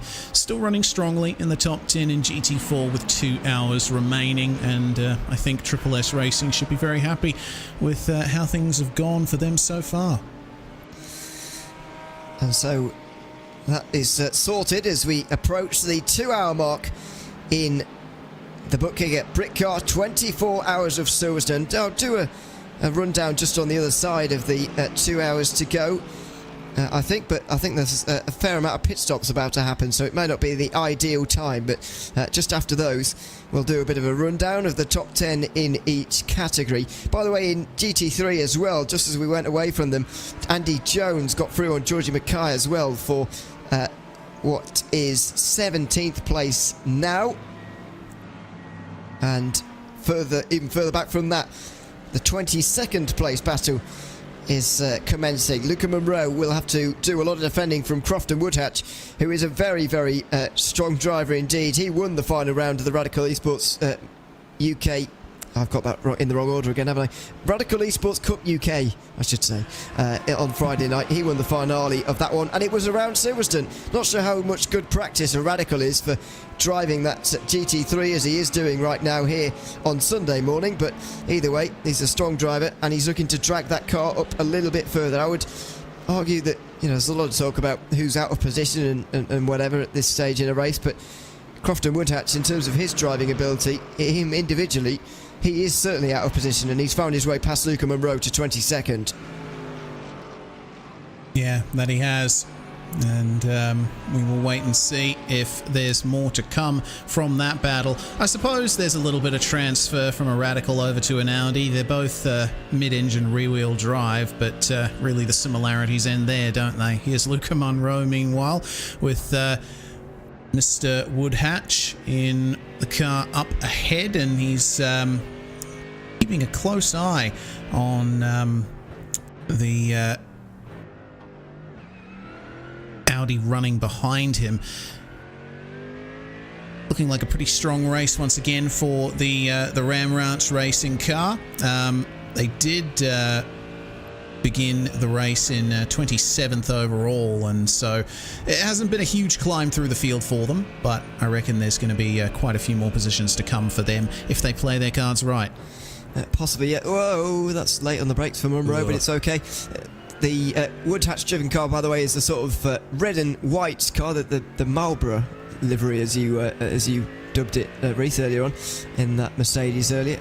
I think it's one of the good-looking cars. We were talking about liveries earlier. I want to give a shout out to Triple Blade Racing Team, who are in the race here today. They're down in 16th in class. Stuart Rice was giving a shout out to their current driver, Rachel Huff, who's at the wheel of that one at the moment. I think Rice is also a driver for them, is indeed. This is one of 6 drivers, in fact, excuse me, to drive for that GT4 team here this race. Rachel Huff currently at the wheel of that one he was giving a shout to her earlier on. Also giving a shout to Deck Crover, who designed their livery. But I also recently found out, as in recently, just in the last couple of moments, that it is their first 24-hour race ever. So wow. A big shout out to them, and a well done for at least getting to this stage of the race. Hopefully they can get through the final 2 hours of this race as well, as Sim Dynamics look for a top 10 position. We'll just get to this briefly here for the moment. It's a top 10 for Sim Dynamics as Remy Gilbert looks to put his car in the right places. He just scared Dominic Schaff, I think, just enough to get ahead and into 10th place now. Oh, that's a dive. Goodness me. William Hope in the Ferrari, I think, giving a scare himself, maintaining the outside line through Luffield. They're gonna get involved with one of the DCW cars now here again as well. Well, I mean, there was an attempt. It didn't quite work out. Those are the kinds of moves you only see on the last lap. Generally, yes. You are right, by the way. It's William Hope, not Dominic Schaff, as I said at the time. I was looking at GT4, typicically, but that kind of thing happens at this time in the race. It does. So I apologise. Anyway, it's the fight for 9th place, or 10th place, I should say. Not sure how long it's going to go on for, but William Hope has encouragingly just come out of the pit lane, so maybe it will go on for quite some time. Although with Remy Gilbert having just gotten through there into 10th place, not sure whether it will continue on for too much longer. It was a nice move in the end, but it was one of those moves where it could have gone wrong at the loop, to be fair. He put his car in the right place, and he scared Hope into giving him the room. But if Hope just turned in there and got spun around, then they would have got a penalty for that, I would imagine, Sim Dynamics. So you've got to be careful with stuff like that. Yeah, you certainly do. And with 2 hours left in the race, still plenty of time for that penalty to be recovered from, but at the same time, still a bit too late in the race for you to really escape pain-free. So, you know, at the very least, try to unsettle him, maybe a bit of a psychological game, just let him know, okay, all right, you've passed me, but I still have the pace here. Though, having said that, you can see how much the gap has extended in the nearly a whole lap since then. So I think the pace is with Remy right now in the Mercedes. It is indeed. Just to go back to it, as I say, shout out to Triple Blade Racing in their first ever 24-hour race, which is always a special feeling, because I had that feeling about 6 months ago or something, doing my first 24-hour race. I'm sure you remember your first as well, Reece. I imagine everyone does. It's a very special feeling to get to the end as well of your first 24-hour race. I'm not sure whether did you get to the end of your first one? Did I get the what? Sorry, I lost you a little bit there. Did you get to the end of your first 24-hour race? Did you get across the line and at least complete it? I believe so. I mean, I've done so many 24-hour races that I actually can't remember what the first one was that I did. But I have finished quite a few, albeit probably many laps down, because there was almost always some kind of issue we faced, some massive damage to the car somewhere along the way. Never won one? I have to think, actually. Well, I would definitely remember if I had done. I've got to say that first of all. Yeah, true. I mean, I suppose you know, my memory's not great at the best of times, and it was such a long time ago, and so much has happened in my life since then. I guess it was a league race on another sim that was doing a 24-hour race at a track in the French countryside, and we did win, but again, there weren't that many cars competing, so I suppose maybe it doesn't count. Who knows? Oh, it still counts. If you beat one other person, then it counts in my book. I would take it. So we'll give you that one. We finished 7th about 6 months ago at Spa, which was a success by all accounts. By our accounts, I should say. We were very pleased with that. Well, I've told that story earlier on, so I won't re-go over that. But anyway, it's always a special feeling, and hopefully they can get to the end from here. I do feel like we've gotten through this part of the race, you know, with only 2 retirements, which first of all is a fantastic achievement for just the organisation, the field as a whole, as a collective. First of all, that is a great success, but also secondly, they've gotten over 22 hours of the way through. Surely we're not going to see any more sort of voluntary retirement from here, as we've got a spin for no. the Spurwing car. That was William Hope, who was just in that battle we saw a couple of moments ago. Team loose, and they certainly were through that corner. Oh yes, a bit too loose to recover. Sometimes loose is fast, but not in that case. That's a real shame. And I mean, probably compounding from his attempt at a repass earlier at this very same corner, potentially just driving the car really hard to keep up, and unfortunately the rear end just said no thanks. And I can't count even how many times we've seen that happen at Brooklands this race. It's been a very, very common issue, but that's what you'd expect. Samuel Kearns is in with an hour 52 remaining. So the GT4 lead is going to change, and in 7 laps' time, Sophia Ridpath will be in to change it again. Now, how long is the stop going to be for Kearns? Is he going to short? Well, he can't really do much short filling, can he? He's only got an hour 52 remaining, and he's not going to be struggling, but he can't afford to miss out on too much of the fuel fill here. It ticks over to 40 seconds now and further. He'll go behind Stein Veenman as well in the AIRaceSummaries.com car as they're entered, and it looks like it is going to be a full stop for Samuel Kearns, as you'd expect, and then a bit of fuel at the end. I think he will put tyres on for that final stint, but depending on how late Sophia Ridpath comes in, I'm not entirely convinced that Olympus car will.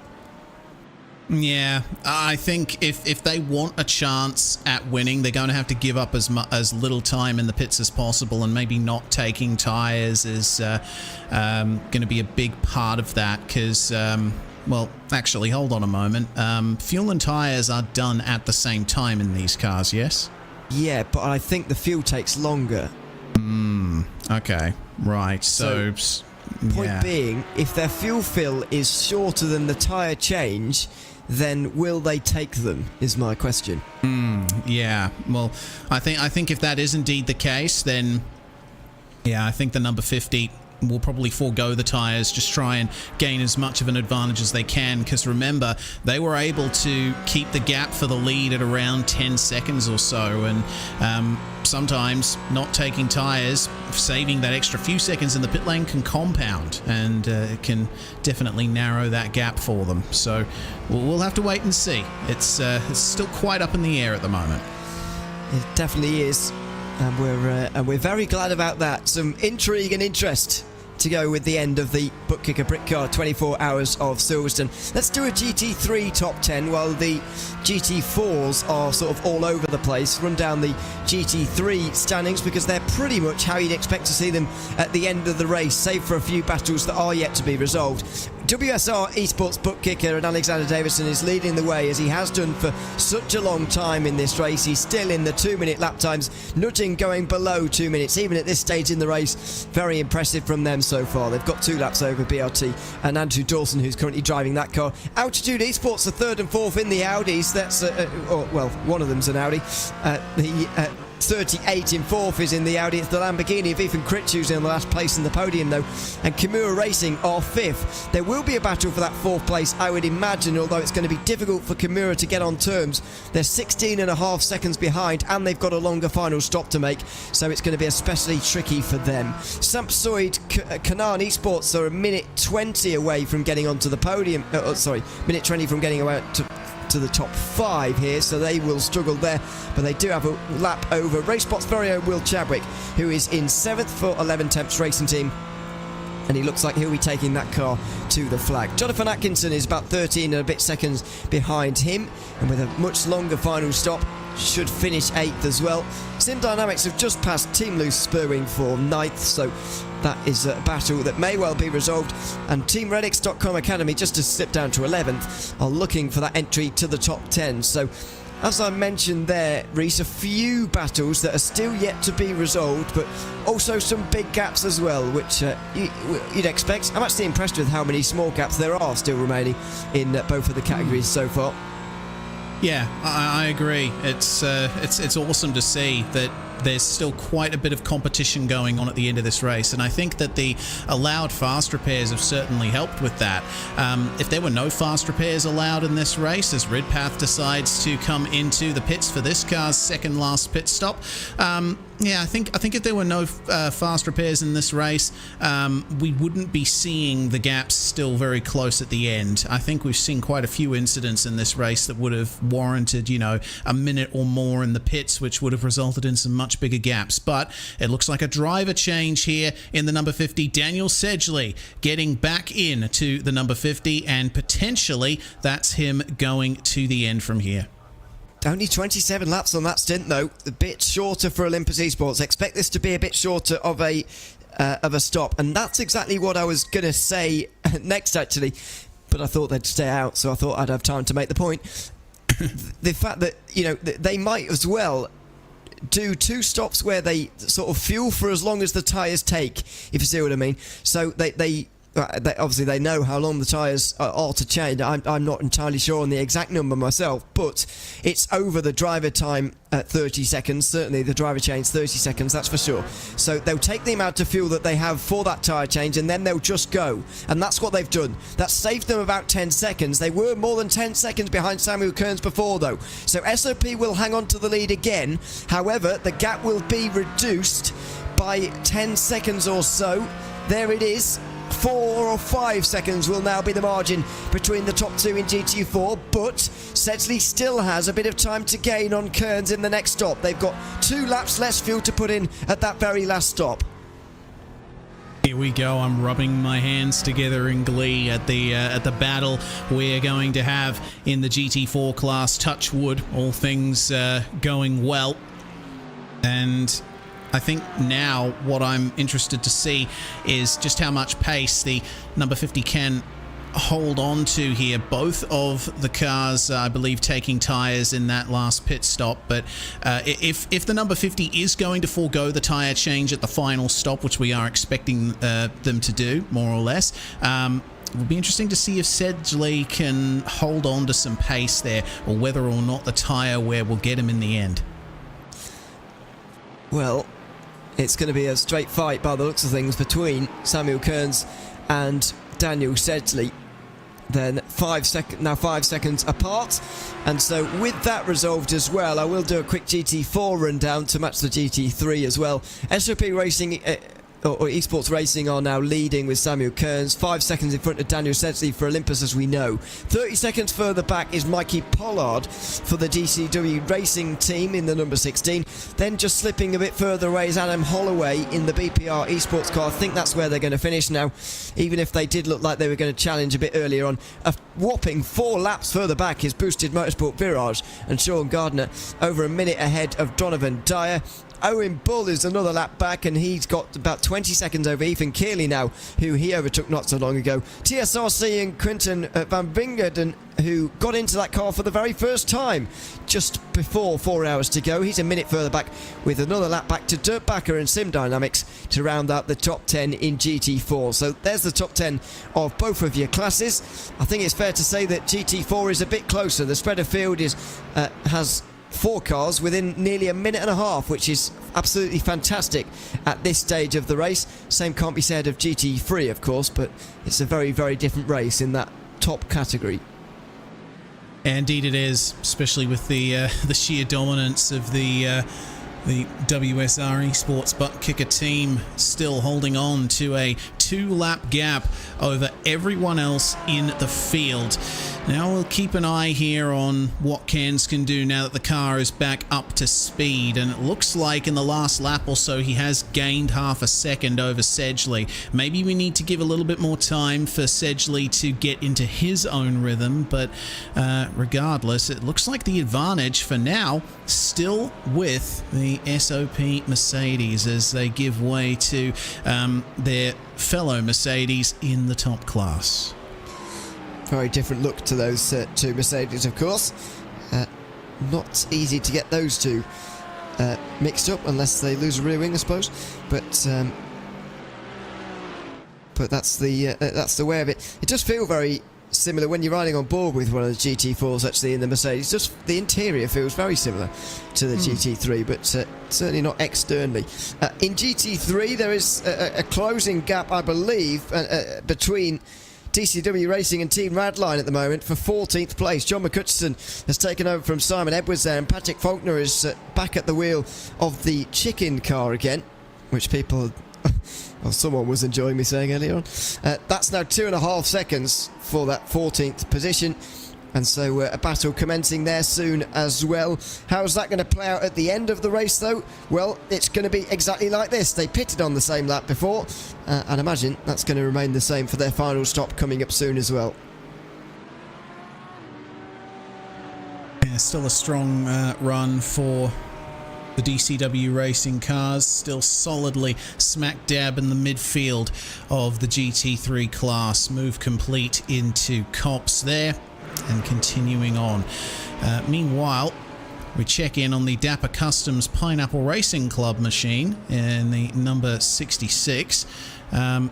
Currently working their way a little bit further forward. Looks like they were chasing the... is it the Aztec Racing GT? I think. I'm not too sure. Yeah, looks like there was a position change for those cars some time back, and now the Dapper Customs car falling off just a little bit, but gaining some time back here, coming out of Cops. Looks like a little bit of an exchange there, halting the progress of the Aztec car. Last lap was a lot quicker for Aztec. They were 3.6 seconds quicker, in fact. So you'd imagine they'll be able to get away from Daniel Marshall, but not with this traffic in front of them. It's going to make their life a little bit more difficult. One of the Porsches just stuck in front of them for the moment. So that seems to be resolved, even if it is that gap that is the smallest in the entirety of the field. McCutcheon closes again. 1.2 seconds now, the latest gap between himself and Patrick Faulkner in the DCW Racing car.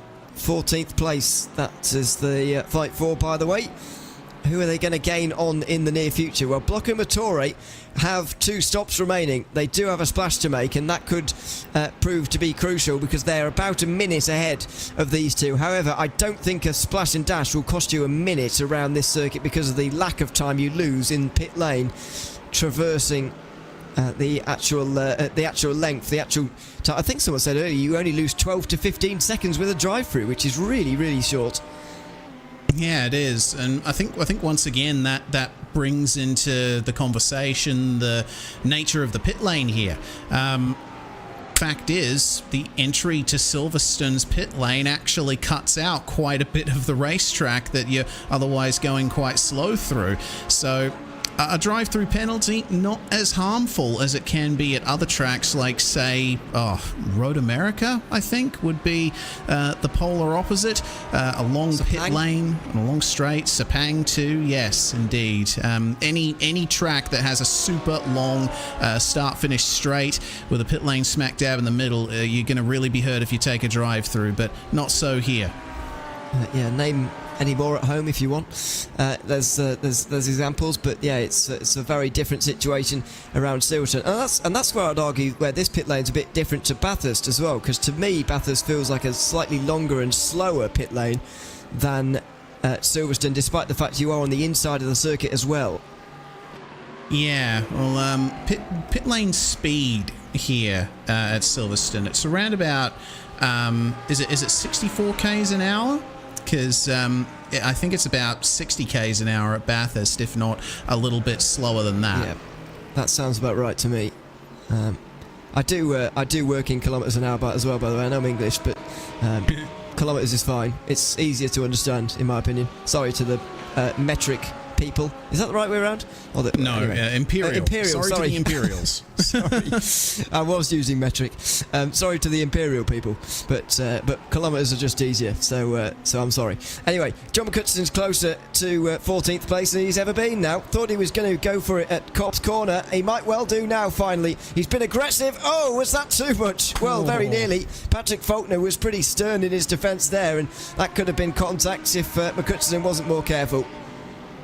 Certainly could have been. It's not the first time we've seen that Lamborghini very close to bumper-to-bumper contact. The first time we saw it was from behind with the 89 Motorsports Ferrari. Now it is the Lamborghini doing the bumping. Now, both of them will go to the inside to make their way past the GT4. But again, there we go. Oh, no! And contact. No. Oh, that's a shame. And McCutcheon, rather ungainly, in a rather ungainly way, gets himself careful on back the onto re-entry. Yeah, be careful with that kind of thing. That was the GT4 looking to take its wide line and entry to the loop, and unfortunately McCutcheon was right there. Let's have a look at it from this angle. Does it make it any clearer? Well, yes, a bit. I'm going to put that one on the GT4, although I will add that McCutcheon did not do himself favours with the way that he entered the circuit again. No, certainly not. And I think from that aerial sort of drone view, you could see that the GT4 was trying to get back across to the right side of the circuit for the entry into the left-hand hairpin. But yeah, re-entering the track on the inside of a hairpin, which is tough enough to find your way through even in triple screens or VR, that could have been a nasty surprise for any cars coming up on them. Thankfully it wasn't... thankfully there was no one there, and maybe that's what it'll argue that well, no one was there anyway, so it's fine. But either way, that's that battle sorted for now. 9 seconds now the gap between the two, so that will just peter out, unfortunately. I mean, I feel like it's a difficult one to call. Are they going to protest that one? I wonder. We'll find out. We've been an hour since our last protest, but I reckon we might be seeing another one very soon. Whether Race Control will put that one on the GT4, though, is another question to be seen. I reckon they may do, because it was the GT4 that changed its line, I reckon, to get into the side of the Lamborghini. I'm not entirely sure, though. The Lamborghini was ahead as well. That's another point to consider. Yeah, it's a good point. So we'll see whether that is protested or not, and bring that to you when / if it is. Someone else in the YouTube chat mentioning the obvious that I forgot, that Spa is always a very long one. Well, yes, if you're using the 2 pit lanes, but I'm not really counting that, because that's basically like doing 2 in 1. So that doesn't really count, in my opinion. Although it is long as well, I accept that. So that's Sophia Ripuff is saying that the pit speed here is 80 k's, which is very fast, and so she only lost 6.5 during a drive-through. That seems ludicrously small amount of time to lose. Yeah. So I was wrong. Not 64, but 80 k's an hour here in the pits of Silverstone. And I know from memory the Mount Panorama circuit pit lane speed is I say from memory, and I've forgotten the exact number, but it is between 50 and 64 k's an hour. So that's probably the reason why a trip through the pits at Bathurst seems to be a bit more hurtful than one here at Silverstone. Not only does it cut out the inside of the circuit, but it's also mighty quick through the pits here as well. Doesn't it have to round up to a multiple of 10 in miles an hour? Is that how it works? I am not aware of that, but now that you've mentioned it, I think that might be true. Because it wouldn't make any sense for it to be a random kilometres an hour number to me, like 57. No. It wouldn't make sense. Because some tracks have a pit lane speed of 72. Some of them have 64. That's an interesting point to make. Maybe it is a perfectly round number in miles an hour. I'm trying to work out what it would be then, or at least a multiple of 5. I know a lot of the Everyone NASCAR get tracks. Your calculators out. Yeah. How's your 1.5 times table? Mine's not great. It's or 1.6, isn't it? Actually, more accurately. Yeah, 1.61. Yeah, it's. I can't do that in my head. It's going to have to be calculator time there. I know NASCAR tracks as well do multiples of 5, so it's possible for it to be a multiple of 5 as well. Because 40 miles an hour would be roughly 60 k's, just over 60 k's, so maybe it'd be 35 miles an hour, which would be something like 52, 53. That's possible. Well, if I take the 72 number and divide it by 1.61, I get 44.72049 and a bunch of numbers. So it's not an exactly round number, it seems. No. So that's fair enough. It's just kind of a sort of presumption I picked up in my head, really. That wasn't based on any kind of fact. It's just kind of it's just what I had in my head. So there we go. It does make me laugh as well, by the way, that Sophia Ridpath, despite probably having been awake for the last 24 hours at least, is still here watching, even though I don't think she has any more driving to do. It does, I mean, it makes sense in some ways because Carl's in the fight for the lead, but rationally, if you've spent more than 24 hours awake, you'd really like to go to bed. But I just love the fact that anyone still involved in the race right now who's been awake and is very tired right now still can't go to bed because they want to see how their car does for the last 90 minutes. Well, what is rational about a 24-hour car race anyway? That's true. Not a lot. I think motorsport in general, there's not much rational about it. You know, you talk about it in a real world sense. You know, we're highly evolved monkeys, these bags of flesh and bone that strap ourselves into these machines that go faster than our bodies were ever designed to go, and we decide who's the fastest at the end. You've really boiled it down there to make us sound all very fickle. Well, I love it anyway. I love it anyway. You can be aware of the absurdity of something and still enjoy it. I mean, have you ever tried to explain 24-hour sports car racing to someone who's not even a motorsport or not even a sports fan generally? I mean, I've not, but I can't imagine how it would go. No, yeah. I think a couple of my friends who aren't into car racing have probably heard me mention 24-hour races and given me a weird look. But yeah, beyond that, I haven't actually sat down and explained it to someone. No, I don't really wish to, if I'm honest. Hugo Louise is asking us when 48-hour races are going to be a thing. Now, 24-hour plus races are a thing. I've heard of obviously 25-hour races. Have I heard they do 30-hour tests sometimes for cars? That's different, though, I suppose. When 48 hours race is going to be? Well, I guess it's possible. Start on a Friday night, end on Sunday evening. Yeah, it's a very long race, though. High value tickets, though. Yeah, it's. I think. Oh yeah, I did hear the 25-hour number being thrown around in the past. I think it's. I think it was an endurance race at Spa in 2 CVs or something like that. Or either that or the VW Fun Cup, as our leader is making his way through GT4 traffic right now with barely a foot placed wrong. Yes. I can't remember the name of the 25-hour race I've heard of. It's really bugging me, but I can't remember the name of it just at the moment. It will come to me probably in about 5 hours when I'm thinking about something else. Yeah, but that's the way it goes. So if you can help me out, then let me know. But if not, then fair enough. Sophia Ridpath says she has had 2 hours of sleep, which I'm somewhat amazed about, because generally you don't want to leave a driver in there on your own, do you? I wonder if they have had someone just helping them along. I know they haven't had any other drivers, it's just been the two of them in that Olympus GT4, but I wonder whether they've had someone, a spotter or a race strategist or something along those lines, just to keep them awake more than anything, because generally in a bigger team, at least in my experience, Reece, you don't want to leave the driver on their own, especially if they're tired. Absolutely not. I think hype man would be another job title for that person. Just, True. You can do this. You can do this. Stay awake. Think of the result. Pass you an energy drink through the monitor or something like that.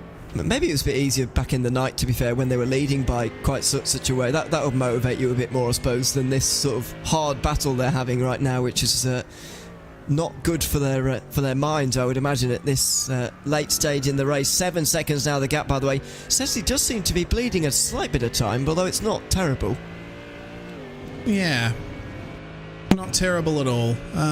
The gap for GT4 is staying around about 7 seconds now. I think Sedgley has gotten up to pace, and we are seeing that Cairns is just driving consistently in the lead. So I think for those two, it is going to come down to that final pit stop. And going back to the point we were discussing, I think doing a long endurance race and sticking around to the end. I mean, obviously, if you're driving at the start, you'd be okay with taking a rest through the night. But if you're driving this late on in the race and you jump out of the car, you might as well stay there and support your teammates, and the adrenaline will continue to keep you awake. Yeah, well, you say that, but I've got to say, after my... I can't remember when I did my stint at Spa earlier this year, but I was so tired earlier or afterwards, I should say, that I was straight in bed. So it depends really how tired you are in some ways, but I appreciate if you're in a battle for the lead like this, then it would certainly keep you awake. And Sophia has told us the secret. GT3 traffic keeps you well awake. There's no need for spotters. Fair enough. Adrenaline's a heck of a drug. Yes, 30 cars coming through and you very regularly indeed. I worked this out earlier. If there's 30 out there for a 2-minute lap, if you were standing on the side of the circuit, there'd be a GT3 coming past you every 4 seconds on average. That's how busy this racetrack still is. Yeah, and that's just the GT3 class. We've got 17 GT4s in here as well. Exactly, yeah. So add those in. I can't quite. That makes the maths too complicated for me, though, so I didn't add them in. But it's a smaller number than 4. Put it that way. It's very busy out there, and that's one of the good things about a 24-hour race around a circuit like this. I would say, because Nürburgring and Le Mans are all great and whatever, but they are very long circuits, and when you start, especially at the Nürburgring in iRacing, when you start with 60, you can get very spread out very quickly, and especially towards the end when there's less than half the field left, it's really, really spread out and there's not a lot going on. You might not be able to see anyone for quite a while, but a 24-hour race around a shorter circuit like this, or at Daytona, or name any of the others that have held major 24-hour races in recent years, that's, you're always kept very, very busy, and some would say too busy sometimes. Obviously there's like a bit less traffic, but on a Grand Prix layout like this, it's plenty of others around you, plenty of people to race, still a lot going on very deep into the race, and we're now in the last 90 minutes, and still we've been riding on board with Alexander Davidson. He's got no shortage of people to get past. Yeah, and he's still lifting and coasting in the braking zones, if any of you are listening out there. Cops, he's obviously going to lift off early. There's a GT4 right here. No use in going for the dive there, but maybe keep an eye out coming into Stowe, whether or not he lifts off again. But once again, I am surprised that the WSR Esports car is lifting and coasting this late into the race. It makes me think that maybe they've got some kind of problem on board, but they really have literally nothing to worry about right now. 2 laps in the lead. Yeah, really no concerns. If they think they're concerned, they should speak to SOP Esports or Olympus, to be honest, because those 2 teams are concerned about whether they're going to finish first or second. And I think it's going to be someone's going to come out on the wrong side of that. That's the reality of motor racing and competitive sport generally, in fact.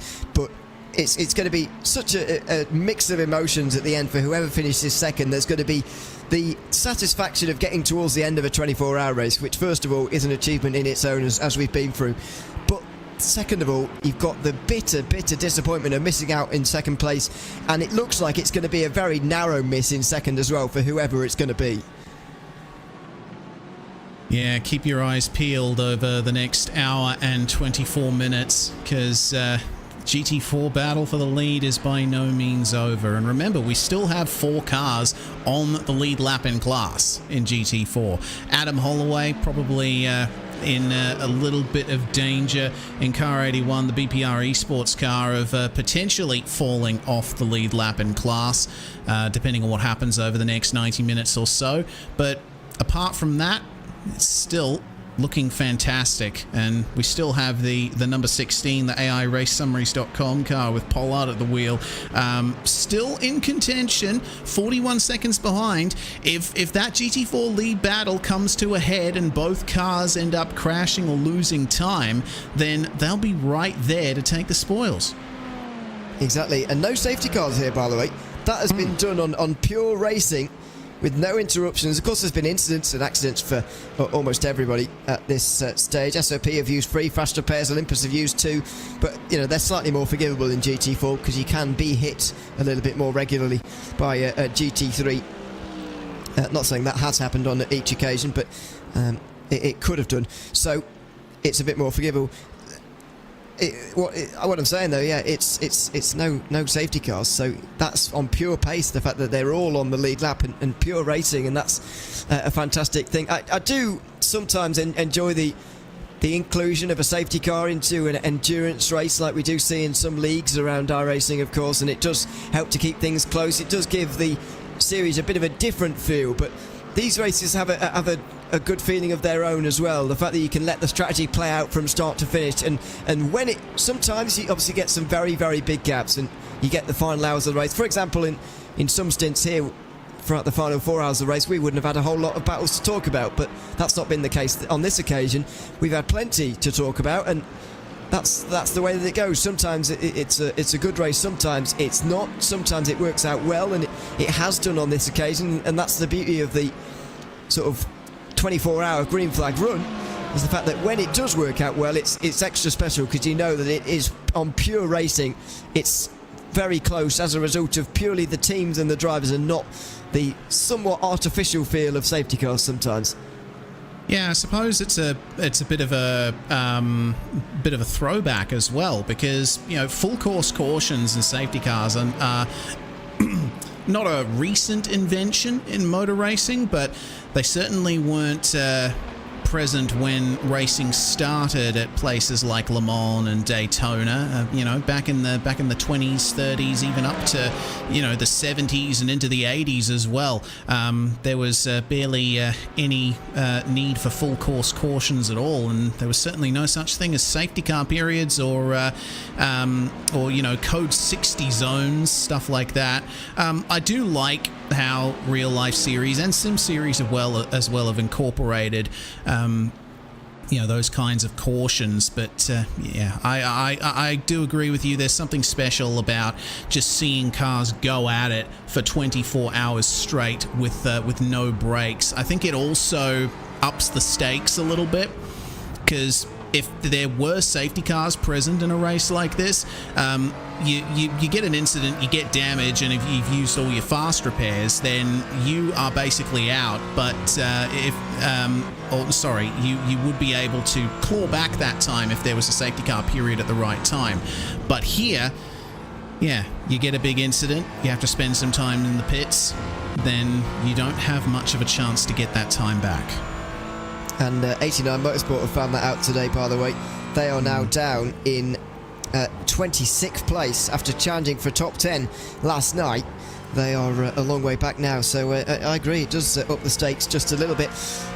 And I do feel that different series across both sim racing and real life should sort of, not all get, there's not the right answer, is what I'm trying to say. The right answer is not always to have green flag runs from start to finish in every single league and series and race ever, and it's also not the right idea to go with the safety car idea either.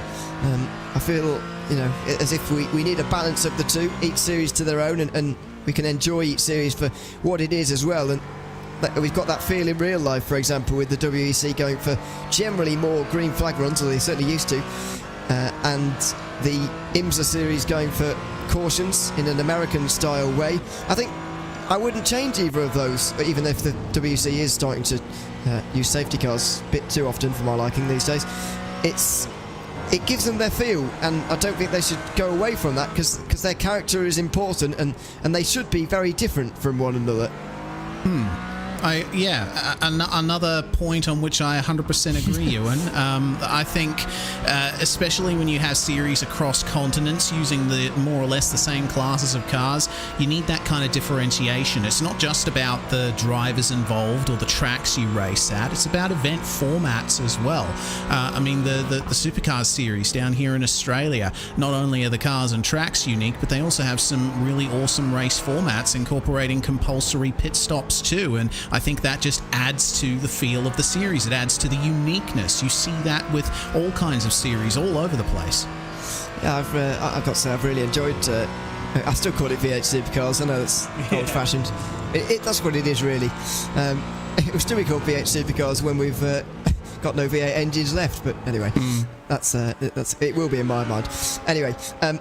I've really enjoyed V8 Supercars this season, I've got to say. I think it's been the best season for a while. I don't know if you would agree or disagree with that, but sometimes it's been missing a championship finale ever since we had, was it 2017 or something? Can't remember. The first Newcastle race, I can't remember which year that was now. It was a while ago. Ever since then, we've kind of been missing a really great championship fight until this season. Yeah, absolutely, and I think it was awesome that Brody Kostecki came away with the title there. It really is fantastic, the pool of talent that Supercars has right now, and I certainly hope I get the opportunity to drive the Gen 3 cars on a sim very shortly. And like you say, yeah, I think it is still V8 supercars in the minds of many. And I don't know, maybe once the V8 engine is finally gone, we can call them V6 pretty good cars. I don't know. I don't think that's quite as catchy, but but that may well be more accurate as to what it actually is. And by the way, good to see a driver win a major motorsport championship who also is a avid sim racer as well, an avid iRacer, which we always like to see. We've got Max Verstappen in Formula 1 doing great things, of course, and whatever you think of him on the Formula 1 grid, I think we can all appreciate, all those iRacers appreciate that he takes part in his fair share of sim races. As we see an incident, unfortunately, for Quartermass Motorsport, that's pretty important for the battle for 22nd. Sorry, not 22nd. It was a battle for 27th at the time. They were catching driving Miss Daisy, but no longer. They're now behind by 4 seconds or so. Yeah, I always like to see someone who is so prominent in the real world of motorsport here on iRacing as well, and that goes for Max Verstappen, as I say, and Brody Kostecki as well, who I've commentated on before. Has done plenty of racing in and around sim racing, and yeah, hopefully that continues now with his real world success as well. You can just tell these guys really enjoy racing, and that's exactly what I want to see anyway. Yeah, me too. I love, especially in the last few years, how many real-world drivers have jumped on to the sim world and really, shown that we can intermingle these two worlds of motorsport. And just coming from an Australian perspective, I think it's really cool that drivers like Shane Van Gisbergen, Scott McLaughlin, Richie Stanaway, and Brody Kostecki, who all race or have raced in supercars, they were among the earlier adopters of iRacing, at least the first three. Brody Kostecki came on a bit later, but all the way back in 2011, 2012, when we first had the Ford Falcon on the service, you saw Scotty Mack, SVG, and Richie cutting laps, and I think that's a really cool thing to think about. I think that's fair enough to Brody, though. He's a bit younger than the others, isn't he? Oh yeah, quite a bit. So, he might have been a child at the time, I don't know. I can't remember how old he is exactly, but yeah, he was probably a bit young on the young side. Do you see what Scott McLaughlin said? I know we're going a bit off topic here, but that's okay. We've got a bit of time for the moment until the final pit stops really do transpire, and we'll get back to the race properly. Do you see what Scott McLaughlin said after the Sebring 12 hours? Here's Team Radline, unfortunately, have another spin at Village and the Loop. That's the second one they've had in the last 20 minutes or so, with John McCutcheon at the wheel. Scott McLaughlin said on Twitter, as it was called at the time, after the Sebring 12 hours, that iRacing actually helped him with traffic management. Obviously, it doesn't give you everything. You've got to do the real life practice as well, but he said he could definitely notice similar patterns happening and similar things. He noticed himself thinking about similar things and drawing on that practice he'd had in iRacing when in the real world Sebring 12 hours. Yeah, I think the interapplicability, I suppose you could say, is another big plus for both sim racing and real world racing. If you started off racing in the real world, you can apply the same philosophies to your driving in the sim and vice versa. I think that's a fantastic thing to see. All right, let's get back to the race just a little bit. John McCutcheon then in the Radline car is 15th and is quite a long way now back from the rest of the field in those battles he was those teams he was battling previously. It's Patrick Faulkner he was chasing, 53 seconds now adrift. Thankfully for McCutcheon, I think they'll still be okay to hang on to their place, but at the very least now they won't be able to move forward any further in the day. So we'll see about that. We've gone to Philip Ansell here, though, in the Kimura Racing Mercedes. Now, they're about halfway through their stint. closing on their final stop, but Altitude Esports are being caught. Another half a second was closed on that last lap. Ansel versus Mark McCutcheon it is on this occasion, and this is the fight for 4th place inside the top 5. Maybe there's some changes to come here in GT3. Yeah, potentially. I love how competitive this race still is. We still have an hour and 13 minutes, maybe a little bit less, remaining in this event, and still plenty of changes coming up here. But we see the number 52 Mercedes still trying to potentially get a lap back from this Lamborghini up ahead of them. There's still plenty of issues making your way around traffic. Evidently, well, is the GT4 a team car, or was that a little, hey, be careful of your passing? I don't think... well, I'll have a look, but... there is a Kimura Racing, and it is an Aston Martin, so I'm going to guess yes, that is a team car. A little hi, hello, friendly, g'day, mate. Well, hopefully, because if not, then it's inter-team drama, which is not ideal. They don't actually look that similar, do they? There's a bit more orange on this Mercedes, which has slightly stumped me there, but yeah, Hansel made his way through, and it looked like it was a friendly flash of the light, so that's all good. Apologies if you heard the siren in the background, by the way. I'm not being arrested. I don't think it. I don't think it picked up, but I saw myself light up and getting concerned. Anyway. So that's fine. Ansel through then, and has a lot of traffic between himself and Mark McCutcheon here. Another 2/10 of a second gained from the Kimura Racing Mercedes here. I think this is going to be a long chase from here, especially with the amount of time he's gaining per lap.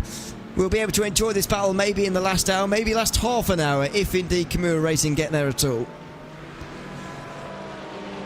Yeah, here's hoping. Anything can happen in half an hour of racing. We've certainly seen that a few times in the time we've been on together, Ewan. I mean, there was the absolute flurry of penalties, and then the drama over the drive-through penalty for the number 50 GT4 car. This race has certainly not been short for drama. No, although an hour and a half has passed since the last protested incident. That's not to say that's the last incident. So Quartermaster Racing, or Quartermaster Motorsport, I should say, off the road recently. That was at Farm just before Village, and then at that Village, John McCutcheon was hit into by someone else, and that's happened twice now in the last half an hour. So that's not ideal. Side by side. Oh, and there's an incident for you. Off track, yeah, and side-to-side contact as well. I'm not sure where that Lamborghini is running. It looks like one of the front runners, maybe. It's the number 19, third place. I thought Ethan it might Critch. be. I thought it might be. I didn't want to suggest it for the drama, but that's exactly why they're not too eager to let them through, because it's their teammates they're protecting. Yeah, their teammates, they are trying to protect them, but oh goodness, that looks to be some connection problems there for Ethan Critch. Actually, no. Ethan Critch is running in 4th place right now, not 3rd. Oh no, you are correct. They've swapped back around on the timing. Okay, evidently the tech issues are that bad that that RaceSpot's live timing is freaking out a little bit. Yeah, that's exactly what it is. It's because of the internet problems. Critch is 3rd, and McCutcheon is 4th, despite if anywhere else is telling you any different. And he's gone now. A spin right in front of the Kimura car, and another GT4 as well, which has to stamp on the brakes to get out of the way. And Ethan Critch goes around. They might be slightly concerned enough maybe to bring that car in very soon. He actually hit one of the Mercedes.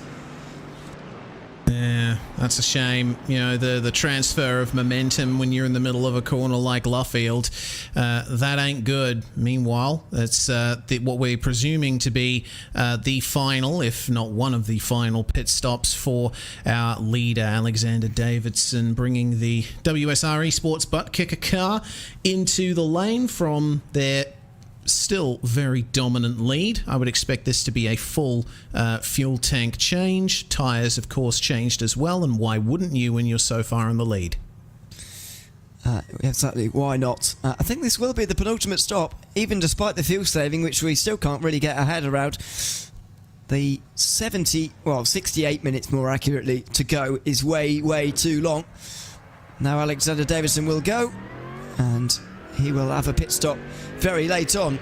That may mean that he wins by only 1 lap or 2, but not 2, but that really does matter at this stage. And to be fair, Andrew Dawson is going to be in the pit lane at the end of this lap, so at the end of the day, does it really matter? Because he's going to have a 2-lap lead anyway as well. Not that that matters in any way. They are still winning the race, so still can't get my head around it. But Davidson is not going to have saved enough fuel to do this on just 1 more stop. He will be down in pit lane again before the end of this race.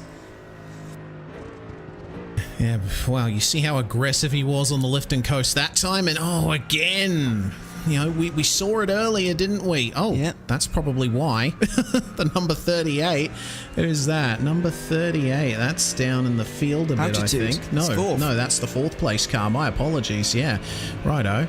So, I mean, it's not the first time we've seen a little kick out of the rear end of the leading Mercedes, is it? And it always seems to happen in that section of the track.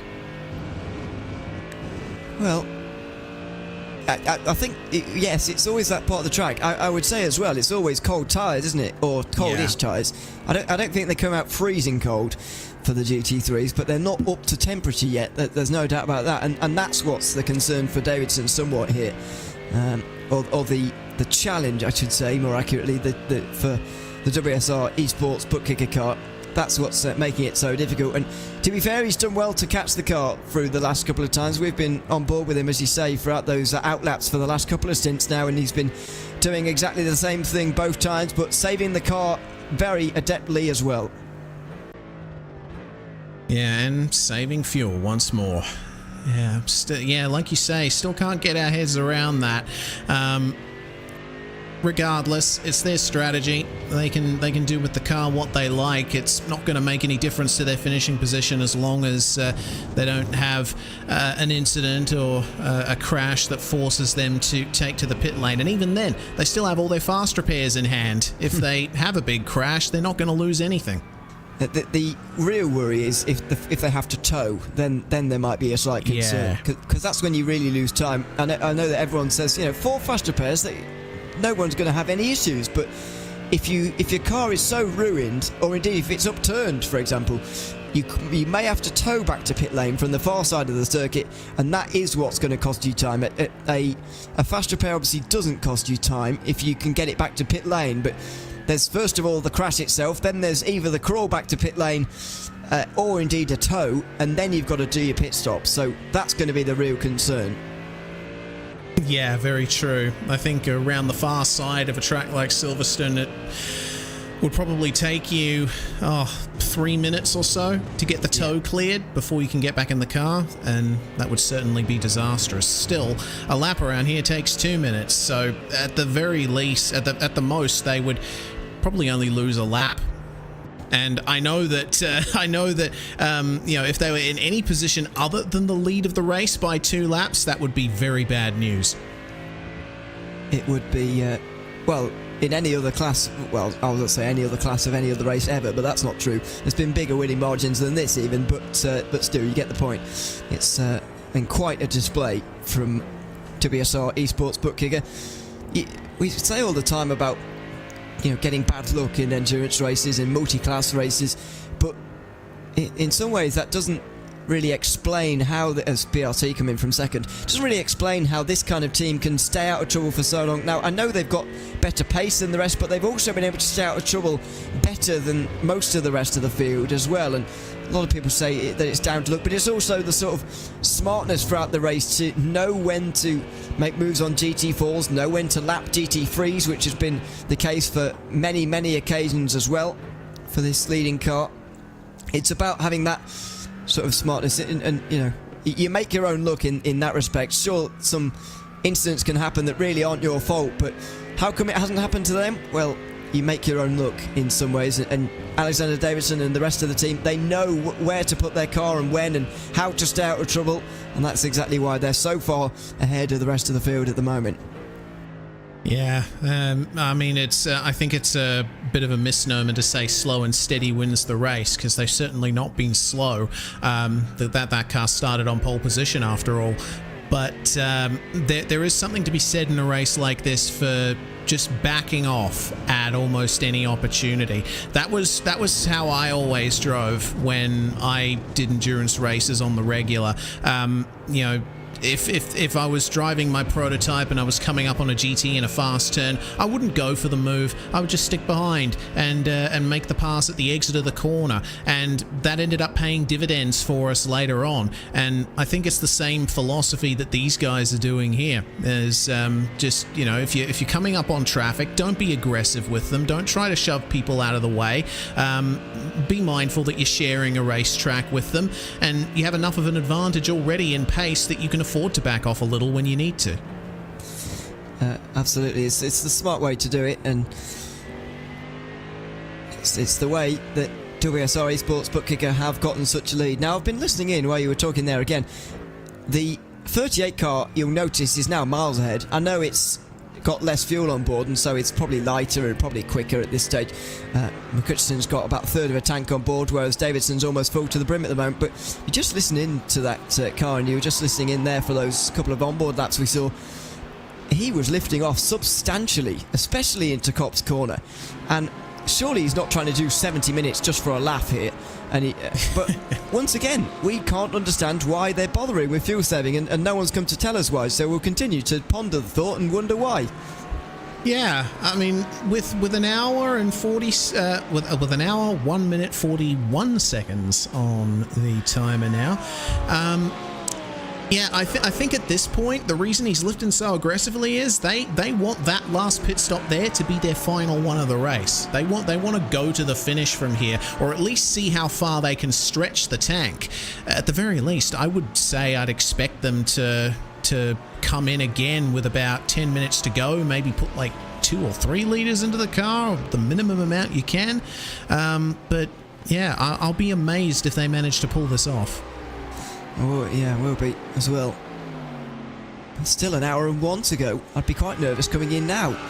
Anyway, the closest gap inside the top 10, by the way, is between Samsung Canaan Esports and 11 Temps Racing Team, although it's going to be spoiled pretty quickly. Will Chadwick is closing on Zach Rattray White quite substantially, but he's going to be in very soon. This is the 29th lap of his stint now, this most recent one, so he's going to drop back from that position, and he will be back in the pack again, probably back to a bit further back in 7th, but he won't lose a place to Gergely Consabo, who is driving the TSRC car, currently in 8th. They've got 1 stop remaining as well. Anyone who pits from now, I would say, in either of the categories can go to the end of the race from here. I think we're in universal agreement about that one, with an hour to go. And the seconds are now ticking away. Nearly 23 hours complete and 1 remaining. It's the final hour of the ButtKicker Britcar 24 Hours of Silverstone, and we still have a class win to decide. Is it going to be SOP Esports Racing Team Magenta, or is it going to be Olympus Esports Titan in GT4? That is the case. That is where we come into this final hour of the race. And well, I think we are still expecting a pit stop from both of the leading cars in GT4. It's a 10-second gap still between them. I think Daniel Sedgley has done quite well to hold on to it. It has been a smaller gap. I think, you know, when they came out of the pits last, the gap was about 4.5 to 5 seconds, right? So has been losing time steadily to Samuel Cairns throughout the stint, but probably not as much time as would really be a problem. It's still going to be a very close fight to the finish. Yeah, the gap's about doubled throughout this stint. Adam Holloway is in from 4th place. That should confirm the 4th place for BPR Esports here. They haven't really been quicker or quick enough to challenge those up further in front. As we were talking about earlier, the in-lap doesn't count because he's just done a 2 minute 7.6 in a GT4. That's not possible, really. So that's why the in-laps don't count here at Silverstone. So Holloway confirms 4th place. Sedgley 10 seconds behind. Now, the pit stop will be first required for Samuel Kearns. He's on lap 24 of this stint now. That still means he's about 6 laps away, so he could be quite some way away from those pit stops. So for now, we'll focus back in on GT3 and William Chadwick, to give him his full name. 11 Temps Racing looking for that 6th place, and they've caught up very quickly to this Samsoid car in front. Yeah, they certainly have. You can see him picking up the slipstream coming down into Stowe. Maybe had to have a couple of goes at the wheel on the way into the corner, but still looking incredibly quick. But there we go, into the pits he comes. That's a bit earlier than I was expecting, I've got to say, but Chadwick's in, and he may well hand the car over actually for this final stint, as Ethan Critch also makes his way down pit lane. These are the final stops, as I mentioned earlier. You can fuel up and go to the end from here with a new set of tyres as well. Or is it a drive-through for Chadwick? He's not exactly down on the apron. Oh, he will slow down. Oh, no. There we go. Normally people just drive down the apron without a care in the world. But I know it looks unrealistic, but they do it anyway.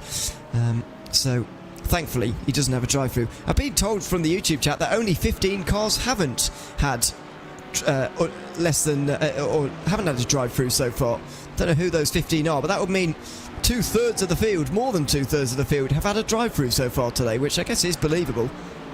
Yeah, I think so. I mean, with how easy it is to get off tracks here at Silverstone, and you add spins, that's loss of control, 2 incident points, and any car contact that spins another car gets you 4 incident points for both cars involved in the incident.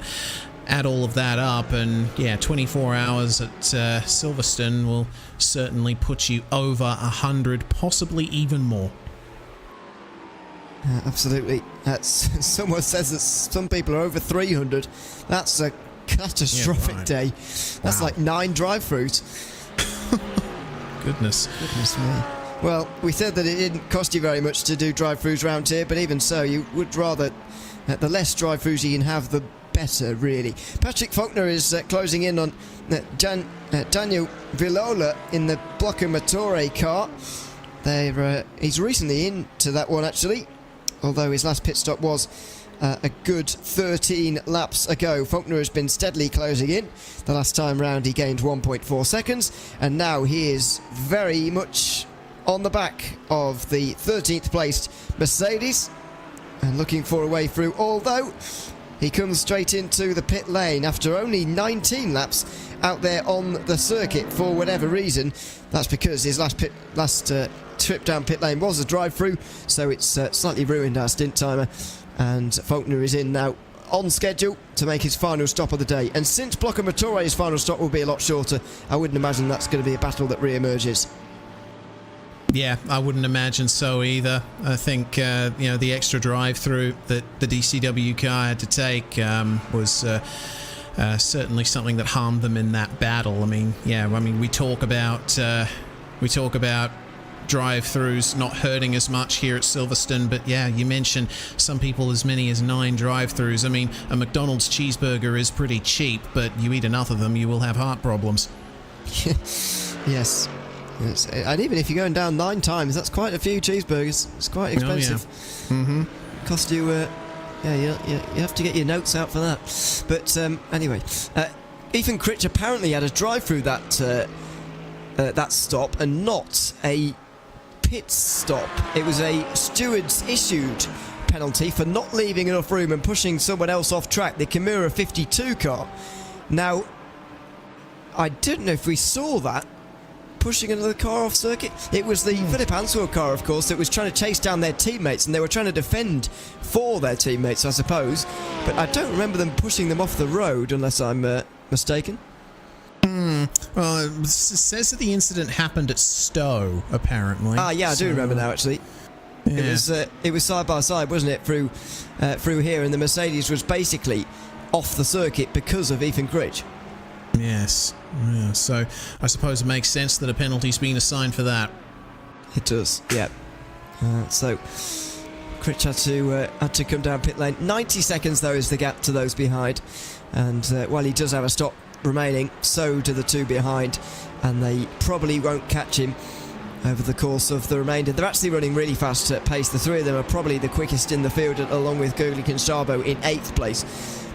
They're all very fast and all pretty close together as well. Patrick Faulkner has come out behind John McCutcheon here, and this could be a battle for the next half an hour or so, because Faulkner is 1.6 seconds behind, although McCutcheon was catching Faulkner earlier on in the race, if you remember. It was the other way round, so maybe McCutcheon will be able to just take this gap and extend it rather than see it close to a battle. Yeah, there is great potential for that. Let's see what the interval is like here on the way down into Stowe. Seems like, at least on the entry, Faulkner is gaining a little bit here in terms of position, but the GT4 is certainly not going to help that. Regardless, out of the corner they come, and still looking all right, this DCW Audi, both of them. I think it's been a lovely clean race from them. I haven't seen them, I mean, obviously I haven't seen the whole race. I've only been here for the final 4 hours, but I haven't seen any hint of them being involved in incidents or having big issues with contact with other cars. It's been a lovely, easy race from them, at least from the outside. I'm sure it's very different when you're inside the car. It may well be. It often seems a little bit more difficult than they make it seem, if you see what I mean. It's they're quite good at hiding that kind of thing. So gap remains at about 1.5 seconds. It is the closest battle out there on the circuit, but I don't see it going the right way for the neutral in terms of we want to see the two of them fight, of course, but I don't think that is going to happen on this occasion. So I'll be waiting for those final stops in GT4, which I think is what we're going to be looking forward to next. They're only a few laps away. Samu Kearns is on his 27th lap now. And by the way, Bartek Selinski is now into the 89 Motorsport car, which has had another really long stop. They've been in for 5 minutes now again, and they've gone from challenging for a top 10, as I said last night, to now 19 laps off the lead.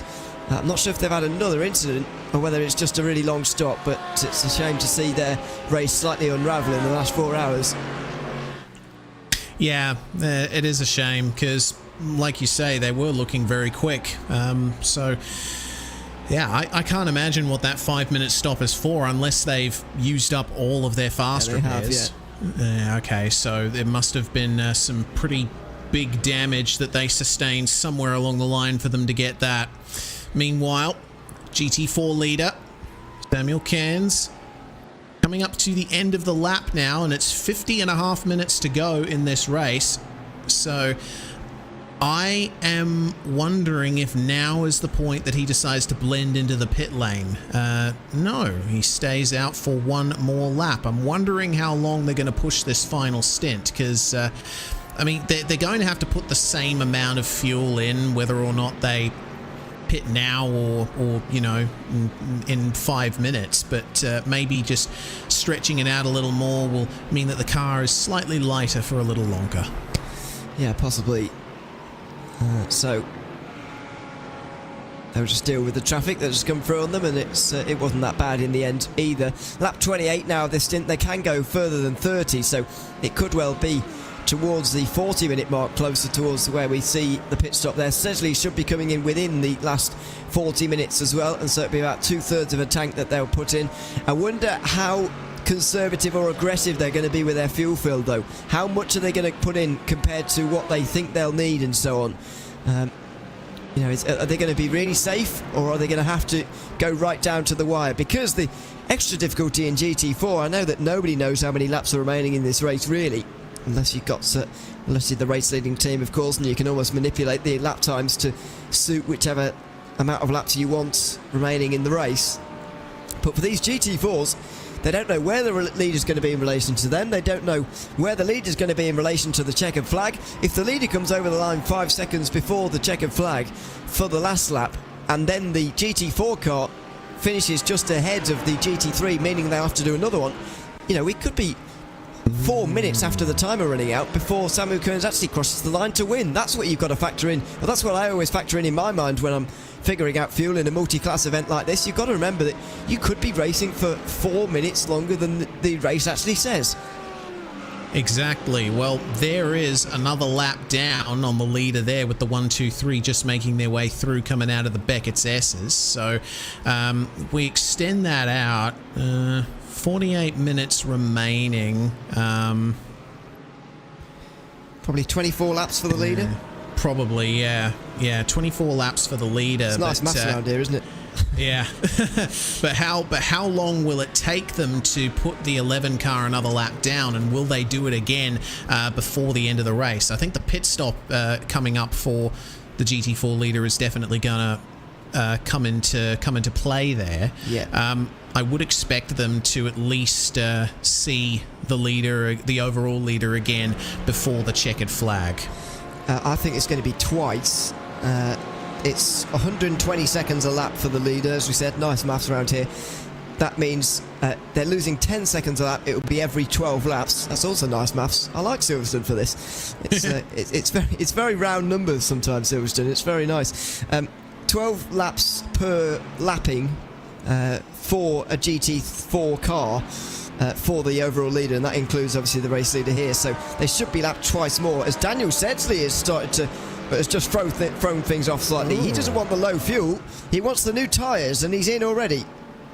All right, so maybe this is going to force a response from the number 11 in the lead. Who knows? We shall see, as Sedgley is actually exiting the pit lane now, as pit stop is already complete, and back out onto the racetrack he will emerge in third place, but that will become second when Mikey Pollard brings the number 16 AIRaceSummaries.com car into the lane, we presume very, very soon.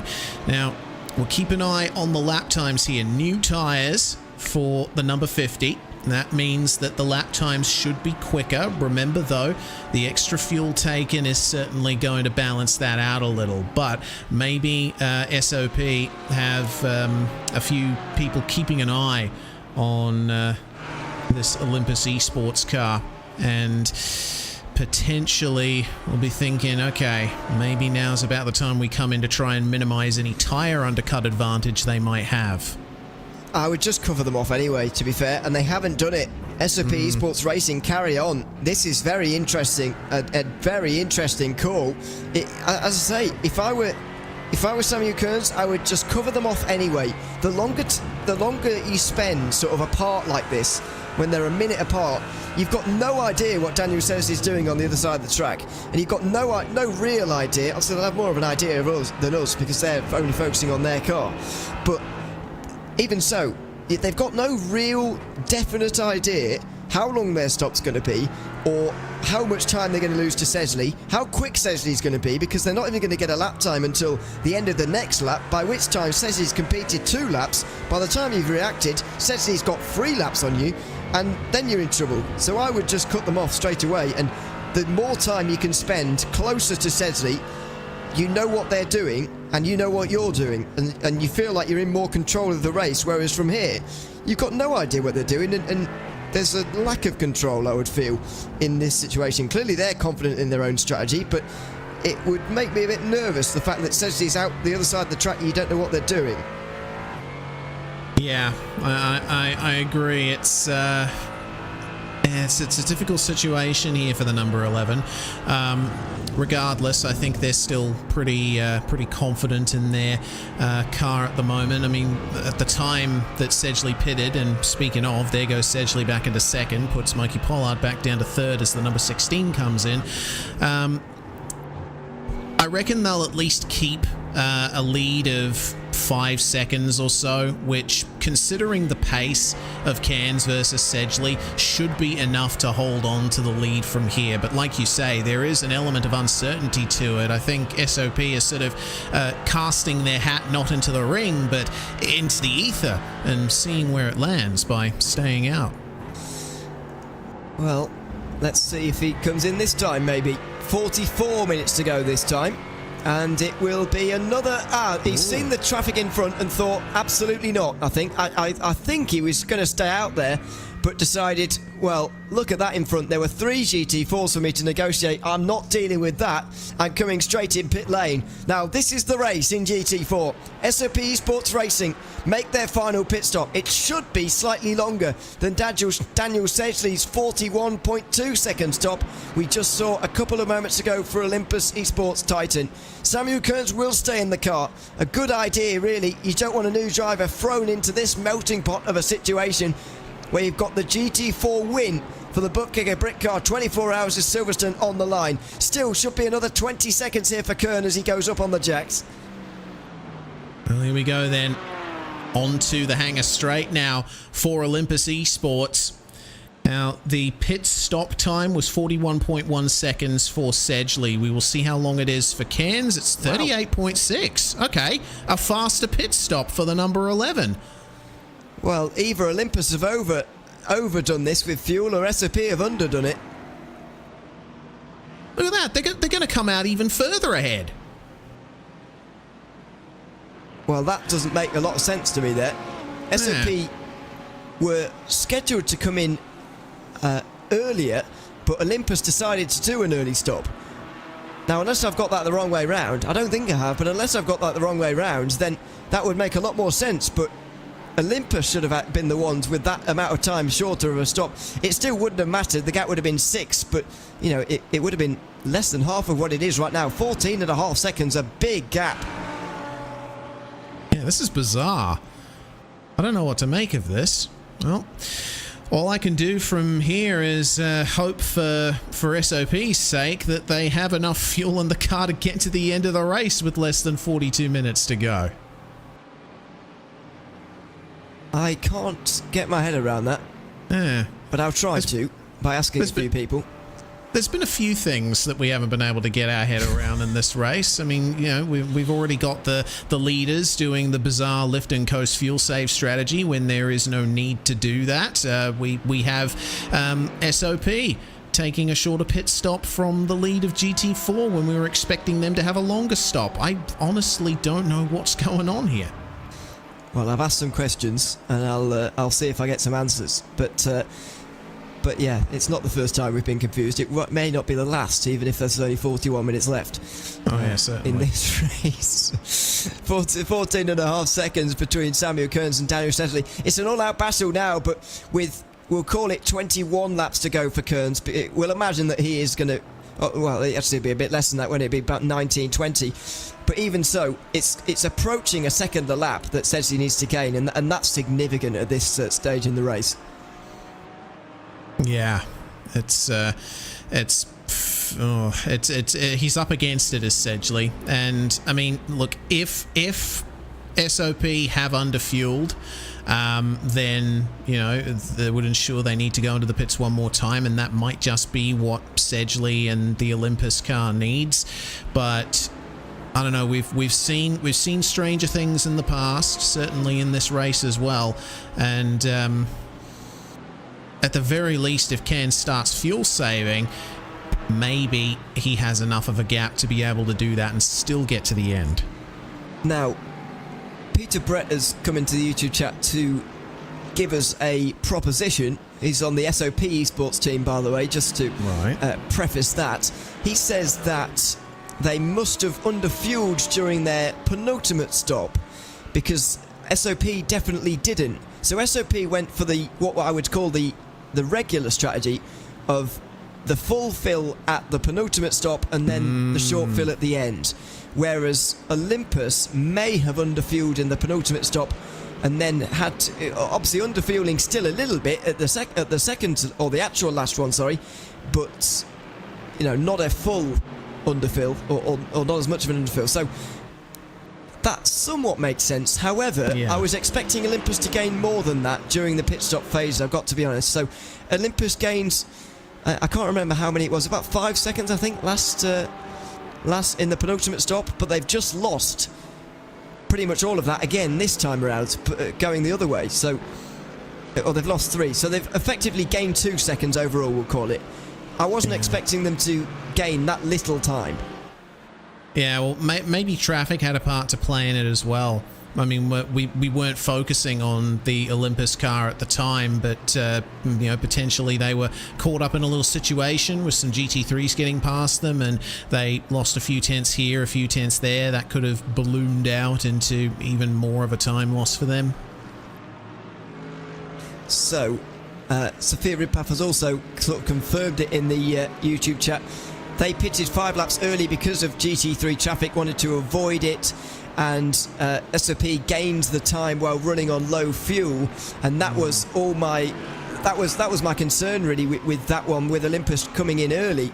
So it wasn't under fueling, it was actually speed on the track, as you pointed out there. SOP were able to run on that low fuel, and low fuel is very important in this car, as it turns out, in these cars, I should say. We've learnt over the course of this race, or I've learnt, it's very important to stay out there as long as you can. It's not like some other series where you want to get off the old tyres as soon as possible. You actually want to stay on them and use the low fuel and the lack of weight. Yeah. Sounds like GT racing to me. It's certainly it's so much fun trying to pick apart strategies and predict what will happen at the end of this race. It's part of the reason why I grew to love doing commentary as much as I do. There's so much going on in a race like this. There's so many motivations behind what every single car does here, and they're not just competing against those around them, they're competing against everyone else at the same time, competing against the track too. I mean, we've seen that many drive-throughs for exceeding the incident limit. Like I said before, this race has had certainly a lot to think about over the course of the last 23 hours and 24 minutes. Yeah, we've still maybe got one more twist in the tail as well before the end of this race. Closer battles out there on the circuit include one for the last spot inside the top 10 here between Team Loose Spurwing and Team RedX.com Academy in the 701. Dominic Hamada has been doing pretty much the entirety of the last portion of this race, and now he's catching up to Edward Hope in the number 10 car, which is in 10th. It's an all-Ferrari battle. The gap is at 5 seconds, and on the last lap Hamada gained a good half second. We'll get another view on lap times at the end of this one, of course, but there it is, 4.5 in fact. It closes through Maggots and Beckett's. We may well have a swap inside the top 10 here in GT3. I think this may be the last swap inside the top 10 in GT3, if all things being equal at this stage. That's as long as Remy Gilbert can get to the end of the race at Sim Dynamics, although there's question marks over that. We'll see if this gap can close. 4 seconds or so at this stage is not bad. It's relatively close, and maybe Hamada will be able to get there in time. Well, I mean, you saw how much it dropped there on the way into Vale. It does raise a little bit now, but even when it was like 5 seconds at Maggots and Beckett's, it's now down to 4.2, approaching 4.1 coming into Abbey. So Hamada is putting the hammer down, as it were.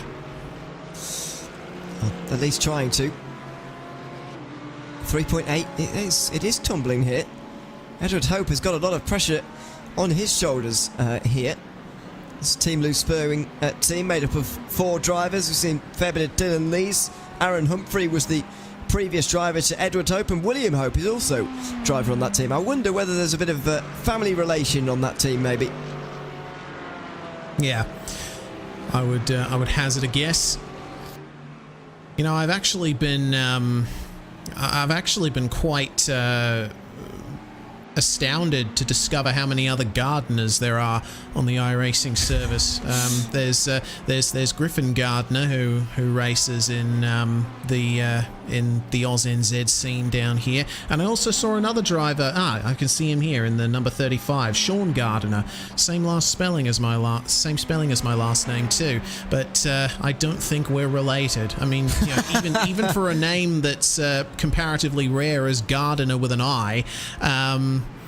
You think maybe there's a chance, but you can have the last name of someone and not be related to them, but I think if they're both driving the same car, then they're definitely of the same blood. Hugo Louis making it absolutely clear that we don't think Sean Gardner is related to Reitz. There is We don't think, at least. There we go. So well done, Hugo, on that one. By the way, you would think somewhat that because my name's so common in Ireland, my second name, that I would see a lot of people with my last name, but I really don't. Yeah. So that's a bit odd. I did see someone with my exact name though at once and have to commentate on them, which was especially weird, actually. Commentating on what looks like yourself with the same spelling and everything, but Yeah, wow. but it wasn't me. It was. I can't it was imagine just how very- much of... It was an awkward hour and a half. Yeah, I can't imagine how much of an out-of-body experience that would have been. Yeah, it was odd, but there we are. It happens. It's bound to happen at some point, I suppose. There's Alexander Davidson again. Still don't know what he's doing fuel-saving wise now, whether he is still backing off so much. By the way, inside the top 10 as well, we've just seen Tim Perry get in for Ethan Critch. He's got the pleasure of finishing a 24-hour race and driving the last 35 minutes, which I'm sure will be an absolute pleasure for him. Yeah, certainly. It's always nice when you can bring a car to the finish, and in a podium position at the moment, no less. Touch wood, don't want to commentators curse the Altitude Esports guys, because they've certainly driven a fantastic race and would deserve this result. I mean, you know, third and fourth on the road at the moment. Perry in the Lamborghini, Hutchinson in the Ferrari, number 38. This is... no, sorry, an Audi. The other car is an Audi, I believe.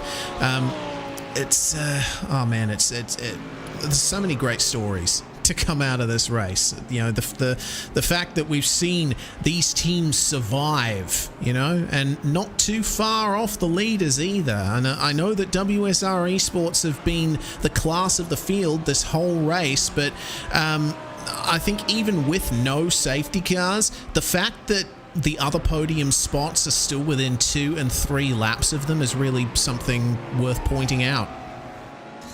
Yeah, absolutely.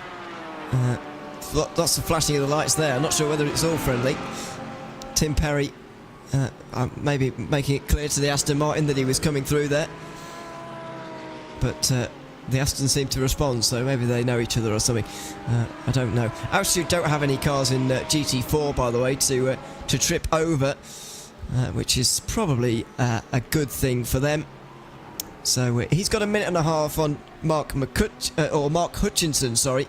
Getting mixed up with him and John McHutchinson, which is tricky. But anyway, Philip Answell is trying to catch up to that Altitude car, still hovering around 10 seconds. He seems to take one step forward and then one step back. Does Philip Answell. He is still hovering at 10 seconds. I think he's going to run out of time to take that 4th place for Kimura Racing, who are going to be pleased with 5th place. Saw someone from their team in the YouTube chat earlier saying that how pleased they were to be battling up with these kind of teams like Altitude and Samsung Canaan Esports and all these other teams. They're very pleased to be in 5th place. Looks like they're just going to miss out on 4th though. Yeah, looks like it. Gap's still at about 10.7 seconds in between the two of them. Now down to 10.3 and now under 10 as my...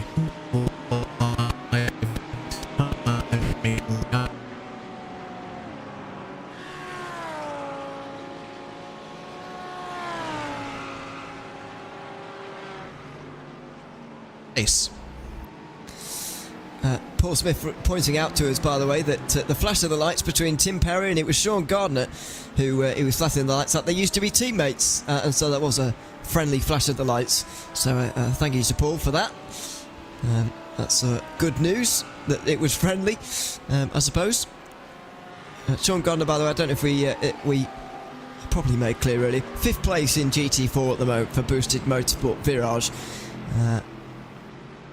In GT4, he's driving the best placed of the Aston Martins, which I guess is an accolade that they will take. There's Alexander Davidson again, running still in the lead of this race, and further back, that gap 3 seconds. Dominic Hamadera has closed in to Edward Hope. 3.2 is what I'm reading at the moment. I think there could be a bit of a grandstand finish between them with half an hour to go. Reckon, by the way, that we'll have 15 laps to go, including the one that we're on. However, we believe that Davidson has got a splash to do in about 20 minutes, so that could throw things off ever so slightly. Yeah, will it be a splash is the big question, because they have been driving that Mercedes like there's an oil crisis going on. There's the amount of lifting and coasting this team has been doing. It still boggles me. But maybe you suggested somewhat sarcastically that maybe they were doing it just for the fun of it. I think that's actually what's going on.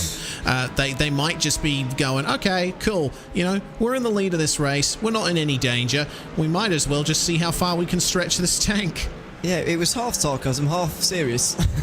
Yeah. Because as I say, as was at the time, it's not my idea of fun, but it may be to them. So you could be right. It could be a serious notion, and I really saw that as well in the opening laps of this stint as well. They were lifting off so much, but then again, he's still in the low 201s. He's not going slowly, so I would expect the amount of fuel saving he'd have to be going a bit slower than what he is currently to manage it. 14 to go if we're counting down in that way.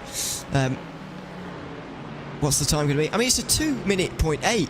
It's not slow by any means. No. Surely he can't be saving the right amount of fuel at this speed. Maybe they're just showing off. I don't know. We can lift and coast and still be the fastest car on track. Well, it certainly would be a bit of showing off, and if that is the case. Will Chadwick with the fastest lap on that last time around, by the way, 1:59.7 is actually still a second away from their best lap times, but you'd imagine the best lap times were set some time ago. That was quite close into Brooklyn. I just thought the yellow submarine car was going to go straight into... and it has spun around. It has. That's the quickest commentator's curse I've ever heard. Wow. Well, I just saw the future clearly. What was that, half a second? Less. They've gone down the inside, and there was not... Well, if a GT3 did that to a GT4, I think plenty of people will be up in arms about that. So Redix have kind of done that to it themselves by the looks of it. Yeah, once again, it's still the GT4 that ended up spinning. Yeah. Seems like the transfer of momentum just doesn't favour the GT4 in a situation like that. It was Red X, by the way, not the yellow submarine car, despite the yellow livery. So that's stumped me there slightly. But a spin around in a slightly self-spun incident, if you like. Gap at the front of GT4, by the way, is 17 seconds. It doesn't look like we're going to get a fight between those two at the front of the class. SOP Esports Racing look like they've managed this race very, very well. And who would have thought that about 3 hours ago when they got involved in that incident coming out of the pit lane for the third last time, I think it was. Or was it fourth last time? I think it must have been fourth last. They were hit, of course, by one of the GT4s on the exit of pit lane. They got damage. They were crushed in on by Olympus Esports, who not only spun around twice, they also overtook them and served a drive-through for one of those incidents, and still were ahead of them at that pit stop phase. Who would have thought the SOP Esports would recover from that to be leading at this stage in the race by more than quarter of a minute? Yeah, I wouldn't have thought either. Considering, we saw that smash, and we saw that the driver of the number 11 at the time was having a lot of trouble getting back up to pace. I thought, okay, it might well be in the hands of Olympus here, but I think SOP have come back from that in such a wonderful way. I mean, full props to them. There's one of the best recoveries I've ever seen. I just love those races where the sort of win probability, if you like, of each car just goes up and down, and the most likely winner goes from one car to the next. And I understand that this battle has been between only two, but that's all you need. That's all you need. Two cars to be, at one point, as you say, we would have been expecting Olympus to win, then it went back into the hands of SOP Esports Racing. As I went to bed last night, I thought Olympus were going to win by at least a lap, to be honest. But they had incidents overnight. They've used a few of their fast repairs now, and that's probably related to it. And now the win probability has certainly changed again. We go on board with Dominic Hamada now, as he looks for his way past the gate to the top 10. Edward Hope currently holding on to that one at the moment. A second and a half though, with 24 minutes to go. This race is probably about 20 minutes too long as far as the Team Lou Spurwing car is concerned. Yes, trying to protect the top 10 at the end of a 24-hour race, and well, they started in 8th spot, so I think they still have to have that honour to fight for. If they finish outside the top 10 after the race that they've had, they'll probably come away with it a little disappointed. But tell you what, considering how hard Hamada has been driving, I mean, last time we checked in on this gap, it was coming down to 4 seconds. It's now under 2. Well, it was for a moment there, but now hovering around the 2 seconds flat mark. I'm loving how hard Hamada's driving right now. You can see how aggressive the turn-in is on the car. Let's see what it is like into the hairpins. Nice and smooth on the way in, but when you come to the fast corners, you just see how much the front end of that car grips up. It's beautiful to watch. You don't want it to grip up too much, of course, but it does seem well balanced for the moment. That sort of even balance across the car. Not too much understeer, but not, you know, scary oversteer either. And Brooklands corner is the sort of marker of that as well. Not too much oversteer through here, although there is a bit of wheel work going on in the Ferrari. That's no surprise. Now into Luffield, taking the early apex and then tucking in for a late one as well to get that run off of the turn through Woodcote, which is not really an event in any car. Although you do want to shorten the distance as much as possible, get close to that wall on the right-hand side. Commitment at Copse Corner. High speed through here. You had to have a couple of goes at that. I see what you mean about the aggression at high speed here. He is would maybe be better served just one smooth action on the turn-in rather than having a couple of jabs at it like he did into Copse there.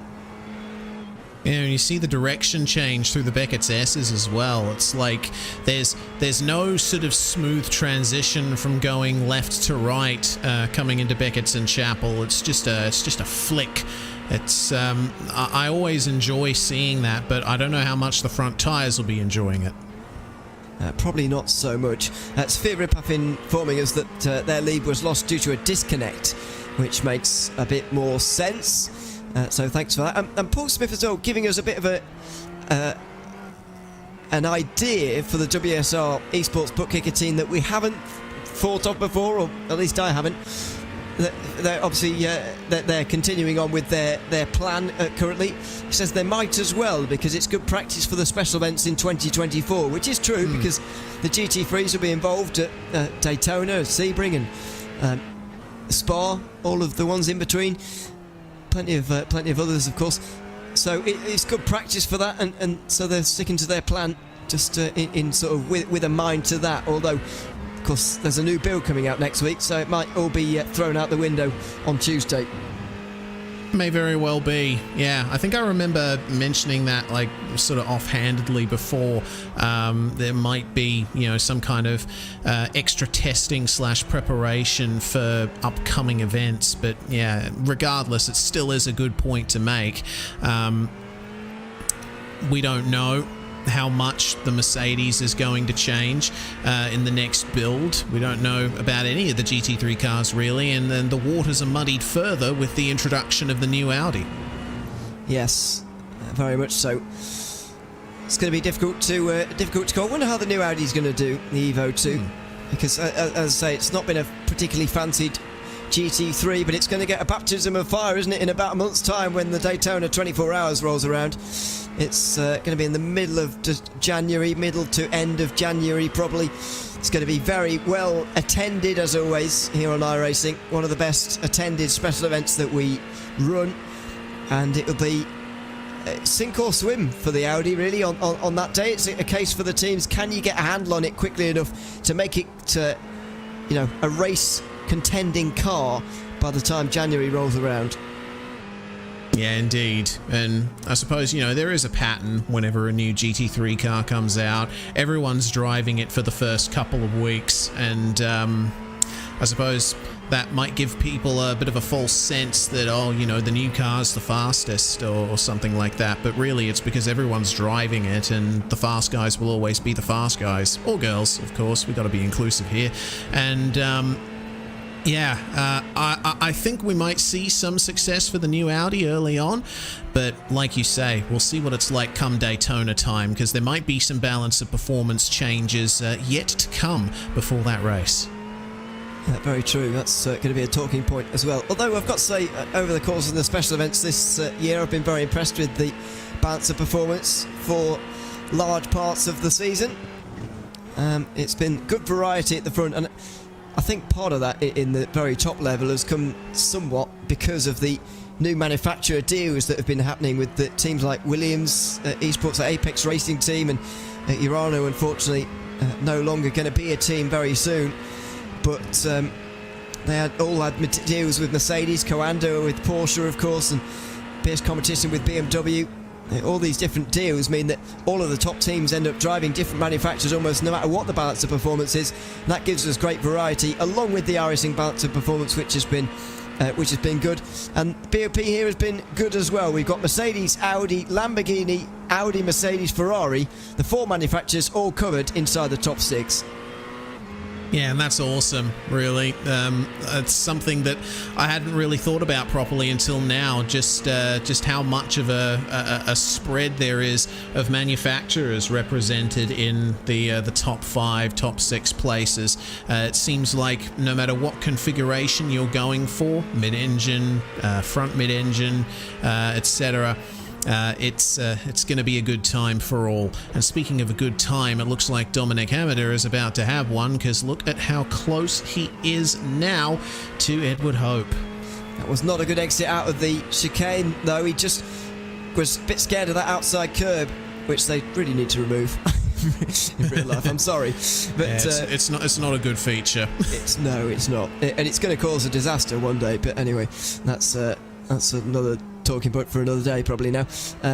Anyway, Hamada will be looking for his way past this Mercedes. It's not the Mercedes just up in front he's battling, by the way, just in case you were unclear. It's an all-Ferrari fight. We're on board with the Red X car, and we're chasing down the Team Loose Spurwing car, who we're on board with right now. One of the Mercedes in the middle here is not exactly pulling right out the way of Hamada, but at the end of the day, they don't have to. It's the 494 car that is in front at the moment. MRC team and Mark Jardine in 28th overall. Quite a few laps down at this point, but now there's 2 GT3s between Hamada and his rival. This is going to frustrate him, but he needs to get a bit closer and a bit more threatening to make this move. Yeah, he absolutely does. And of course, this being a 24-hour endurance race, there's really no real blue flag rules. I mean, it's expected that, you know, if a faster car goes for a move, you'll at least make room for them, but you don't have an impetus or a compulsion to let someone by. But having said that, up the inside of Beckett's he goes, and Hamada gets it done. Meanwhile, GT4, surprise, surprise. That was interesting. Very close. I thought there was going to be, or I thought the Mercedes was going to turn in there, if I'm honest with you. But thankfully, it was okay. So just one Audi in between the two of them now. It's the number 20 from the looks of that DCW Racing Egg, and Tom Weston has got half a minute in front and nearly a minute behind, and he'll be straight in pit lane because he's got some fuel to put in here. About 8 laps, and that's going to help Hamada greatly. Now there's no cars between the 2 Ferraris, and he can really set his sights on this top 10 position. Feels like there's a little bit extra on this battle now, because it is for 10th place, and the one that loses will miss out on this top 10. Exactly right. And you know, things are looking pretty stable for everyone else in the top 10 in GT3, so I doubt, barring any disasters, that the position they're fighting for will ultimately change. But let's see what Hamada can do in this section of the circuit. Remember earlier I was mentioning how aggressive he is on turn and in the high speed stuff. Will he be able to use that to his advantage here, or will the rough treatment of the front tyres come back to bite him? Another GT4 in between. One of the Porsche Caymans working its way round Luffield at the moment, and it's just going to disrupt Hamada's run onto this sort of long high-speed section right the way from Luffield here to the final chicane. It's very, very high speed, and there's the flash of the lights. I mean, how much is that going to do from that kind of distance? I can't imagine he'll be getting into the head of the Ferrari driver in front of Edward Hope. can't imagine he'll be taking much notice of that on that occasion. Yeah, I don't think so. And, you know, to bring my personal experience into it again, whenever I've had a car chasing me for position and they flash their lights at me, I just roll my eyes. Because it's like, really? That's all you can do? Well, yeah. It's a classic racing driver thing, isn't it? And there again, into Stowe corner, just trying to put them off. Especially in the daytime, it really doesn't make much of a difference at all. Maybe you can understand in the nighttime where it does make a bit more of a difference, but he's really going for it, isn't it? Into the final chicane, he's really giving his button a bit of a mashing at the moment into that corner. Over the line again. Should be about 7 to go, but we're unsure as to what WSR Esports are quite going to do just yet. I think what you brought up a couple of moments ago is probably coming true right now. He may have taken a bit out of his tyres that he's wishing he had left at this stage in the race. Well, that Aston Martin GT4 has certainly helped his case a bit. Gap is now under a second, but oh, you see that little bit of a whip of oversteer at the exit of Village. And oh, okay, was there a bit of contact with the GT4 on the exit as well? Things are looking a little scrappy here for Dominic Hamada, and it might have come at the worst possible time as oh, there you are, Ewan. Sorry, I misclicked and I've just moved myself completely out of the commentary booth. I was like, where'd you go? Apologies for that. Hamada, was just very aggressive on the way towards entry, and the way the car just slightly wiggled a bit. I don't know if anybody else felt the same as me, but it just felt like there was a slight bit of rear left contact with the Aston Martin. Obviously we couldn't see, but it just felt like from the onboard, it felt like we made contact with something. But clearly they've got away with it, and the gap is 1.2 seconds. Now a bit of free track, and they might be pretty glad about this. No cars between them, no cars looking up ahead by the looks of it either. Yeah, it's always a nice feeling when you get through a sequence of traffic and you have a nice clear track ahead of you. You're like, yes, now I can push, now I can really stake my claim for this position.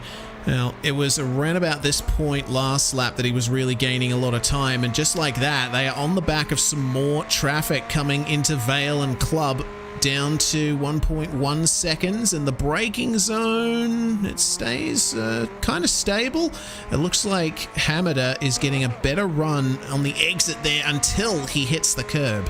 I see what you mean about that sausage curb, Ewan. Yeah, he's done that a couple of times now.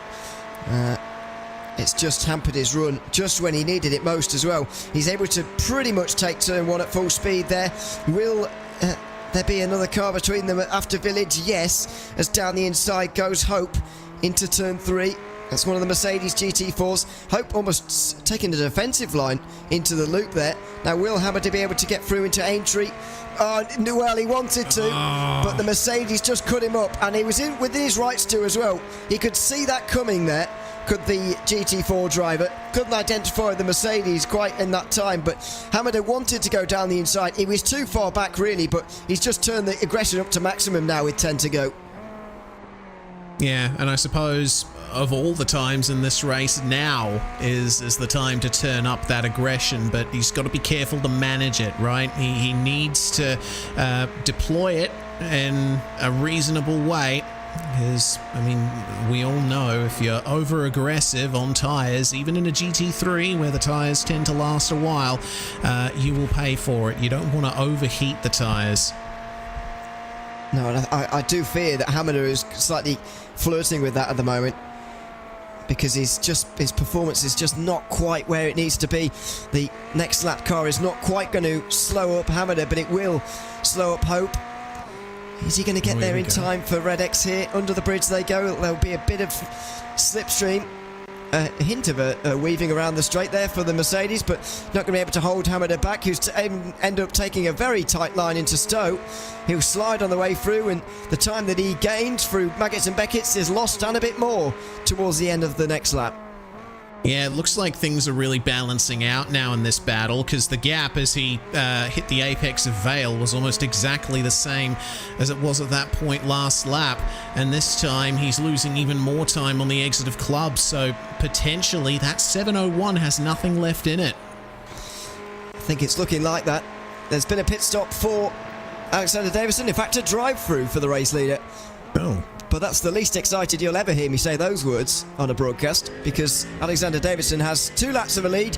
It wasn't even for fuel that time, but instead a drive-through penalty that clearly is required for WSR Esports. Well, at the very least, that time spent pootling through the pit lane will save them a little bit more fuel, as they've been doing for God knows how long. Keeping an eye on Hamada once more. Well, the gap's back under a second. Looks like he's had a good run through Abbey all the way out to Aintree, and now keeping it within 9/10 of a second on the way out of Luffield. Could potentially gain a bit more time this lap. We'll have to wait and see. There's potential, actually, for, you know, Hamada chasing down Edward Hope. Potentially Hope can see him coming and maybe is starting to turn up the aggressiveness of his own driving, and maybe that's costing him.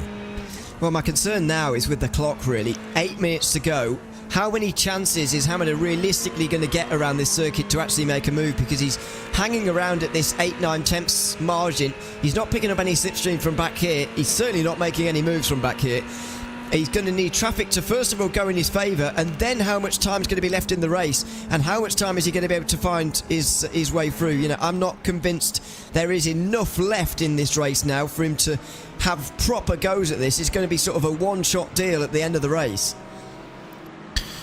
Yeah, having said that, this whole lap had no traffic from what I can see. It was a completely clear lap for these two drivers, which I think is a very rare event and something they were quite grateful for. A little bit of extra time to focus on each other rather than having to negotiate around GT4s and slower GT3s. Here we go, headlight flash back on. Now he's potentially close enough for that to do something. Into the loop they go.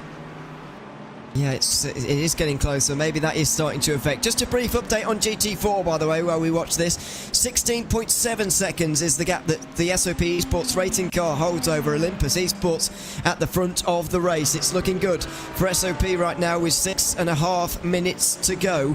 And there's quite a close battle for 7th place. 3 cars covered by 10 seconds. X-Racing Pink are holding on from Triple S Racing and TSRC, all covered by 10 seconds at the moment back in GT4. So those are the close ones in that class, but it looks like they're going to come to nothing with just over 6 minutes remaining. This certainly could... I can't even say my words. Could come to something, is what I was going to say. Through Cops they go. Will Hope be able to get past both of these GT4s before Maggotts and Beckett's? It's quite important that he does. And yes is the answer. For Hamada, the answer will be no, and he'll lose out even further.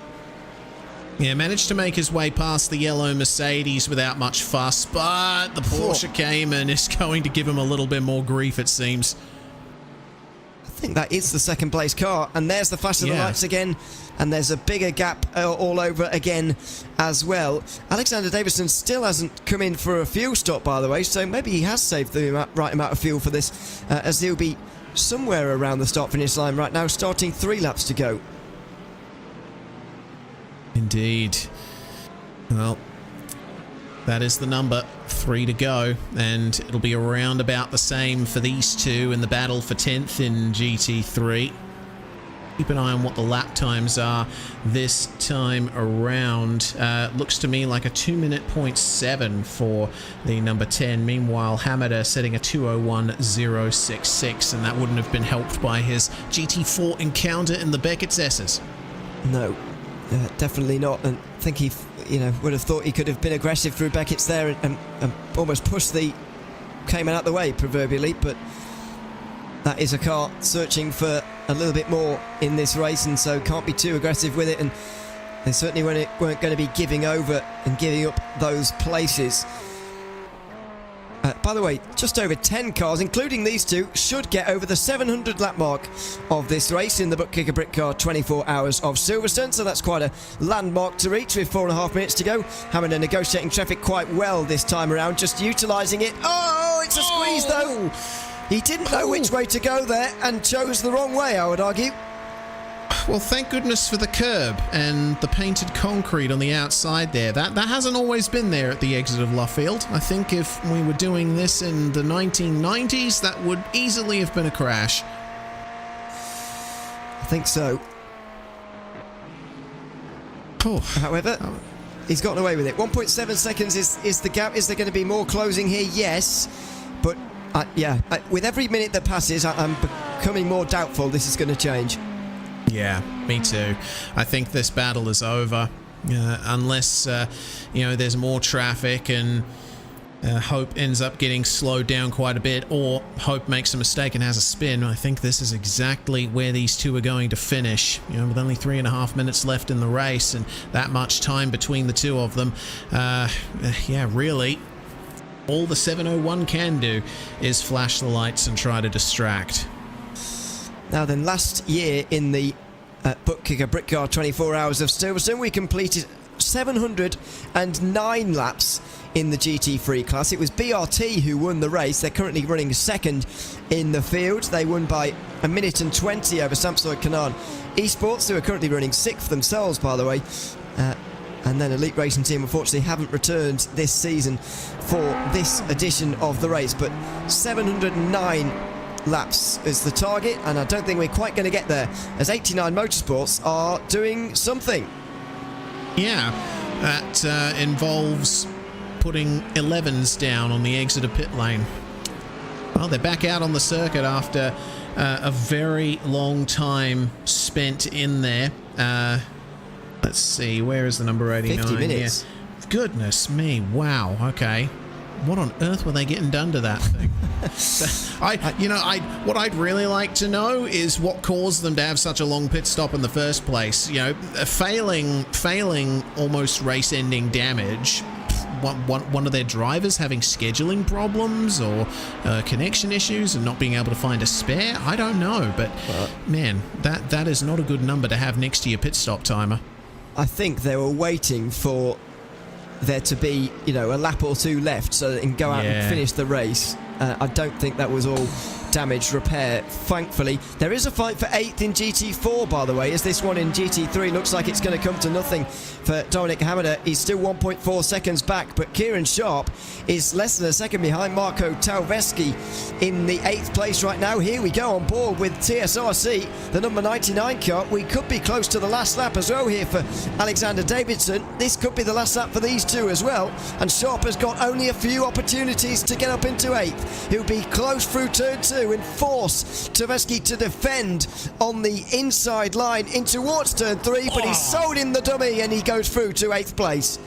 That was a beautiful move, but it's being fought. He has to get some room to the inside. Look at that. Beautiful stuff, but the traction is with the number 99 and they keep the position.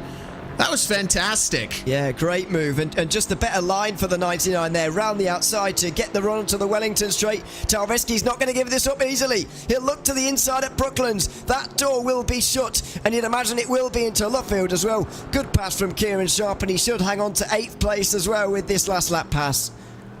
Yeah, absolutely. Oh, man, look at this on the replay. So, yeah, sold him the dummy, and you see there, just went too deep. That is exactly what you want as the attacking driver, and the move was effectively done there. I mean, it was so close to contact, wasn't it? But Kieran getting on the power, sometimes the outside line is exactly where you want to be. There goes one of the Audis that passed through, and we've got mere seconds remaining now in the ButtKicker Britcar 24 Hours of Silverstone. It's been a fantastic display from WSR Esports ButtKicker as they come to complete lap 707. We're going to be 2 laps short of what we managed to achieve 1 year ago, but we are now on the final lap of the race. Tauveski slowing down, I think, to be lapped, because I don't think he's got the fuel to continue on any further. He will finish 9th. And it looks like even if he had defended well through the opening sector of the previous lap, he wouldn't have been able to hold on anyway, as he lets Alexander Davidson through. I'm sure some others may do the same as well at the end of this race. What a dominant display as WSR Esports ButtKicker win by over 2 laps here at Silverstone. They will be crowned winners of the ButtKicker Britcar 24 Hours of Silverstone in the GT3 category. What a fantastic drive from them. Never in doubt for Alexander Davidson. As further back in GT4, SOP Esports Racing with the best strategy of anyone in GT4. They're going to take the GT4 class with great strategy, great speed and great drama in this class as well. Samuel Kearns with the pleasure of taking that car across the line. And they are ecstatic with it. Two worthy class winners, two very different races for the win in each. Indeed, so much going on there in GT4. That was certainly one of the best lead races I've seen in a while in an endurance race. But yeah, you can't take anything away from WSR. That was just sheer dominance, an absolute stomp down on everyone else in this field. They won, 2 laps ahead, fuel saving as well, all through the final couple of stints. And hey, in the end, Ewan, they didn't have to make that splash. I'm amazed. They did 70 minutes on a tank of fuel while doing good pace as well. I'm really astonished. And a word on this team as well, SOP Esports Racing for GT4. A word on their strategy, because in the end it foxed us completely. I know that doesn't take much, but it foxed us. It foxed Olympus Esports, and it beat everyone in the end. To go with their good pace, worthy winners there. And in the end, it wasn't actually the big battle on track that we thought it was going to be because of their strategy. Indeed. Celebrating a podium, meanwhile, the Altitude Esports GT3 Silver team, and I think Altitude all up is going to be happy with their result. 3rd and 4th on the road after starting 3rd and 4th on the grid. That's certainly the result that you would like, considering the sheer margin of performance for the top two. Well, let's have a look at the race results at the end of 24 hours of racing. And after 707 laps, Alexander Davidson connects the WSR Esports ButtKicker car over the line first by 2 laps ahead of last year's champions BRT, who also had a lap over Altitude. 3 different manufacturers on the podium with another Audi inside the top 5. Altitude finishing 3rd and 4th today, with Camira Racing joining them inside the top 5. Best place Ferrari, Samsung Canaan Esports, not able to repeat their podium of 1 year ago. They finished 5 laps down in 6th. 11 Temps Racing Team couldn't quite chase them down, with the Sim Racing Collective and Sim Dynamics, with Team Loose Spurwing just hanging on to their top 10 in the end. Team Red X couldn't quite take that off them, with RD Simsport another lap back. Blocko Mature were able to hold off DCW Racing in a fairly close battle towards the end. Luke Maxwell took the Team Radline car over the line in 15th. Fury Simsport and Prismatic Motorsports round out another 2 Mercedes in 16th and 17th. DCW Racing, Aspire Racing Team and Project 88 round out the top 20. 21st was Aztec Racing ahead of Ram Ranch, who did get their target of 22nd. That was ahead of United Sim Team with a pass in the last hour. Old Turtles Motorsport and TSR were inside the top 25, with Quartermass Motorsport 26th. Driving Miss Daisy were 27th ahead of MRC Endurance Team, Leadpaw Racing and 89 Motorsports, who did have the pleasure of crossing the line at the end after waiting about 50 minutes to do so. Empire Motorsport and SOP Esports Racing were the only 2 retirements from the race. And that goes for both categories. What a change in fortunes for the other SOP Esports Racing team. They win by 19 seconds in GT4, head of Olympus Esports. DCW Racing joining them on the podium. BPR Esports were 4th and very much involved in that fight for a while. The first of the Aston Martins was the boosted Motorsport Virage car in 5th. Camura Racing round off their 5th place in GT3 with a 6th place in GT4, with 4X Racing coming home 7th on the same lap as TSRC. Triple S Racing and Sim Dynamics round out the top 10 in GT4. Another lap back was Thomas Cope for the other Olympus Esports car that had plenty of trials and tribulations throughout the day. Aztec Racing were 12th ahead of Dapper Customs Pineapple Racing Club. Team heaped together the final of the Aston Martins ahead of Yellow Submarine Squad, Triple Blade Racing, and 7 laps back from anybody else. Team Red X complete the race in 17th position. Well, those are your race results, and that just about does it for 24 hours of racing here at Silverstone. Reece, I mean, what a fantastic end to the race we've had. Final 4 hours, I thoroughly enjoyed it. There was plenty to talk about there. You always worry as a commentator and a spectator that there's not going to be too much going on towards the end, and it's going to be about survival and getting it to the end. There was plenty to watch, plenty of intrigue, twists and turns, and thoroughly enjoying and thoroughly entertaining moments, I should say, along the race as well. Yeah, 100%. I really enjoy being a part of this show. Thanks for having me, everybody, and thanks everybody for watching too. This was certainly one of the highlights of the endurance racing year. Some fantastic performances from everyone, but no less than these guys in the 1, 2, 3. I mean, big congratulations to WSR. That was a phenomenal drive. It certainly was. Thoroughly deserving race winners of the ButtKicker Britcar 24 Hours of Silverstone here for WSR Esports ButtKicker. A big thank you to everybody who's been watching on here tonight in the YouTube chat, or this morning I should say, in the YouTube chat. Thanks for making RaceSpotTV part of your morning, afternoon or evening, wherever you are part of the world. But this is just about it for us here this afternoon. It's been great to have you along once again. I've been your Leary alongside Reese Gardner, and for the last 13 hours, Hugo Louise has been behind the cameras. Until we see you again very soon on RaceSpotTV for another one of our broadcasts throughout the week, this has been the ButtKicker Britcar 24 Hours of Silverstone for 2023, and we'll see you next year. Goodbye for now.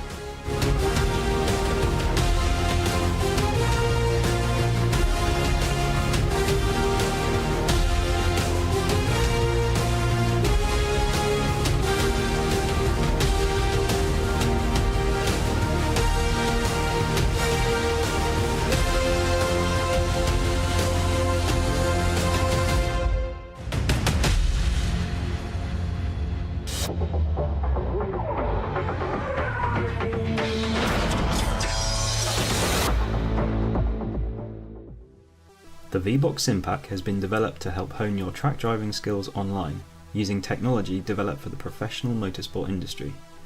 Live delta time and delta speed is provided to the driver, and fully synchronized video and data is logged directly to your PC. The simulator captured video and data can be analysed using our industry-leading Circuit Tools analysis software, just like it would if recorded by one of our professional VBOX data logging systems. Circuit Tools will allow you to load multiple sim laps side by side with a range of data channels for comparison.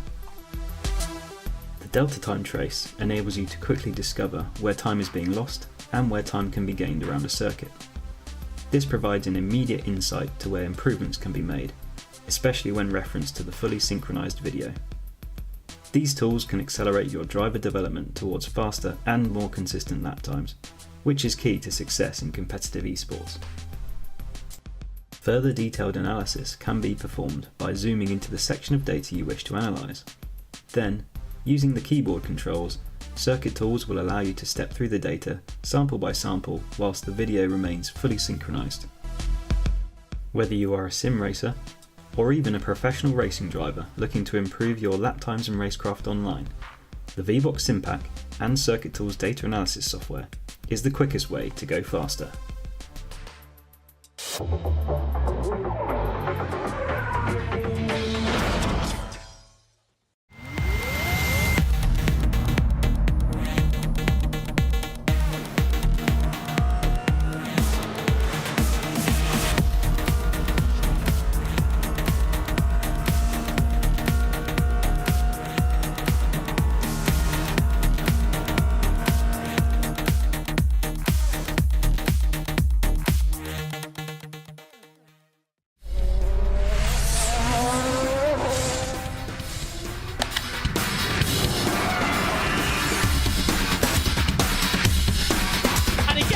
All of them as well. What a move from the 48.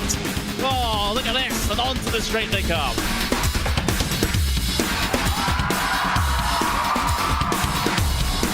Brilliant move there from the number 40 to make it through that left-hander, sliding up the inside, going up now over Hawthorne Hill, down Pilgrim's Drop, and it's brilliant stuff here at Brands Hatch.